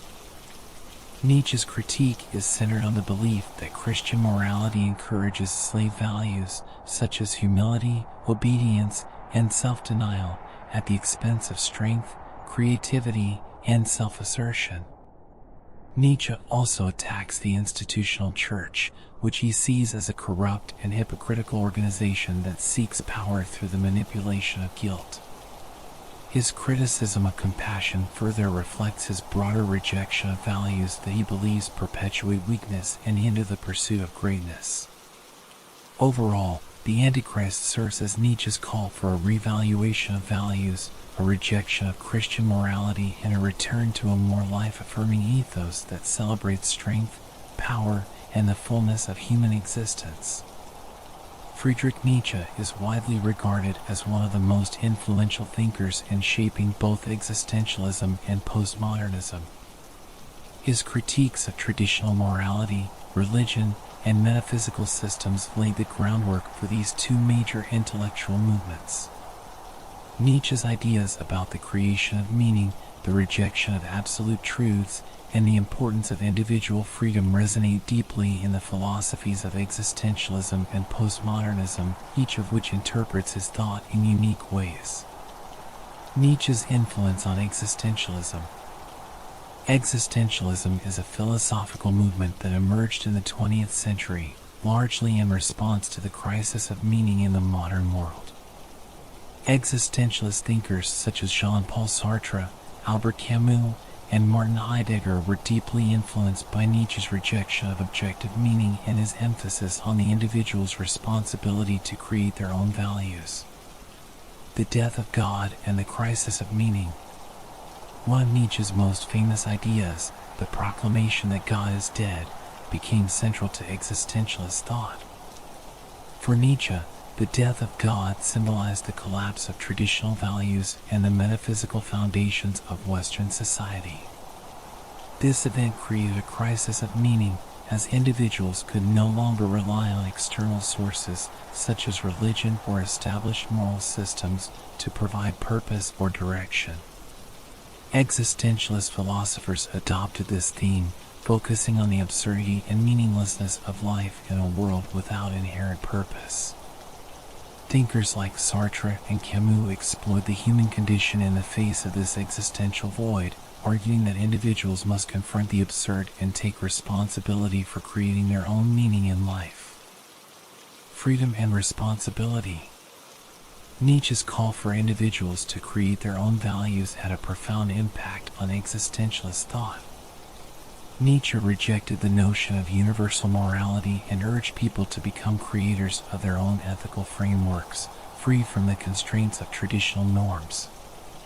This emphasis on individual freedom and moral autonomy became a key tenet of existentialism. Sartre, for example, argued that human beings are condemned to be free, meaning that individuals must bear the full weight of responsibility for their choices, without any external guidance or moral absolutes. This focus on radical freedom and the burden of choice echoes Nietzsche's belief that the Übermensch, Overman or Superman, must rise above societal norms and create their own path. The will to power and authenticity. Nietzsche's concept of the will to power, the fundamental drive for self-overcoming and self-assertion, also influenced existentialist notions of authenticity. For Nietzsche, the will to power is the force that drives individuals to transcend their limitations and shape their lives according to their own will. This idea resonates with existentialist themes of authenticity, where individuals are encouraged to live true to themselves rather than conform to the expectations of society. Heidegger and Sartre both explored the importance of authentic living in a world where individuals are constantly pressured to conform to the they, Heidegger's term for societal norms, or live in bad faith, Sartre's concept of self-deception by denying one's freedom. Overcoming nihilism.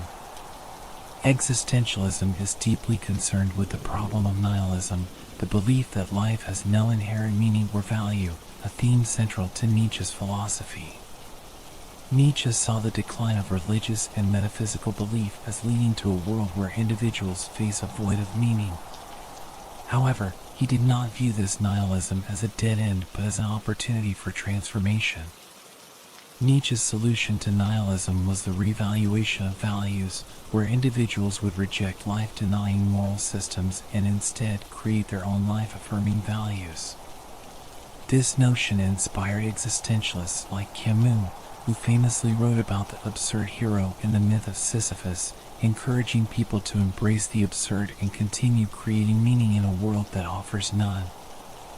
Postmodernism, a broad intellectual movement that emerged in the mid-20th century, also draws heavily on Nietzsche's ideas, particularly his critiques of objective truth, metaphysics, and grand narratives. Nietzsche's radical skepticism toward established systems of meaning, including philosophy, science, and religion, made him a precursor to many postmodernist thinkers who shared his distrust of absolute truths and universal explanations. The rejection of metaphysical truths. Nietzsche's rejection of metaphysics and his critique of traditional philosophy as a quest for absolute truth heavily influenced postmodernism. Nietzsche argued that there is no objective reality or universal truth, but rather that all truths are subjective and constructed by individuals or cultures. He saw traditional philosophy's search for eternal truths as a misguided attempt to impose artificial structures on a chaotic and ever-changing reality. This skepticism toward grand narratives and meta-discourses became central to postmodernist thought, with philosophers like Michel Foucault, Jean-François Lyotard, and Jacques Derrida rejecting the idea that there are universal truths or overarching systems that can explain the human experience. Postmodernism, like Nietzsche, challenges the authority of such systems, whether they are religious, scientific, or philosophical. The deconstruction of power and knowledge. Nietzsche's genealogical method, as seen in works like On the Genealogy of Morality, influenced postmodernists in their critique of the relationship between power and knowledge. Nietzsche argued that systems of knowledge and morality are constructed by those in power to serve their own interests, rather than being grounded in objective truths. This idea laid the foundation for postmodern critiques of how power operates through discourse and knowledge. Foucault developed Nietzsche's insights further, exploring how institutions such as the church, state, and medicine use knowledge to control individuals and societies. Foucault's concept of power/knowledge is rooted in Nietzsche's understanding of how moral values and truth claims are often tools of domination rather than reflections of any inherent truth. The critique of grand narratives. Nietzsche's rejection of absolute systems of meaning and his critique of traditional philosophy as life-denying are echoed in Jean-François Lyotard's critique of grand narratives in postmodernism. Lyotard argued that the meta-narratives of modernity, such as progress, science, and enlightenment, are no longer credible in a postmodern world. This mirrors Nietzsche's rejection of metaphysical systems that claim to offer universal truths, particularly in his critique of Christianity and Platonism. Postmodernism, drawing on Nietzsche's work, embraces a more fragmented and pluralistic view of truth, where multiple perspectives coexist without a single dominant narrative. In this sense, Nietzsche's philosophy helps to decenter the notion of an absolute truth, aligning with the postmodern celebration of difference, multiplicity, and relativism. Perspectivism. Nietzsche's concept of perspectivism, the idea that all knowledge and truth are perspective-dependent, is a key influence on postmodernist thinking. Nietzsche believed that there is no objective standpoint from which we can understand reality. Instead, all knowledge is shaped by our individual perspectives, experiences, and biases. This perspectivism aligns with the postmodern rejection of totalizing systems of thought and the insistence on the partial, situated, and constructed nature of all knowledge. Derrida's deconstruction is one example of a postmodern approach that emphasizes the instability and indeterminacy of language and meaning, reflecting Nietzsche's view that truth is always interpretive and contingent. Nietzsche's influence on existentialism and postmodernism is profound, as both movements draw heavily on his critiques of traditional values, his rejection of metaphysical systems, and his emphasis on the individual's responsibility to create meaning. For existentialists, Nietzsche's ideas about freedom, responsibility, and the crisis of meaning provided the groundwork for their exploration of human existence in a world without objective purpose. For postmodernists, Nietzsche's skepticism toward absolute truth and meta-narratives, along with his concept of perspectivism, offered a framework for critiquing systems of knowledge, power, and authority. Both movements carry forward Nietzsche's challenge to rethink the foundations of meaning and morality, pushing individuals to confront the ambiguities and complexities of life in a world where certainty is elusive and values must be created, not discovered. Through his iconoclasm, Nietzsche continues to shape the way we understand freedom, truth, and the human condition in the modern world. Friedrich Nietzsche significantly influenced the development of psychoanalysis, particularly the work of Sigmund Freud and Carl Jung. Though Nietzsche did not directly engage in psychology, many of his ideas about human instincts, the unconscious, and the complexities of the self resonate deeply with the theories of Freud and Jung. Both thinkers drew on Nietzsche's insights, either consciously or indirectly, in their exploration of the human psyche and the motivations underlying behavior. Sigmund Freud, the founder of psychoanalysis, revolutionized the understanding of the human mind by introducing concepts such as the unconscious, repression, and the dynamics of inner conflict. While Freud did not explicitly credit Nietzsche as a major influence, there are clear parallels between their ideas, particularly in the areas of instincts, repression, and the conflict between reason and desire. The role of instincts. Both Nietzsche and Freud placed a strong emphasis on the role of instincts or drives in shaping human behavior. For Nietzsche, the will to power was the fundamental drive that motivates individuals, an instinctual force that compels people to assert themselves, create, and grow. While Freud focused on different instincts, primarily the libido, sexual drive, and thanatos, death drive, he similarly saw human behavior as being driven by unconscious forces beyond rational control. Freud's pleasure principle, the drive to seek pleasure and avoid pain, echoes Nietzsche's ideas about the natural instincts that humans are often taught to suppress due to social and moral pressures. The unconscious and repression.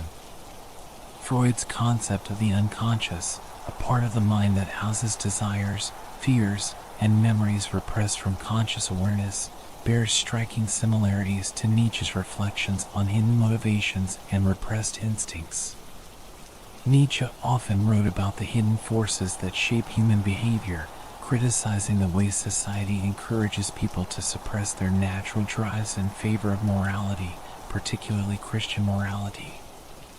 Nietzsche's critique of Christianity as a moral system that fosters guilt and repression aligns with Freud's analysis of the superego, the part of the psyche that internalizes societal norms and moral values, often leading to feelings of guilt and repression of desires. Freud's concept of the repressed unconscious, where forbidden desires and memories are buried, reflects Nietzsche's concern about how morality forces individuals to deny their true selves and instincts. Conflict between reason and instinct. Freud's famous model of the psyche, the ID, ego, and superego, can be viewed as an extension of Nietzsche's analysis of the conflict between reason and instinct. Nietzsche believed that human beings are in constant conflict between their rational side, which conforms to societal expectations, and their instinctual side, which seeks power, pleasure, and self-expression. Freud's ID represents the irrational, instinctual desires, similar to Nietzsche's will to power, while the ego tries to balance these desires with the demands of reality, and the superego represents the moral constraints imposed by society. Freud's model reflects Nietzsche's understanding of the inner struggle between our natural drives and the external pressures to conform. Sublimation.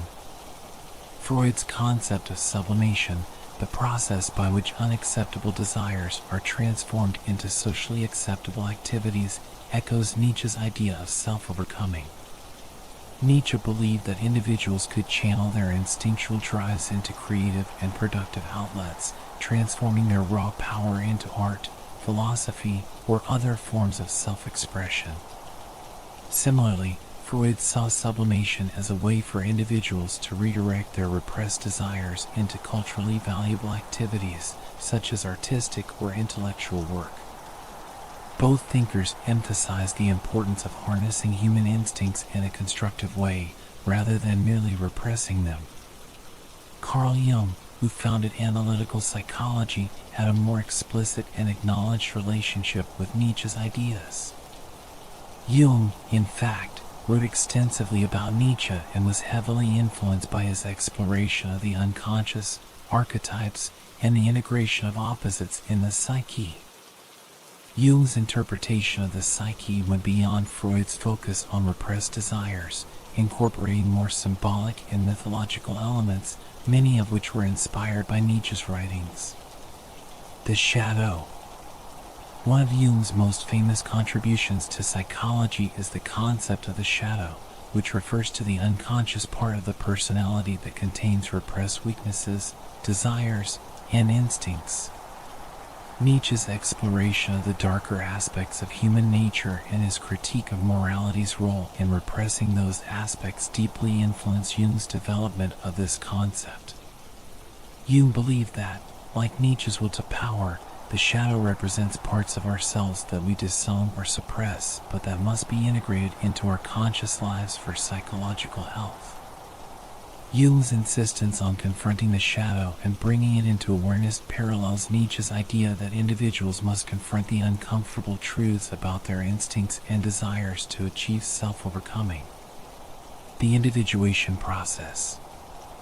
Jung's concept of individuation, the process of integrating all parts of the psyche, including the conscious and unconscious aspects, to achieve wholeness, has strong Nietzschean roots. Nietzsche's philosophy of self-overcoming, particularly his vision of the Übermensch as someone who transcends societal norms and creates their own values, is reflected in Jung's idea that individuals must integrate their shadow, animus, and other unconscious elements to achieve psychological completeness. Jung believed that individuation is about embracing contradictions and paradoxes within oneself, a concept Nietzsche explored in his idea of amor fati, the love of fate, and the eternal recurrence, where individuals must accept and affirm all aspects of life, including the painful or dark parts of the self. The collective unconscious and archetypes. Jung's theory of the collective unconscious, the idea that all humans share a set of universal symbols and archetypes inherited from the evolutionary history of the human species, was influenced by Nietzsche's exploration of mythology and symbols. Nietzsche often discussed the role of myth in shaping human culture and psychology, particularly in works like The Birth of Tragedy, where he explored the tension between Dionysian, chaos and instinct, and Apollonian, order and reason, forces in life. Jung's archetypes, such as the hero, the wise old man, and the trickster, reflect Nietzsche's belief that myths and symbols hold deep meaning for the human psyche and that these images are vital for understanding the unconscious mind. Both Jung and Nietzsche emphasized the symbolic aspects of human experience as essential for achieving psychological and existential growth. Jung explicitly engaged with Nietzsche's work, particularly Thus Spoke Zarathustra, which he discussed in detail in his seminars. Nietzsche's exploration of the Übermensch as an ideal of self-transcendence influenced Jung's view of the self as the ultimate goal of psychological development. For Jung, the self represents the integration of all aspects of the personality, including the conscious and unconscious parts, much like Nietzsche's Übermensch transcends the limitations of traditional morality to become a fully integrated individual. Jung admired Nietzsche's courage in confronting the dark sides of human nature, though he also criticized Nietzsche for not fully integrating his own shadow, which Jung believed contributed to Nietzsche's eventual mental breakdown. Nietzsche's influence on Freud and Jung is profound, as both psychoanalytic thinkers engaged with many of the same questions Nietzsche explored about human nature, instinct, and the unconscious mind. Freud's ideas about repression, the unconscious, and the conflict between desire and morality mirror Nietzsche's critiques of morality and his exploration of the hidden drives that shape human behavior.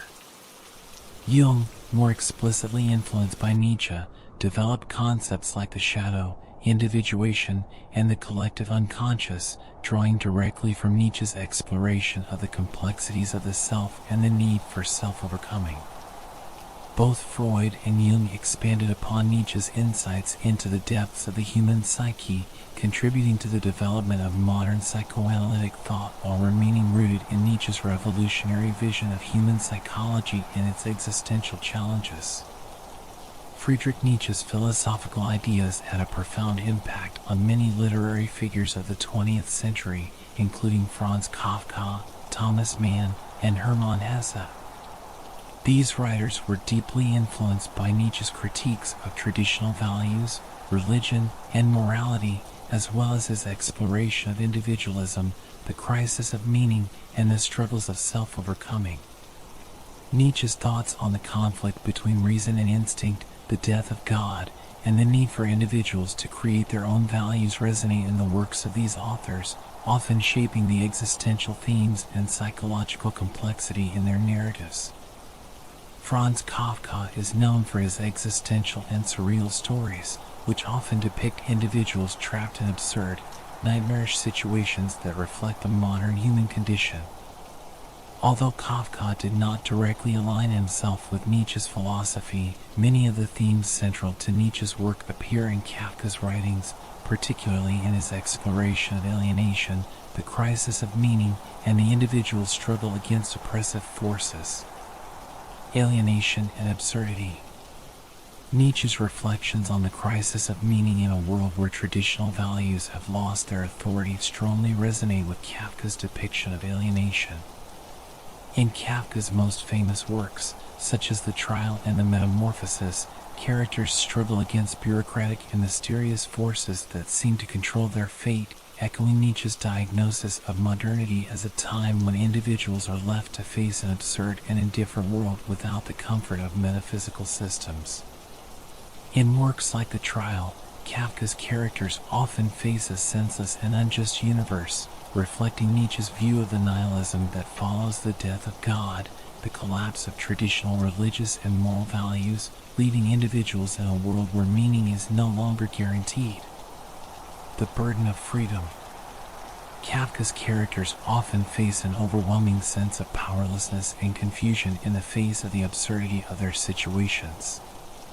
This reflects the existential burden of freedom that Nietzsche discussed, where individuals are confronted with the realization that they must create their own meaning in a world that no longer provides clear moral or metaphysical guidance. In The Metamorphosis, the protagonist Gregor Samsa's transformation into a giant insect can be seen as a metaphor for the loss of identity and the alienation that accompanies the absence of a stable moral framework, themes central to Nietzsche's critique of modernity. The struggle with authority. Kafka's portrayal of characters who are crushed by impersonal authority and complex legal or bureaucratic systems echoes Nietzsche's critique of the herd mentality and the power structures that prevent individuals from asserting their will to power. Kafka's protagonists often seem helpless against these systems, reflecting Nietzsche's concern with how modern institutions suppress individuality and creativity. Thomas Mann was a novelist deeply influenced by German philosophy, and Nietzsche's ideas play a significant role in shaping the themes and characters in Mann's works. Mann engaged directly with Nietzsche's ideas, often grappling with the tension between Dionysian and Apollonian forces and the existential crises that arise from the collapse of traditional values. The Dionysian and Apollonian conflict. One of Nietzsche's most influential ideas, developed in The Birth of Tragedy, is the tension between the Dionysian, representing chaos, instinct, and passion, and the Apollonian, representing order, reason, and restraint. Mann explores this dichotomy in works like Death in Venice and The Magic Mountain, where characters often struggle between rational control and the irrational forces of life. In Death in Venice, the protagonist, Gustav von Aschenbach, represents the Apollonian ideal, a man of discipline, order, and intellectual rigor who becomes fascinated and ultimately destroyed by his obsession with the youthful and sensual Dionysian figure of Tadzio. This reflects Nietzsche's idea that life's vitality comes from embracing both chaos and order, and that the denial of one side can lead to existential crisis and destruction. The decline of traditional values. Man often grapples with the collapse of traditional values in a modern world, a central theme in Nietzsche's philosophy. In The Magic Mountain, for example, Man portrays the moral ambiguity and intellectual confusion of modernity, where characters confront the relativism and nihilism that Nietzsche warned would follow the death of traditional religious and moral systems. Mann's depiction of intellectual debates and existential questioning among the residents of the sanatorium in The Magic Mountain reflects Nietzsche's concern with the need for a revaluation of values in the face of the disintegration of moral certainties. The Übermensch and the artist. Mann also engages with Nietzsche's idea of the Übermensch and the concept of the artist as a figure who transcends societal norms to create their own values. In Dr. Faustus, Mann explores the idea of the artist as a tragic hero who, like Nietzsche's Übermensch, rejects conventional morality in the pursuit of greatness, even at the cost of self-destruction. The protagonist, Adrian Leverkühn, makes a Faustian pact that reflects the artist's struggle to surpass human limitations, a theme deeply rooted in Nietzschean philosophy. Nietzsche's influence on Hermann Hesse. Hermann Hesse, the author of works like Siddhartha and Steppenwolf, was deeply influenced by Nietzsche's philosophy, particularly his ideas about self-overcoming, individualism, and the rejection of societal norms. Hesse's protagonists often embark on spiritual and existential journeys that mirror Nietzsche's concept of self-overcoming, the process of transcending limitations to achieve personal growth and meaning. Self-overcoming and the quest for meaning. In Siddhartha, Hesse's titular character embarks on a journey to find enlightenment by rejecting established religious and societal systems. This quest for self-realization reflects Nietzsche's call for individuals to create their own values and meaning rather than adhering to inherited moral frameworks. Siddhartha's journey towards self-knowledge and spiritual fulfillment embodies the Nietzschean ideal of self-overcoming, the process of confronting and transcending internal and external limitations to achieve greater personal understanding. Similarly, in Steppenwolf, the protagonist Harry Haller grapples with his dual nature, torn between his wild, instinctual side and the pressures of bourgeois respectability. This internal conflict mirrors Nietzsche's exploration of the tension between Dionysian chaos and Apollonian order. Harry's journey towards self-acceptance and the integration of these two sides reflects Nietzsche's belief that individuals must confront and embrace their inner contradictions to achieve personal growth. The Übermensch and individual freedom. Hesse's works are also imbued with Nietzsche's concept of the Übermensch, the ideal individual who transcends societal norms and creates their own values.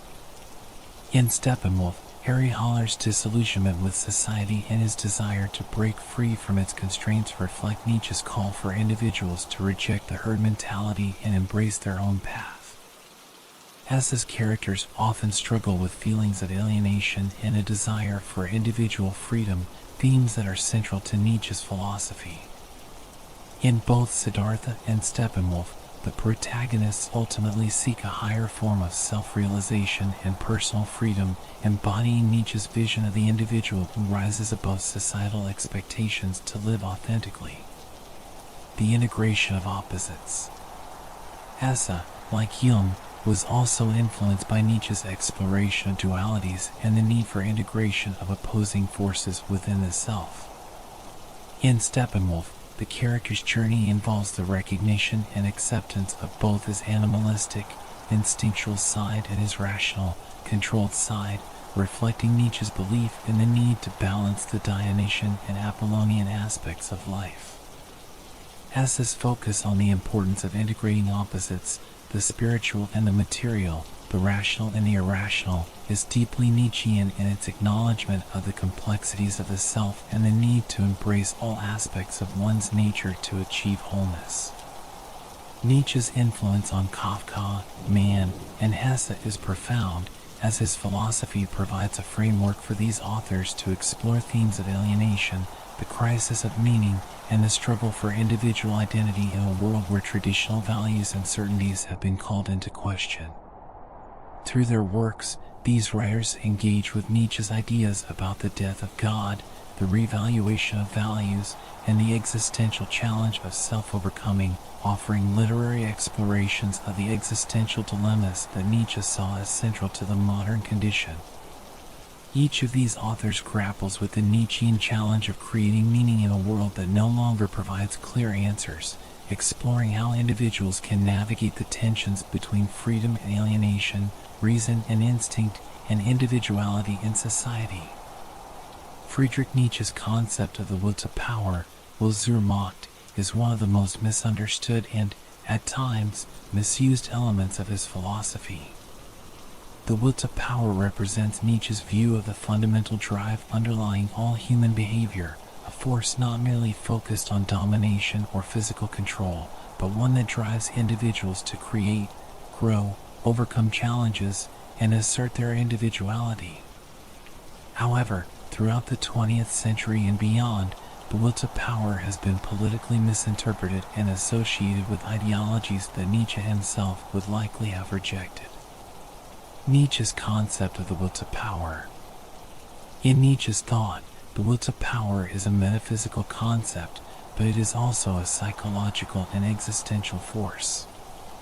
It represents the fundamental drive behind all human actions, from the desire to survive to the impulse to create art, seek knowledge, or establish personal autonomy.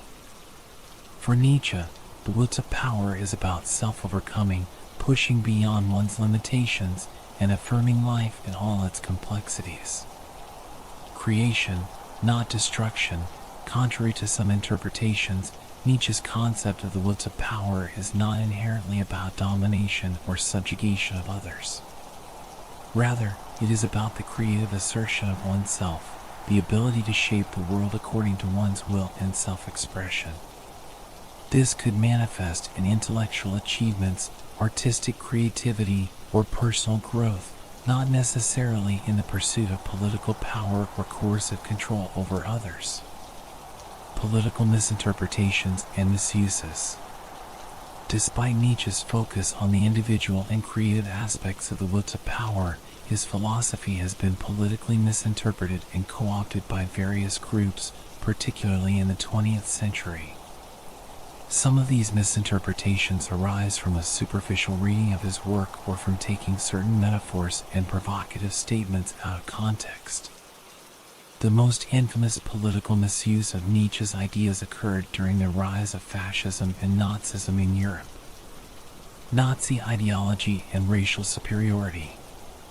Perhaps the most well-known misinterpretation of Nietzsche's philosophy occurred under the Nazi regime, which distorted his ideas to justify their beliefs in Aryan superiority and racial purity. The Nazis co-opted Nietzsche's concepts of the Übermensch and the will to power to promote their ideology of conquest, war, and domination. They portrayed the Übermensch as a master race, destined to rule over others, and the will to power as the right to impose one's will through force. However, Nietzsche himself was strongly opposed to nationalism, anti-Semitism, and the herd mentality of mass movements. Nietzsche's disdain for conformity and collectivism made him an unlikely ally of any authoritarian regime, and he explicitly criticized the kind of blind obedience and herd thinking that characterized the Nazi ideology. His works were misused partly because of his sister, Elisabeth Forster Nietzsche, who edited and manipulated his writings after his death to align them with her own nationalist and anti-Semitic views. Authoritarianism and militarism. Nietzsche's ideas about the will to power have also been used to justify authoritarianism and militarism in various political contexts. Some have interpreted his celebration of strength and power as an endorsement of military conquest or the ruthless exercise of power over others. This reading is often associated with a misunderstanding of Nietzsche's critiques of weakness and slave morality, which are sometimes interpreted as a defense of social Darwinism or the belief that the strong have the right to oppress the weak. However, Nietzsche's critique of weakness was primarily directed at moral systems that glorify passivity, resentment, and the suppression of natural human instincts, particularly the Christian morality of self-denial. His focus was on the individual's need to overcome personal limitations and create their own values, not on the right to dominate others through brute force. Social Darwinism. Nietzsche is often falsely associated with social Darwinism, a theory that applies Darwinian principles of natural selection to human societies, arguing that the fittest individuals or groups should dominate others. Some interpreters have claimed that Nietzsche's concept of the will to power is aligned with social Darwinist ideas, suggesting that the powerful should rise above and dominate the weak as part of a natural hierarchy. In reality, Nietzsche's philosophy was not concerned with biological determinism or social Darwinism in a political sense. His focus was on personal transformation and the overcoming of internal limitations rather than on the exploitation of others. Nietzsche's Übermensch is not a biological or racial ideal, but a philosophical one, representing the individual who transcends traditional morality to create their own values. Imperialism and colonialism. Nietzsche's notion of power has also been misused to justify imperialism and colonialism, with some interpreting his ideas as a defense of the right of powerful nations to conquer and dominate weaker ones. These misinterpretations align Nietzsche with the colonial ideologies of the late 19th and early 20th centuries, which saw the expansion of European empires as a natural expression of their superiority. This reading is at odds with Nietzsche's critique of nationalism and his rejection of herd thinking. Nietzsche viewed imperialism and nationalism as symptoms of decadence, as they promoted conformity and the suppression of individual creativity. His focus was not on the political domination of others, but on the internal mastery and transformation of the self. Nietzsche's true view of power. To fully understand Nietzsche's concept of the will to power, it's essential to recognize that his idea of power is not about oppression or domination, but about personal empowerment and self-affirmation. Nietzsche was critical of those who sought power merely to control or subjugate others, and he valued creative power, the ability to shape one's own life and create new values in the absence of traditional moral systems. Power as creation. Nietzsche often described the highest form of power as the ability to create, whether that creation is artistic, intellectual, or spiritual. The will to power is fundamentally about self-overcoming, the process of transcending one's limitations and expressing one's unique potential. Critique of domination. While Nietzsche did critique weakness and glorify strength, he did not advocate for brutal domination or exploitation. His critique of slave morality was directed at moral systems that promote passivity, self-denial, and resentment, not at the oppressed themselves. Nietzsche believed that true strength comes from internal mastery, not from the subjugation of others. Ethics of power. For Nietzsche, the ethics of power involves self-mastery and the willingness to take risks in the pursuit of greatness. The will to power was not an excuse for tyranny, but a call to authenticity, individuality, and the rejection of herd morality. His concept of the Übermensch represents the individual who has transcended societal expectations and embraced their own path. Nietzsche's concept of the will to power has been subject to numerous political misinterpretations, particularly in relation to fascism, Nazism, and social Darwinism.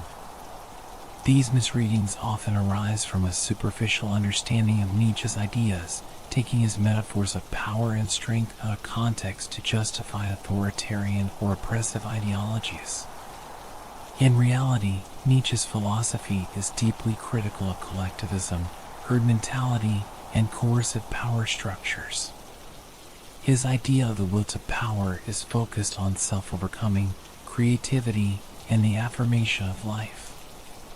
While Nietzsche celebrated strength and individualism, his vision of power was not about domination but about the creative potential of the individual.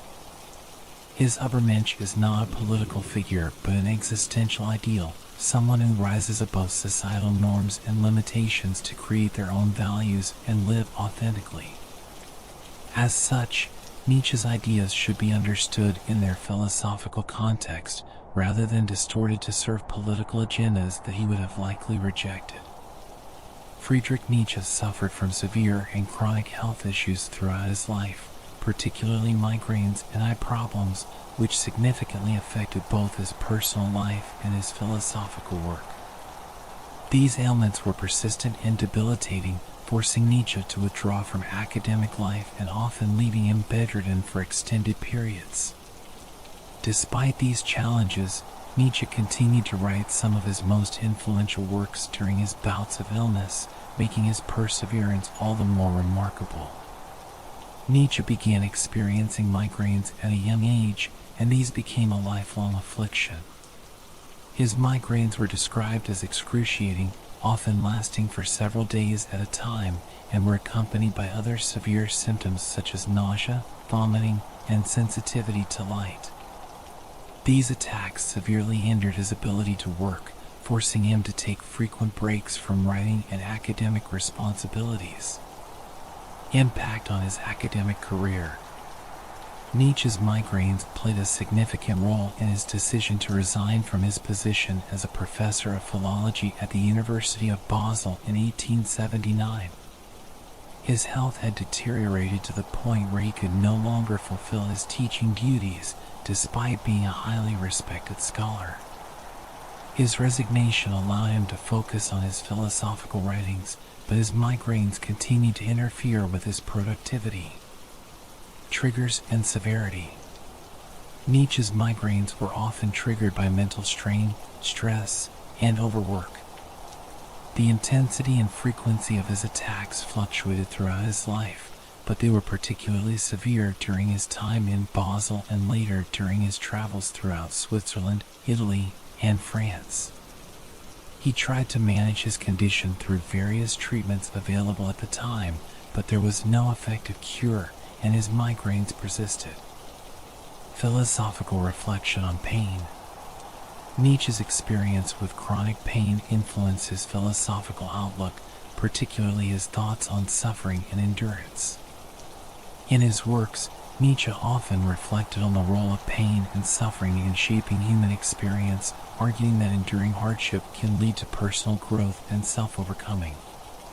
This theme is prominent in his concept of the Übermensch, who embraces life's challenges and transcends them.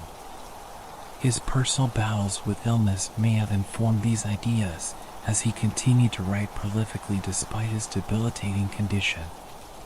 In addition to migraines, Nietzsche also suffered from serious eye problems, which further compounded his health issues. He experienced severe myopia, nearsightedness, and his vision deteriorated progressively over time. His eye issues made reading and writing extremely difficult, contributing to his decision to leave his academic career. Myopia and vision loss. Nietzsche was diagnosed with extreme myopia in his youth, and his vision worsened over the years. By the time he was in his 30s, his eyesight had become so poor that he had to limit his reading and writing to short bursts, as prolonged use of his eyes caused significant pain and discomfort. He also experienced symptoms such as blurry vision, light sensitivity, and intense eye strain, which often accompany his migraine attacks. Nietzsche's deteriorating eyesight forced him to rely on assistants and friends to transcribe some of his later works as he dictated them. Impact on his writing. Nietzsche's eye problems were a major obstacle to his philosophical work, as they often left him unable to read or write for extended periods. Despite this, he managed to produce an impressive body of work, including major texts like Thus Spoke Zarathustra, Beyond Good and Evil, and The Gay Science. He frequently wrote in short, aphoristic style, perhaps partly because of his inability to sustain long writing sessions. His eye issues also limited his ability to engage with other philosophers' texts, which may have contributed to the uniqueness of his thought. Nietzsche was not always able to fully engage with contemporary debates, leading him to develop his own distinct style and set of ideas. Failed treatments. Nietzsche sought treatment for his eye problems in various health resorts across Europe, but these efforts were largely ineffective. He tried different medications, risked cures, and changes of environment, often traveling to locations with climates that he believed would alleviate his symptoms. Unfortunately, none of these treatments provided lasting relief. Nietzsche's chronic health problems shaped his life, work, and philosophical ideas in several ways. Philosophical reflections on suffering. Nietzsche's first-hand experience with chronic illness deeply influenced his reflections on suffering and endurance. He famously argued that suffering is an essential part of life and can be a source of strength and creativity. His personal suffering likely reinforced his belief that greatness arises through overcoming obstacles and enduring hardship. This perspective is central to his concept of a more fatty love of fate, which involves embracing life, including its painful and difficult moments, without seeking escape or pity. Retreat and isolation. Nietzsche's health problems forced him to live in relative isolation, which may have contributed to his unique intellectual development. He often retreated to remote locations, such as the Swiss Alps, to recover from his migraines and eye issues. These periods of solitude allowed him to focus intensely on his writing, though they also contributed to his growing sense of loneliness and alienation from society. Style of writing. Nietzsche's illnesses also affected his style of writing. The fragmented, aphoristic structure of many of his works may have been influenced by his need to write in short bursts due to his physical limitations. His writing is often concise, punchy, and provocative, which could be partially a result of his inability to engage in lengthy, sustained writing sessions. Migraines and eye problems were persistent, debilitating aspects of Nietzsche's life, significantly influencing his personal and professional trajectory. These health challenges forced him to abandon his academic career, limited his ability to engage with texts, and shaped his philosophical reflections on suffering, self-overcoming, and personal endurance. Despite his physical limitations, Nietzsche's productivity and intellectual legacy remain a testament to his extraordinary ability to persevere in the face of overwhelming pain and illness. His personal struggles with health became a crucial part of his philosophy, influencing his ideas about the role of suffering in human existence and the potential for growth through adversity. Friedrich Nietzsche's mental breakdown, which occurred in January 1889 in Turin, Italy, is one of the most dramatic and tragic episodes in the philosopher's life. This event marked the final collapse of his mental health, after which Nietzsche spent the remainder of his life in a state of profound mental and physical incapacity. Often referred to as his Turin collapse or Turin breakdown, this episode is surrounded by both historical fact and myth, contributing to the enigma of Nietzsche's final years. The events leading to the breakdown. By the time Nietzsche arrived in Turin in 1888, his health, already fragile due to years of migraines, eye problems, and other physical ailments, had worsened significantly. He had moved to Turin in search of a more agreeable climate and environment for his health, and it was there that he experienced a period of intense productivity, writing several important works in rapid succession, including The Antichrist, Ecce Homo, and Twilight of the Idols. However, this burst of intellectual energy was accompanied by increasingly erratic and manic behavior. Signs of deterioration. In the months leading up to his breakdown, Nietzsche's behavior had become more excessive and grandiose. He wrote letters to friends, publishers, and prominent figures in which he referred to himself as the crucified Dionysus or the Antichrist, reflecting a growing sense of delusion and detachment from reality. Nietzsche believed he was on the verge of transforming European culture and history, expressing a heightened sense of mission and destiny. These ideas, which may have once been expressed metaphorically or intellectually, seemed to be blurring into personal delusion as his mental state worsened.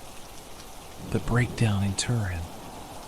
On January 3, 1889, Nietzsche reportedly suffered a complete mental breakdown on the streets of Turin. According to popular accounts, Nietzsche witnessed a horse being whipped by its owner, and in a fit of emotion, he threw his arms around the horse's neck to protect it, sobbing uncontrollably. This story, often referred to as the horse incident, has become a symbolic moment in Nietzsche's life, suggesting an intense emotional collapse related to his ideas about suffering, compassion, and human cruelty. After this incident, Nietzsche was taken back to his lodgings and spent the following days in a state of psychosis, writing incoherent letters, known as the madness letters, to his friends, acquaintances, and even famous personalities like Kaiser Wilhelm II and Cosima Wagner. In these letters, he signed off as Dionysus or the Crucified, reflecting a complete loss of his previous sense of identity. The exact cause of Nietzsche's mental breakdown has been the subject of much speculation and debate among scholars. Several possible explanations have been proposed, including a syphilitic infection, manic depressive illness, bipolar disorder, or other neurological conditions. Syphilis hypothesis. One of the most commonly cited explanations for Nietzsche's breakdown is that he suffered from tertiary syphilis, a late-stage form of the disease that affects the brain and nervous system. Nietzsche may have contracted syphilis in his youth, possibly from a brothel visit while he was a student. Tertiary syphilis can cause neurosyphilis, which results in symptoms like dementia, delusions, and motor dysfunction. This diagnosis was suggested by Nietzsche's doctors at the time and accepted by many early biographers. However, some modern scholars have questioned this diagnosis, pointing out that Nietzsche did not exhibit certain key symptoms of late-stage syphilis, such as motor impairments or classic physical signs of the disease. Additionally, Nietzsche's intense intellectual productivity leading up to his collapse seems inconsistent with the gradual mental deterioration typically seen in advanced syphilis. Bipolar disorder or schizophrenia. Other scholars have suggested that Nietzsche may have suffered from bipolar disorder, formerly known as manic depressive illness, which could explain his extreme periods of manic creativity followed by depressive episodes and, ultimately, his mental breakdown. Nietzsche's letters and writings from late 1888 show signs of grandiosity, euphoria, and hyperactivity, which are consistent with manic episodes. The eventual psychotic breakdown in Turin could represent the culmination of an untreated mental illness. Some have also considered the possibility that Nietzsche suffered from schizophrenia, given the nature of his delusions and the dramatic shift in his mental state. However, there is no definitive evidence to support this theory, and Nietzsche's symptoms do not fully align with typical cases of schizophrenia. Chronic physical illness and exhaustion. It is also possible that Nietzsche's collapse was the result of chronic physical illness, exhaustion, and years of mental strain. Nietzsche had endured decades of physical suffering from migraines, digestive problems, and eye issues, which may have contributed to his psychological breakdown. His relentless work habits, combined with his feelings of isolation and alienation, may have pushed him beyond his physical and mental limits. Following his collapse in Turin, Nietzsche was taken to a psychiatric clinic in Basel and later moved to a clinic in Jena, Germany, where his condition was diagnosed as incurable mental illness. He spent the remaining years of his life in a state of severe mental incapacity under the care of his mother and later his sister, Elisabeth Forster Nietzsche. Loss of intellectual capacity. After his breakdown, Nietzsche never regained his intellectual faculties. He spent the last 11 years of his life in a near vegetative state, unable to write or engage with the world around him. This period was marked by a deep mental decline, and Nietzsche's once brilliant mind was essentially silenced. Elisabeth's role. Nietzsche's sister Elisabeth took control of his legacy after his collapse, becoming the curator of his unpublished works. Unfortunately, Elisabeth was a fervent nationalist and anti-Semite, and she manipulated Nietzsche's writings to fit her own ideological agenda, particularly after his death. This led to significant misinterpretations of Nietzsche's philosophy, particularly its appropriation by the Nazi regime in the 1930s, despite Nietzsche's own strong opposition to anti-Semitism and nationalism. Death. Nietzsche remained in a state of mental and physical decline until his death on August 25, 1900, at the age of 55. He died from complications of pneumonia and stroke, never having recovered from the collapse in Turin. The story of Nietzsche's mental breakdown has taken on a symbolic significance, often seen as representing the tragic consequences of his philosophical explorations and his rejection of traditional morality. Nietzsche's collapse in Turin has been interpreted as the result of his confrontation with the limits of human reason and the intense psychological burden of his existential philosophy. The horse incident, the moment when Nietzsche supposedly embraced the horse in Turin, has been mythologized as a moment of profound empathy or even madness. Some see this event as symbolizing Nietzsche's internal struggle with compassion and suffering, emotions that he had often critiqued in his works as life-denying, yet that he may have felt deeply in his final moments of clarity. Philosophical overload. Others interpret Nietzsche's breakdown as a consequence of the extreme intensity of his philosophical quest. His relentless critique of morality, religion, and traditional values, particularly his proclamation of the death of God, may have contributed to a profound existential crisis that led to his collapse. Nietzsche's mental breakdown in Turin marks the tragic end of a life dedicated to intense intellectual and philosophical exploration. The collapse not only brought an end to Nietzsche's writing but also cast a shadow over the interpretation of his works. The horse incident has become a poignant symbol of his final moments before madness, capturing the tension between his philosophical critique of compassion and the deep emotional crisis he experienced. While the exact cause of Nietzsche's mental collapse remains uncertain, whether it was the result of syphilis, mental illness, or chronic physical exhaustion, its impact on his legacy is undeniable. Nietzsche's philosophy, forged in the context of suffering and physical decline, remains a testament to his resilience and the power of his ideas, even as his own body and mind succumbed to illness. Friedrich Nietzsche's mental collapse in 1889 marked a significant turning point, not only in his personal life, but also in the posthumous interpretation and reception of his philosophical works. His breakdown, which occurred in Turin, left him mentally incapacitated for the remaining 11 years of his life, and this tragic end has had profound implications for how Nietzsche's philosophy has been understood, interpreted, and misused. Additionally, the management of his intellectual legacy by his sister Elizabeth Forster Nietzsche after his collapse played a crucial role in shaping public perceptions of his work. The nature of Nietzsche's mental collapse. As discussed, Nietzsche's mental collapse in January 1889 was sudden and dramatic, with his delusions and psychosis becoming apparent in the period immediately following his breakdown in Turin.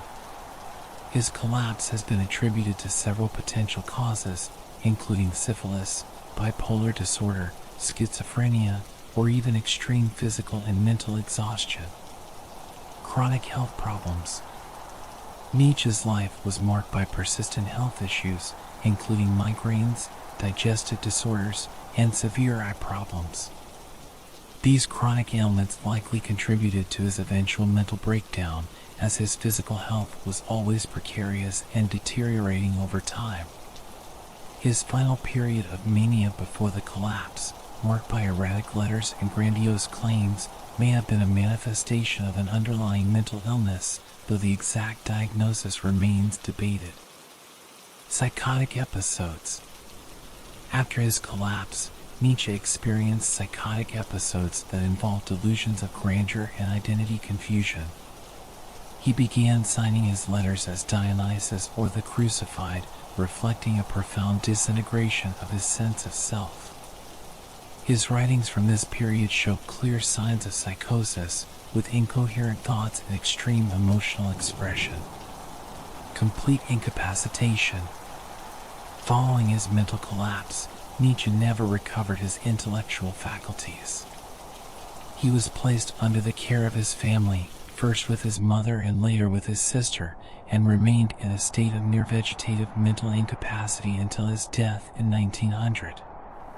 He was unable to read, write, or engage meaningfully with the world, marking the tragic end of a once brilliant mind. Nietzsche's mental collapse had significant consequences for his philosophical legacy and how his works were interpreted after his incapacitation. In particular, the management of his writings by his sister Elizabeth Forster Nietzsche led to misinterpretations and political misappropriations of his ideas, especially in the early 20th century. Elizabeth Forster Nietzsche's role. Nietzsche's sister Elizabeth played a critical role in shaping public perceptions of Nietzsche after his collapse. She took control of his unpublished works, letters, and personal papers, becoming the gatekeeper of his legacy. However, Elizabeth held strong nationalist and anti-Semitic views, and she sought to align Nietzsche's philosophy with these ideologies, despite Nietzsche's own rejection of nationalism and anti-Semitism during his lifetime. Elizabeth edited and manipulated Nietzsche's works, particularly his posthumous collection The Will to Power, to fit her ideological agenda. She presented Nietzsche as a philosopher of German superiority, and through her efforts, Nietzsche's ideas were later appropriated by the Nazi regime in the 1930s, a political use that Nietzsche himself would have abhorred. Philosophical misinterpretations. After his collapse, Nietzsche's philosophy became subject to widespread misinterpretation. His ideas, especially concepts like the will to power and the Übermensch, were co-opted by political movements that distorted their meaning. The Nazi Party in particular used these ideas to justify their totalitarian ideology, promoting the notion of racial superiority and conquest. Nietzsche's anti-democratic sentiments and critiques of slave morality were taken out of context to support authoritarian regimes, despite the fact that Nietzsche was a critic of mass movements, collectivism, and authoritarianism. His critique of Christianity's promotion of meekness and self-denial was twisted into an endorsement of social Darwinism and militaristic domination, ideas Nietzsche did not advocate. Impact on existentialism and modern philosophy. Nietzsche's mental collapse also contributed to the mythologization of his life and work, with many philosophers and writers viewing him as a tragic figure whose brilliance ultimately led to his mental destruction. This narrative shaped the way his works were interpreted by subsequent generations of thinkers, particularly in the existentialist tradition. Existentialist philosophers such as Jean-Paul Sartre and Albert Camus were influenced by Nietzsche's critiques of meaning and morality, but they were also aware of the tragic arc of his life. Nietzsche's confrontation with the death of God and the collapse of traditional values became central themes in existentialism, which explores how individuals can find meaning in an absurd and meaningless world. The nature of Nietzsche's collapse, combined with his reflections on suffering and mental anguish, deeply influenced the existential and psychological dimensions of his philosophy. Suffering and overcoming. Nietzsche's writings frequently explored the role of suffering in human life, arguing that enduring hardship and pain is essential for self-overcoming and growth. His own experience with physical illness and mental decline likely informed his belief that greatness arises from endurance and the ability to transform suffering into creative power.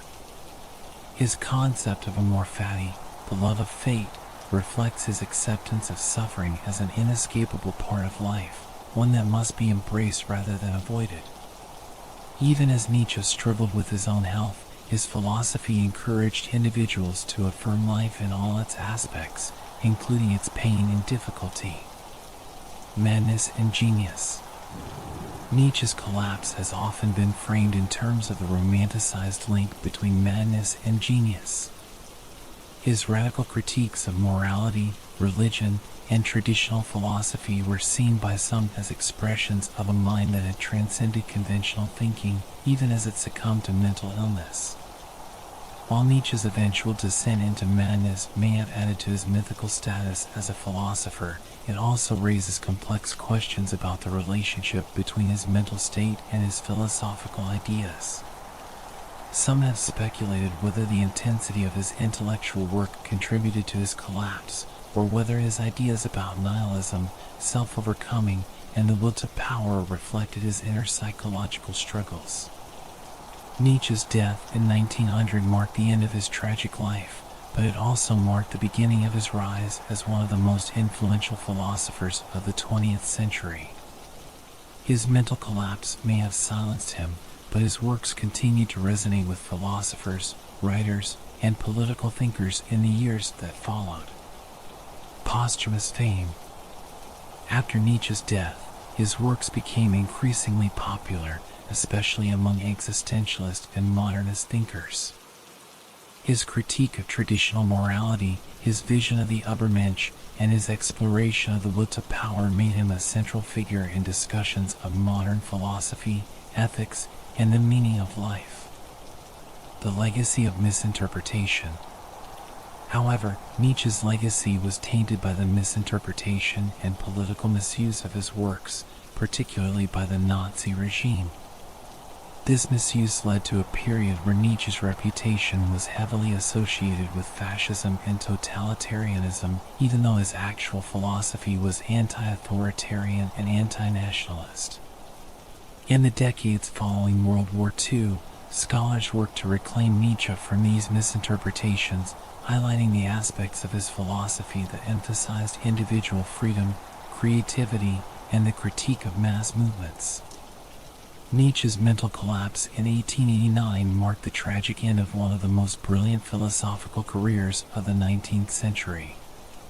While his collapse left him incapacitated for the rest of his life, the effects of his breakdown reverberated through the 20th century, influencing how his works were interpreted, misused, and reclaimed. The collapse opened the door to misinterpretations of Nietzsche's ideas, particularly through the actions of his sister Elizabeth, who manipulated his writings to fit nationalist and anti-Semitic agendas. At the same time, Nietzsche's struggles with illness and mental breakdown added to the mythologization of his life, contributing to the enduring fascination with his philosophy. Nietzsche's reflections on suffering, madness, and self-overcoming continue to resonate even as his legacy has been shaped by the tragic circumstances of his final years. After Friedrich Nietzsche's mental collapse in 1889, his sister Elizabeth Forster Nietzsche took control of his estate, his unpublished writings, and the dissemination of his philosophical legacy. Elizabeth played a key role in shaping how Nietzsche's work was interpreted and received, particularly in the early 20th century. Unfortunately, she distorted Nietzsche's ideas to fit her own nationalist, anti-Semitic, and proto-fascist beliefs. This manipulation of Nietzsche's philosophy had significant and damaging effects, leading to widespread misinterpretations of his work, particularly its appropriation by the Nazi regime. Elizabeth's background and beliefs.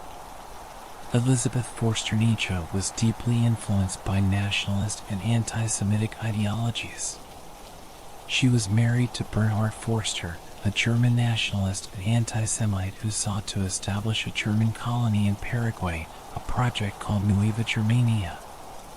The colony failed, and Forster eventually committed suicide, but Elizabeth remained committed to German nationalism and racial purity, ideologies that were directly at odds with Nietzsche's own beliefs. Nationalist and anti-Semitic views. Elizabeth was a fervent supporter of German superiority and anti-Semitism, beliefs she shared with her husband and later sought to promote through her control of Nietzsche's works. Despite Nietzsche's strong anti-nationalist stance and his disdain for anti-Semitism, Elizabeth used her position as Nietzsche's literary executor to frame his philosophy in a way that aligned with these ideologies. Elizabeth's control of Nietzsche's legacy. After Nietzsche's mental collapse, Elizabeth took over the management of his estate and writings, including both his published and unpublished works. She positioned herself as the guardian of Nietzsche's legacy and, as his closest living relative, she had the authority to control how his works were edited and presented to the public. Editing and manipulation of Nietzsche's works. Elizabeth edited Nietzsche's unpublished writings, often selectively omitting passages that contradicted her nationalist and anti-Semitic agenda. She compiled Nietzsche's notebooks into the posthumous book The Will to Power, which she presented as his magnum opus, despite the fact that Nietzsche had never intended to publish such a work. In The Will to Power, Elizabeth combined Nietzsche's notes and fragments in ways that distorted their original meaning, creating a text that appeared to support the nationalist and authoritarian values she embraced. Nietzsche's ideas about power and individualism were reframed as justifications for German nationalism, militarism, and racial superiority.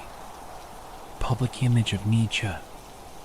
Elizabeth worked tirelessly to create a public image of Nietzsche that aligned with the rising German nationalist and fascist movements of the early 20th century. She portrayed Nietzsche as a German patriot and champion of Aryan values, despite the fact that Nietzsche himself was deeply critical of nationalism, especially German nationalism. Nietzsche's critiques of mass movements and conformity were suppressed or downplayed, while his more provocative ideas about the will to power and Übermensch were twisted to serve Elizabeth's agenda. She also curated Nietzsche's personal letters and manuscripts in a way that suited her narrative, further complicating the historical understanding of Nietzsche's true beliefs. Nietzsche's rejection of nationalism and anti-Semitism. One of the most troubling aspects of Elizabeth's manipulation of Nietzsche's work is that it directly contradicted Nietzsche's own views on nationalism and anti-Semitism. Nietzsche was a vocal critic of both, and his writings contain many passages that explicitly reject these ideologies. Rejection of nationalism. Nietzsche was highly critical of the nationalism that was rising in Germany during his lifetime. He believed that nationalism fostered mediocrity, herd mentality, and conformity, all of which he vehemently opposed. Nietzsche saw nationalism as a dangerous force that promoted collectivism at the expense of individual creativity and self-overcoming. In particular, Nietzsche was disdainful of German nationalism. He felt that Germany's obsession with national identity and militarism was leading to cultural stagnation and the suppression of individual genius. Nietzsche often praised French culture and individualism, contrasting it with what he saw as the stifling atmosphere of German national pride. Condemnation of anti-Semitism. Nietzsche was equally opposed to anti-Semitism, which he saw as a form of resentment and moral weakness. He was particularly critical of Richard Wagner, whom he had once admired, for his embrace of anti-Semitic views. Nietzsche broke with Wagner over this issue and denounced anti-Semitism as a destructive force that was rooted in fear and hatred of the other. In his later works, Nietzsche explicitly criticized the anti-Semitic movement that was gaining popularity in Germany, calling its adherents rabble and small-minded. He expressed contempt for the way anti-Semitism was being used to scapegoat Jews and blamed it for promoting a slave morality that undermined individual greatness.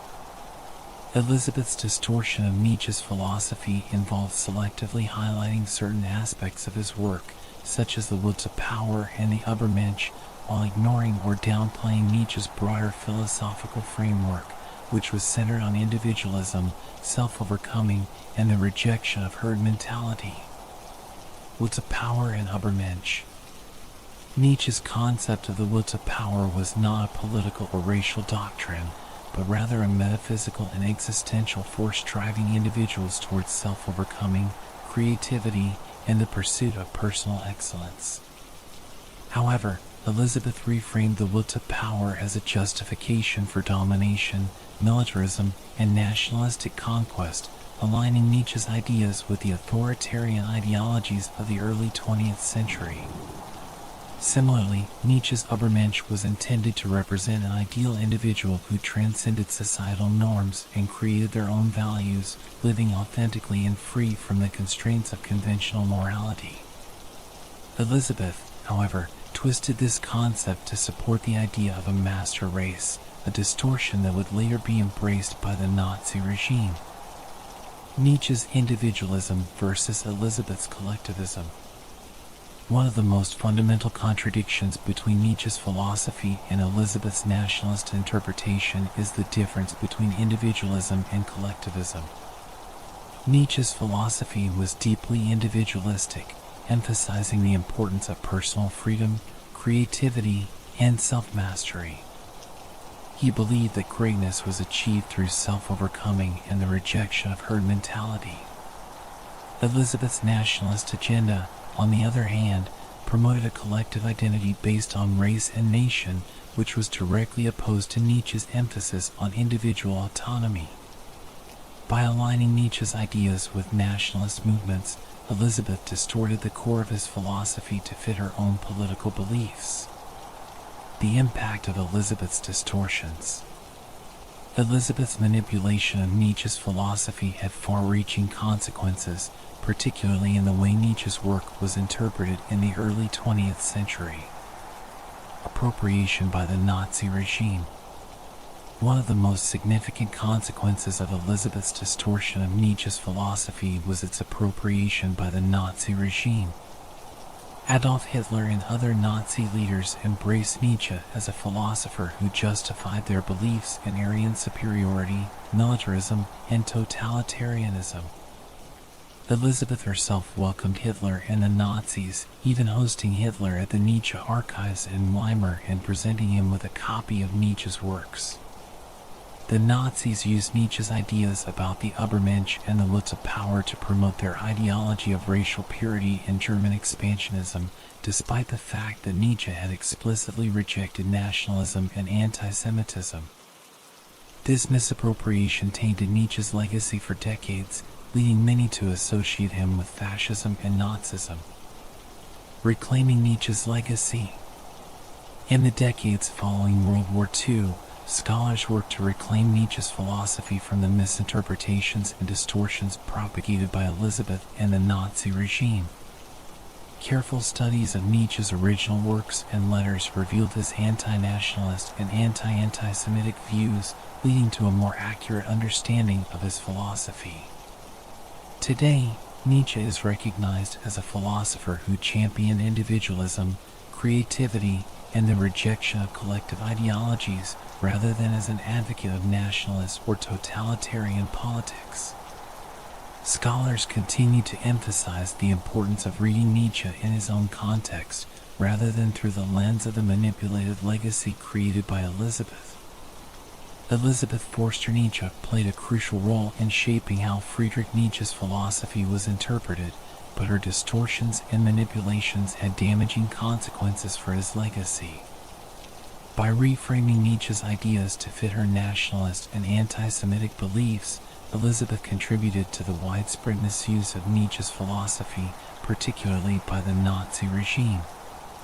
This misappropriation obscured Nietzsche's true philosophical commitments, including his rejection of nationalism and his critique of anti-Semitism. While Nietzsche's philosophy has since been reclaimed by scholars, the legacy of Elizabeth's distortions remains a reminder of how easily philosophical ideas can be misinterpreted and politicized when placed in the wrong hands. Nietzsche's true legacy, as a philosopher of individualism, self-overcoming, and personal freedom, stands in stark contrast to the nationalist and collectivist agenda promoted by his sister. One of the most infamous and consequential distortions of Friedrich Nietzsche's philosophy occurred during the rise of Nazi Germany in the 1930s and 1940s.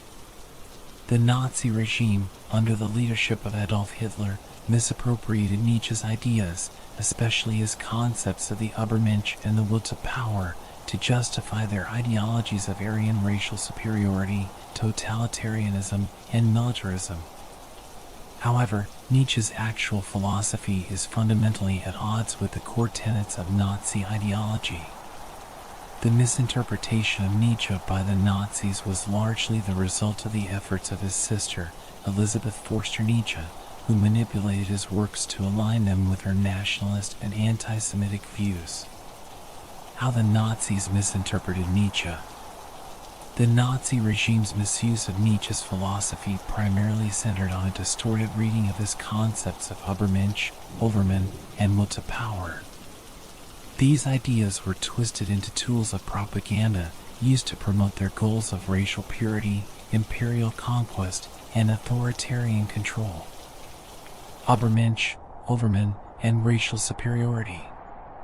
Nietzsche's concept of the Übermensch was intended as a philosophical ideal, a vision of an individual who transcends societal norms, creates their own values, and lives authentically, free from the constraints of conventional morality.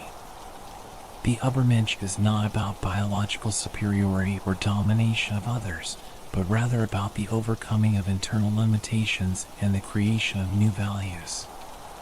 The Nazis, however, interpreted the Übermensch as a symbol of racial superiority, specifically the Aryan race. They twisted Nietzsche's idea into a justification for the belief that the German people, as the master race, were destined to dominate and subjugate others, particularly Jews and other groups they considered inferior. This distortion was entirely contrary to Nietzsche's intended meaning, as Nietzsche himself was critical of German nationalism and racial ideologies, and he did not believe in any inherent racial superiority. Will to power and militaristic domination. Nietzsche's idea of the will to power is one of the most complex and often misunderstood aspects of his philosophy. For Nietzsche, the will to power was not simply about domination or control over others, but a fundamental life force, the drive to create, strive, and overcome obstacles. It encompassed everything from artistic creation and intellectual exploration to self-mastery and personal development. The Nazis misinterpreted the will to power as a justification for militarism, imperialism, and the ruthless exercise of power to dominate and conquer other nations. They used Nietzsche's philosophy to rationalize their aggressive expansionist policies and military campaigns, particularly during World War II. However, Nietzsche's concept of the will to power was never about the political or military domination of others, but rather about the internal drive for self-overcoming and the pursuit of greatness on an individual level. Anti-Semitism and Nietzsche's rejection of it. Perhaps the most egregious aspect of the Nazi misinterpretation of Nietzsche is their use of his works to justify anti-Semitism. The Nazis promoted the idea of racial purity and the elimination of Jews as part of their ideology, and they claimed Nietzsche as a precursor to their anti-Semitic views. In reality, Nietzsche was vehemently opposed to anti-Semitism and racism. He broke ties with Richard Wagner partly because of Wagner's anti-Semitism and was critical of the rising anti-Semitic movements in Germany during his lifetime. In fact, Nietzsche referred to anti-Semites as cultural filth and criticized their resentment-driven ideologies. The Nazis' appropriation of Nietzsche's philosophy for anti-Semitic purposes was a gross distortion of his true beliefs. Elizabeth Forster Nietzsche's role in the misinterpretation. Elizabeth Forster Nietzsche, Nietzsche's sister, played a significant role in facilitating the Nazi regime's misappropriation of Nietzsche's works. After Nietzsche's mental collapse in 1889, Elizabeth became the curator of his legacy and had full control over his unpublished writings. Given her own nationalist and anti-Semitic views, she worked to reshape Nietzsche's philosophy to align with these ideologies. Elizabeth's editing of Nietzsche's writings. Elizabeth edited and manipulated Nietzsche's unpublished writings to fit her political agenda. She compiled the posthumous collection The Will to Power in a way that distorted Nietzsche's original notes, emphasizing themes of domination and power that aligned with her nationalist beliefs. The resulting book was presented as Nietzsche's definitive work, even though Nietzsche himself never intended to publish such a collection. Through selective editing, Elizabeth removed passages where Nietzsche criticized nationalism, anti-Semitism, and German chauvinism, while highlighting or distorting those that could be interpreted as supporting authoritarianism or racial superiority. Elizabeth's relationship with the Nazi regime. Elizabeth openly supported the Nazi Party and welcomed its leaders into her circle.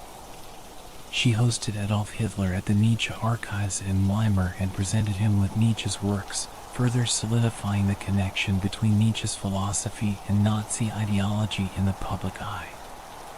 By promoting Nietzsche as a precursor to Nazi ideology, Elizabeth contributed to the false narrative that Nietzsche's ideas supported the Nazi goals of racial purity, militarism, and Aryan superiority.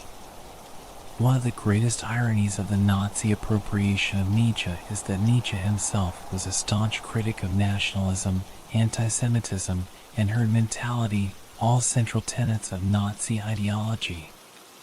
Critique of nationalism. Nietzsche consistently criticized nationalism as a form of herd mentality that suppressed individual creativity and greatness. He believed that nationalism encouraged conformity and mediocrity, and he was particularly critical of the German nationalist movement of his time, which he viewed as culturally and intellectually regressive. Nietzsche praised French and Italian culture for their individualism and artistic achievements, often positioning them in contrast to the German obsession with national identity. His disdain for German nationalism was well known, making the Nazi regime's attempt to co-opt his philosophy for their nationalistic purposes highly contradictory. Opposition to anti-Semitism. Nietzsche's rejection of anti-Semitism is clearly documented in his letters and writings. He referred to anti-Semitism as a sickness and was appalled by its rising popularity in Germany during his lifetime. Nietzsche believed that the Jews were a resilient and culturally significant people, and he criticized the resentment that fueled anti-Semitic hatred. His break with Richard Wagner, who had become a vocal anti-Semite, was partly due to Nietzsche's disgust with Wagner's racist views. Nietzsche's opposition to anti-Semitism makes the Nazi regime's use of his works to justify their persecution of the Jewish people one of the most blatant distortions of his philosophy. Rejection of herd mentality and authoritarianism. Nietzsche's philosophy is deeply rooted in the rejection of herd mentality and the celebration of individualism. He warned against the dangers of mass movements that suppress individual thought and creativity. The Nazi Party, with its emphasis on collective identity, obedience, and authoritarian control, represented everything Nietzsche stood against. Nietzsche's idea of the Übermensch was about personal self-overcoming and individual excellence, not about creating a master race or dominating others. The Nazis' authoritarian control and their demand for blind obedience to the Führer directly contradicted Nietzsche's call for independent thought and creative freedom. The Nazi regime's appropriation of Nietzsche's ideas had a profound impact on his legacy, tainting his reputation for many years after the fall of Nazi Germany. The association between Nietzsche and Nazi ideology led to widespread misunderstanding of his work, particularly in the post-war period. Post-war rejection. In the aftermath of World War II, Nietzsche's philosophy was often associated with fascism and totalitarianism because of the way it had been used by the Nazis. Scholars and intellectuals in the post-war period were wary of Nietzsche's ideas, viewing them through the lens of Nazi propaganda rather than in their original philosophical context. Reclaiming Nietzsche's philosophy. In the decades following the war, scholars worked to reclaim Nietzsche's legacy from these misinterpretations.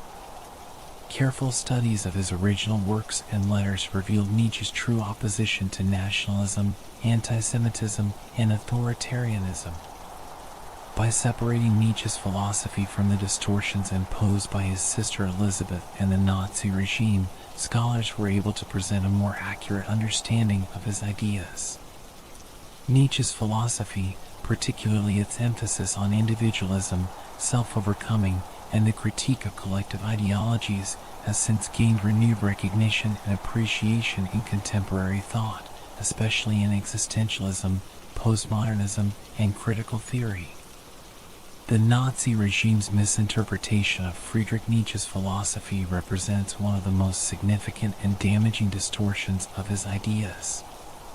By manipulating Nietzsche's concepts of the Übermensch and the will to power, the Nazis sought to justify their ideologies of racial superiority, militarism, and totalitarianism. This appropriation was facilitated by his sister, Elizabeth Forster Nietzsche, who reshaped Nietzsche's legacy to align with her own nationalist and anti-Semitic beliefs. Ultimately, the Nazi misuse of Nietzsche's philosophy serves as a cautionary tale about how philosophical ideas can be distorted and co-opted for political agendas that stand in stark contrast to their original meanings.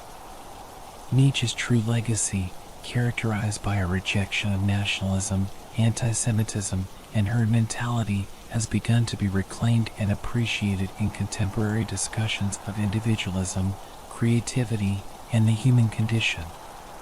Friedrich Nietzsche is often considered a precursor to existentialist thought, and his ideas have had a profound impact on the development of existentialism as a philosophical movement in the 20th century. Existentialism explores themes of individual freedom, authenticity, meaning, and the absurd, and Nietzsche's critiques of traditional morality, religion, and metaphysics paved the way for existentialist thinkers such as Jean-Paul Sartre, Simone de Beauvoir, Albert Camus, and Martin Heidegger. This section examines key aspects of Nietzsche's philosophy that influenced existentialism, highlighting the connections between Nietzsche's ideas and existentialist themes. 1. The death of God and the crisis of meaning. One of Nietzsche's most famous proclamations is that God is dead. This statement signifies the collapse of traditional religious and moral frameworks in the modern world, leading to a crisis of meaning.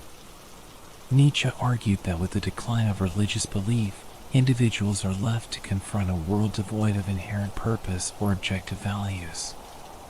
Crisis of meaning. Nietzsche's assertion reflects the existentialist concern with nihilism, the belief that life lacks meaning or value. The existentialists inherited this crisis and explored the implications of living in a world without predetermined meaning. They sought to address how individuals could create meaning and find purpose in an indifferent or chaotic universe.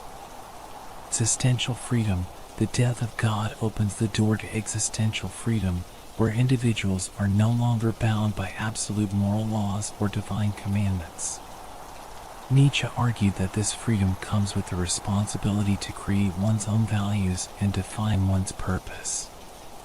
Existentialist thinkers embraced this notion, emphasizing the importance of individual choice and the necessity of creating personal meaning in a world without inherent truth. 2. Will to power and self-overcoming. Nietzsche's concept of the will to power is central to his philosophy and has had a lasting impact on existentialist thought. The will to power represents the fundamental drive of human beings to assert themselves, create, and overcome obstacles. Self-overcoming. For Nietzsche, the will to power involves the process of self-overcoming, where individuals strive to transcend their limitations and assert their individuality. This idea resonates with existentialism's focus on authenticity and the pursuit of personal growth. Existentialists argue that individuals must confront their fears, uncertainties, and societal pressures to become truly authentic and realize their potential. Creation of values. Nietzsche's emphasis on the creation of values aligns with existentialist beliefs that individuals must define their own moral frameworks. Rather than adhering to external moral systems or societal norms, existentialists argue that individuals should embrace their freedom to shape their own destinies and make choices that reflect their authentic selves. 3. The Übermensch and the ideal individual. The concept of the Übermensch, Overman or Superman, is one of Nietzsche's most provocative ideas, representing an individual who transcends conventional morality and creates their own values. This notion has been influential in shaping existentialist ideas about the ideal individual. Authenticity and individuality.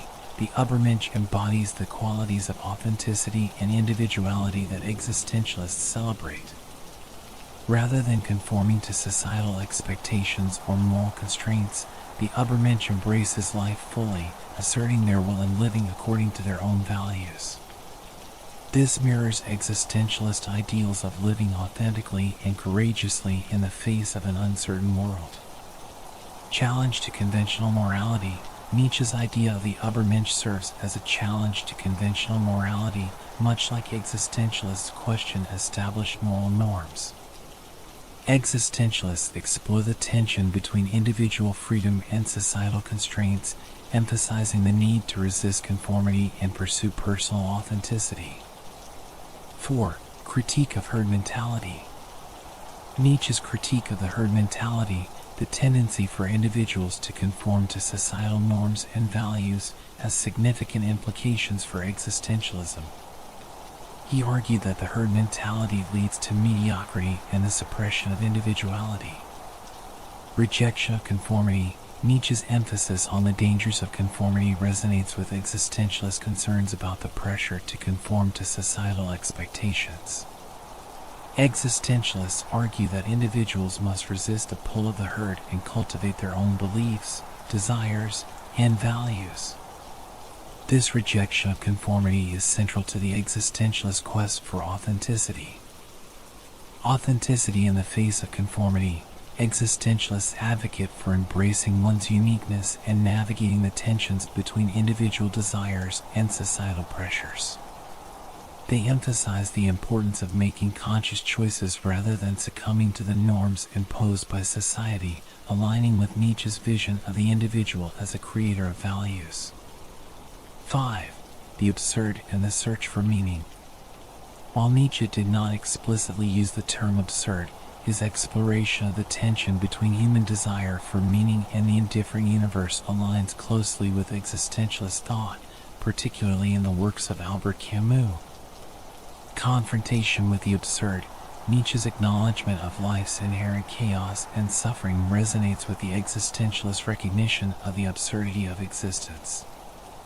Existentialists, particularly Camus, explore how individuals must confront the absurd condition of life and find ways to create meaning despite its lack of inherent purpose. Rebellion against the absurd. Camus' idea of revolt, the act of embracing life and asserting one's individuality in the face of absurdity, parallels Nietzsche's vision of the individual who affirms life and creates their own values. Both thinkers emphasize the importance of living authentically and embracing the struggle of existence, even when faced with the absurd. Friedrich Nietzsche's philosophy has profoundly influenced existentialist thought, shaping key themes such as the crisis of meaning, self-overcoming, and the pursuit of authenticity. His rejection of traditional morality, critique of the herd mentality, and exploration of the will to power provided a foundation for existentialist thinkers to address the challenges of living in a world devoid of absolute truths. Nietzsche's ideas about the Übermensch and the creation of values continue to resonate in existentialism, encouraging individuals to assert their freedom and live authentically in the face of life's complexities.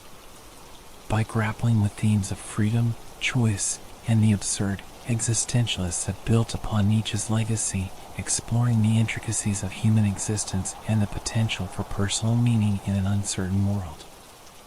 Friedrich Nietzsche is well known for his provocative and challenging critiques of traditional moral systems. One of the central themes of his philosophy is the revaluation of morality, which he argues is essential for human flourishing and the development of individual potential.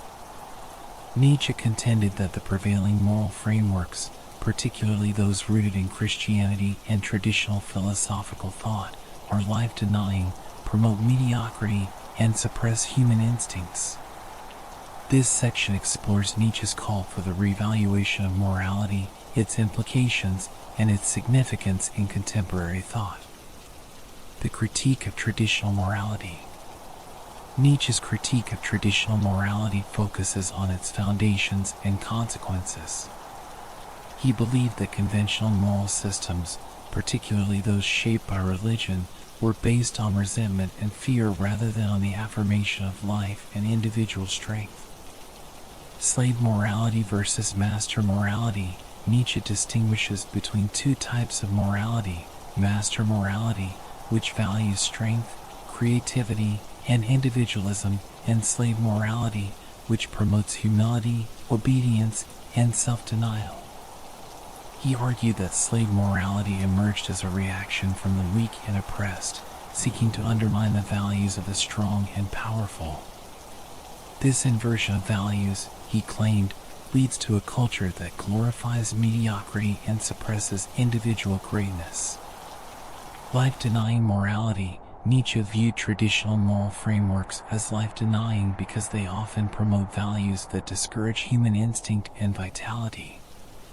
For instance, concepts like self-denial, sacrifice, and humility are celebrated, while qualities such as ambition, power, and creativity are vilified.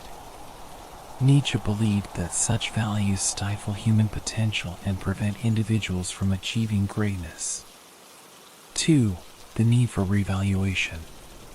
Nietzsche's call for the revaluation of morality is a response to the crisis of meaning and values in modern society. He believed that the decline of traditional religious and moral systems had left a void that needed to be filled with a new set of values that affirm life and promote individual strength. Creating new values, Nietzsche urged individuals to create their own values rather than adhere to inherited moral systems. He believed that each person has the potential to be a value creator, capable of shaping their own ethical framework based on personal experiences, desires, and instincts. This creative process involves a deep engagement with one's own nature and the world, leading to authentic self-expression. Affirmation of life. A key aspect of Nietzsche's revaluation is the affirmation of life, including its struggles, challenges, and complexities. He famously declared that one must embrace a more fatty love of fate and acceptance of life in all its forms, including suffering. Nietzsche believed that true strength lies in the ability to confront and transcend adversity rather than seeking comfort or escape. 3. Implications of revaluating morality. The revaluation of morality carries significant implications for individuals and society. Nietzsche believed that a new moral framework would not only benefit individuals but would also lead to a more vibrant and dynamic culture. Empowerment of the individual. By encouraging individuals to create their own values, Nietzsche's revaluation promotes a sense of empowerment and self-mastery. Individuals become responsible for their own moral choices, leading to a greater sense of ownership over their lives and destinies. This empowerment fosters creativity and innovation as individuals seek to express their unique perspectives and abilities. Cultural flourishing. Nietzsche believed that a culture grounded in life-affirming values would encourage a flourishing of art, philosophy, and science. He saw the potential for human greatness when individuals are free to pursue their passions and express their creativity without the constraints of conventional morality. This flourishing, he argued, is essential for the advancement of civilization and the evolution of humanity. The role of the Übermensch. Nietzsche introduced the concept of the Übermensch as an ideal figure who embodies the principles of the revaluation of morality. The Übermensch transcends conventional moral boundaries, creating their own values and living authentically. A new ideal. The Übermensch represents the individual who has overcome the limitations of traditional morality, embracing their instincts and creative potential. This figure serves as a model for others to aspire to, challenging them to reject societal norms and cultivate their own unique paths. Crisis of values. The emergence of the Übermensch highlights the crisis of values in modern society, as Nietzsche believed that many individuals have yet to recognize their potential to create new values. The challenge lies in inspiring others to undertake their own journeys of self-discovery and value creation, rather than remaining passive consumers of inherited moral frameworks. Friedrich Nietzsche's call for the revaluation of morality is a profound challenge to the foundations of traditional ethical systems. By critiquing the life-denying aspects of conventional morality and advocating for the creation of new values, Nietzsche emphasizes the importance of individual empowerment, self-overcoming, and the affirmation of life. The implications of this revaluation extend beyond personal ethics. They encourage a cultural shift toward creativity, innovation, and the flourishing of the human spirit. Nietzsche's vision of the Übermensch serves as a guiding ideal, inspiring individuals to transcend limitations and embrace their potential for greatness. Ultimately, Nietzsche's revaluation of morality invites a deeper exploration of what it means to live authentically and meaningfully in a complex and ever-changing world. Friedrich Nietzsche is renowned for his deep and often provocative insights into human nature and morality. His philosophical inquiries challenge conventional beliefs, particularly those rooted in religion and traditional ethics, offering instead a more complex and nuanced understanding of what it means to be human. Nietzsche's exploration of these themes reveals his commitment to the individual, the dynamic nature of morality, and the interplay between instinct, power, and culture. This section delves into Nietzsche's profound understanding of human nature and morality, highlighting key concepts and their implications. 1. The nature of humanity. Nietzsche's conception of human nature is multifaceted, emphasizing the inherent complexities and contradictions that characterize human beings. He rejects simplistic or deterministic views of humanity, instead portraying humans as dynamic creatures driven by a variety of instincts and desires. Will to power. Central to Nietzsche's understanding of human nature is the concept of the will to power, the fundamental drive that compels individuals to assert themselves, create, and strive for mastery over their circumstances. This drive is not limited to domination over others. It encompasses the creative impulse to overcome challenges, achieve personal goals, and realize one's potential. Instincts and drives.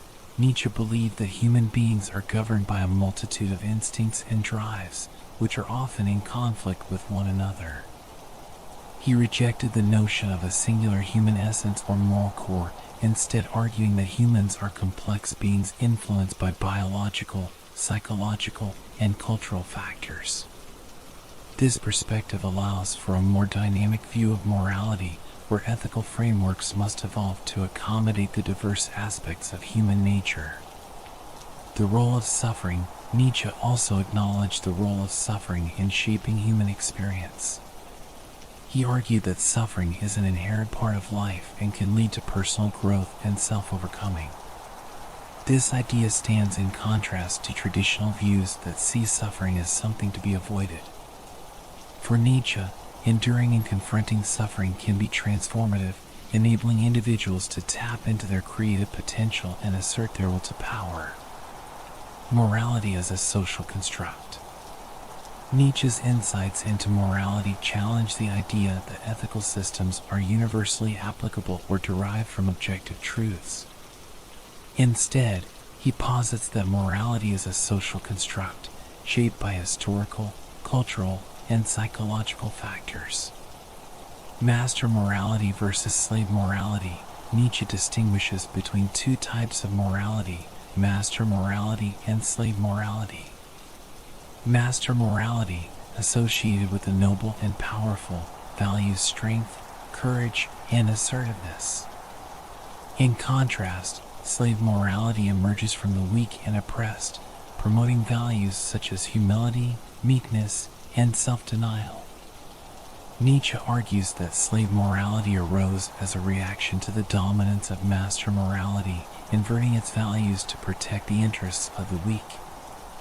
Moral evolution. According to Nietzsche, moral systems evolve over time and are shaped by the power dynamics within a society. He believed that morality should not be viewed as fixed or absolute, but rather as a reflection of cultural and historical contexts. This dynamic view of morality allows for the possibility of moral revaluation, the idea that individuals can create new values that better reflect their experiences and aspirations. 3. The concept of the Übermensch. The Übermensch, Overman or Superman, is a central figure in Nietzsche's philosophy, representing the ideal individual who transcends conventional morality and embodies the principles of self-overcoming and creativity. A new moral ideal, the Übermensch serves as a model for individuals who reject herd mentality and societal constraints, creating their own values and living authentically. This figure challenges individuals to embrace their instincts and assert their will to power, transforming their lives into expressions of creativity and greatness. Affirmation of life. The Übermensch embodies Nietzsche's call for the affirmation of life, including its suffering and challenges. Rather than seeking comfort in traditional moral frameworks, the Übermensch embraces existence in all its complexities and seeks to transcend limitations through creativity and personal strength. The critique of traditional morality. Nietzsche's exploration of human nature leads to a critical assessment of traditional moral systems, particularly those rooted in religion and philosophy. He argues that these systems often promote life-denying values that stifle individuality and creativity. Life-denying morality. Nietzsche critiques traditional morality for glorifying self-denial, humility, and compassion, which he sees as expressions of weakness. He contends that these values suppress the natural instincts that drive human flourishing and creativity. In contrast, he advocates for a morality that celebrates strength, vitality, and the pursuit of personal excellence. Resentment and slave morality. Nietzsche associates traditional moral systems with resentment and fear, particularly in the context of slave morality. He argues that slave morality arises from a reaction to oppression and weakness, seeking to undermine the values of the strong. This inversion of values leads to a culture that glorifies mediocrity and suppresses the potential for greatness. 5. Implications for contemporary morality. Nietzsche's insights into human nature and morality have significant implications for contemporary ethical discussions. His call for a revaluation of morality encourages individuals to critically examine the values they inherit and consider how they can create new, life-affirming values that reflect their unique experiences and aspirations. Personal responsibility. Nietzsche's philosophy emphasizes the importance of personal responsibility in moral decision-making.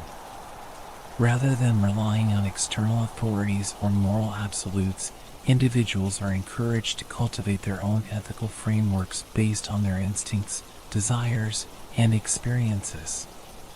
Dynamic nature of ethics. The recognition that morality is a social construct challenges individuals to engage in ongoing moral reflection and evolution. Nietzsche's ideas encourage a flexible approach to ethics, one that allows for adaptation and growth in response to changing circumstances and individual development.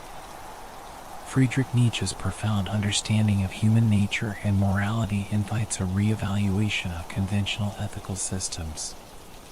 His emphasis on the will to power, self-overcoming, and the dynamic nature of morality provides a foundation for a more individualistic and life-affirming approach to ethics. By rejecting traditional moral frameworks rooted in resentment and weakness, Nietzsche calls for the creation of new values that celebrate strength, creativity, and the full spectrum of human experience.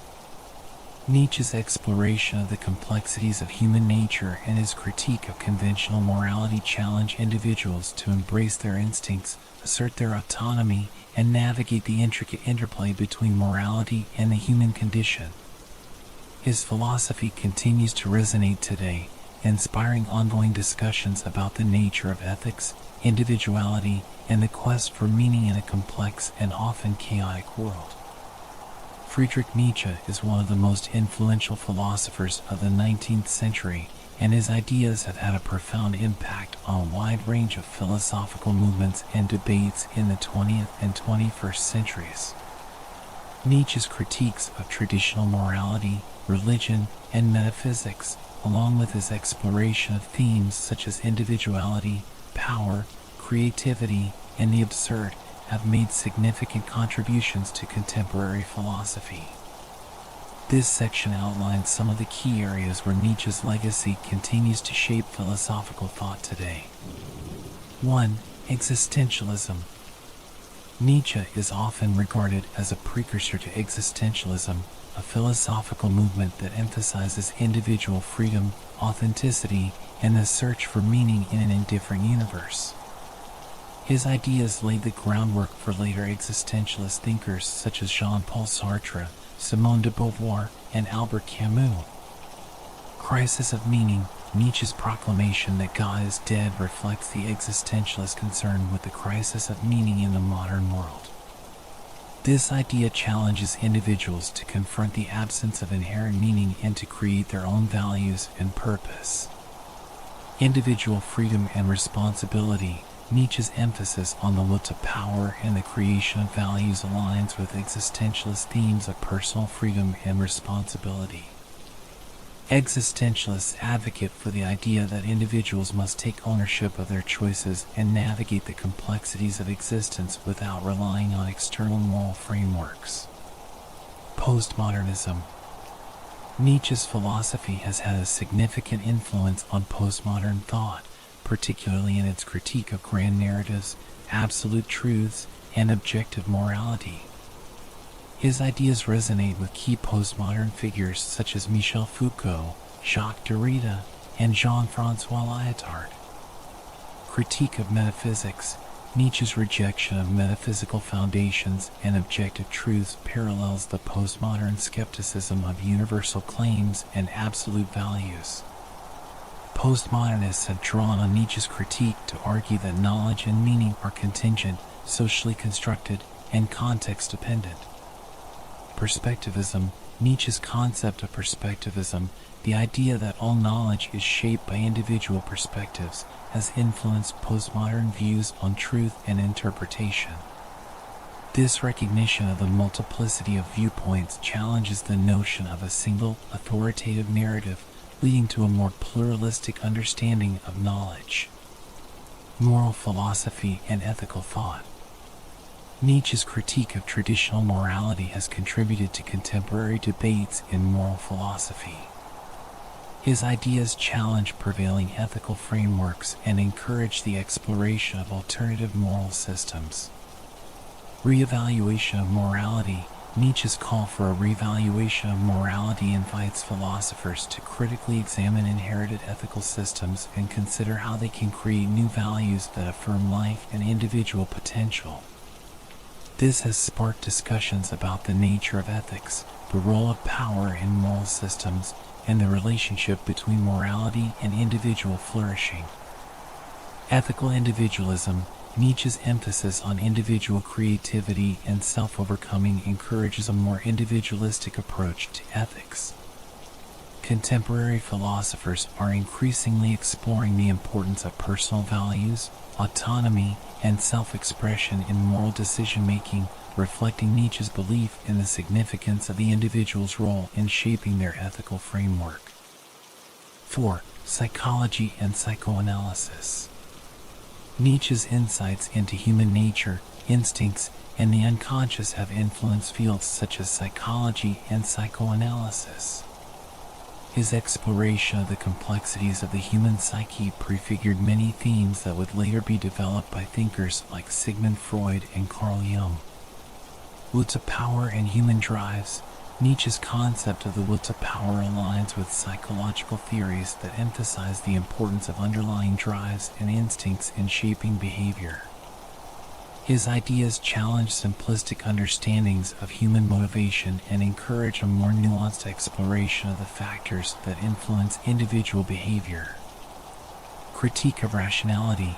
Nietzsche's skepticism about the dominance of rationality in human thought resonates with contemporary critiques of reason in psychology and philosophy.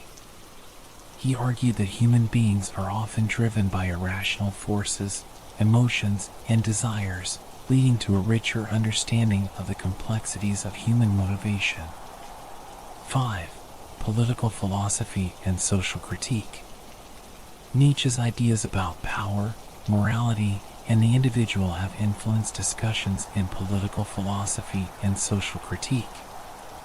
His rejection of herd mentality and authoritarianism invites critical examination of contemporary political systems and ideologies. Critique of authoritarianism. Nietzsche's disdain for collectivism and mass movements challenges authoritarian ideologies that suppress individuality and creativity. His philosophy encourages a critical stance toward any system that seeks to control or dominate the individual, fostering discussions about personal freedom and resistance to oppressive structures. Value creation in politics. Nietzsche's call for the creation of values can be applied to political discourse, prompting individuals and groups to rethink their ethical frameworks and the values that underlie their political beliefs. This perspective encourages a more dynamic and flexible approach to politics, one that prioritizes individual empowerment and creative expression.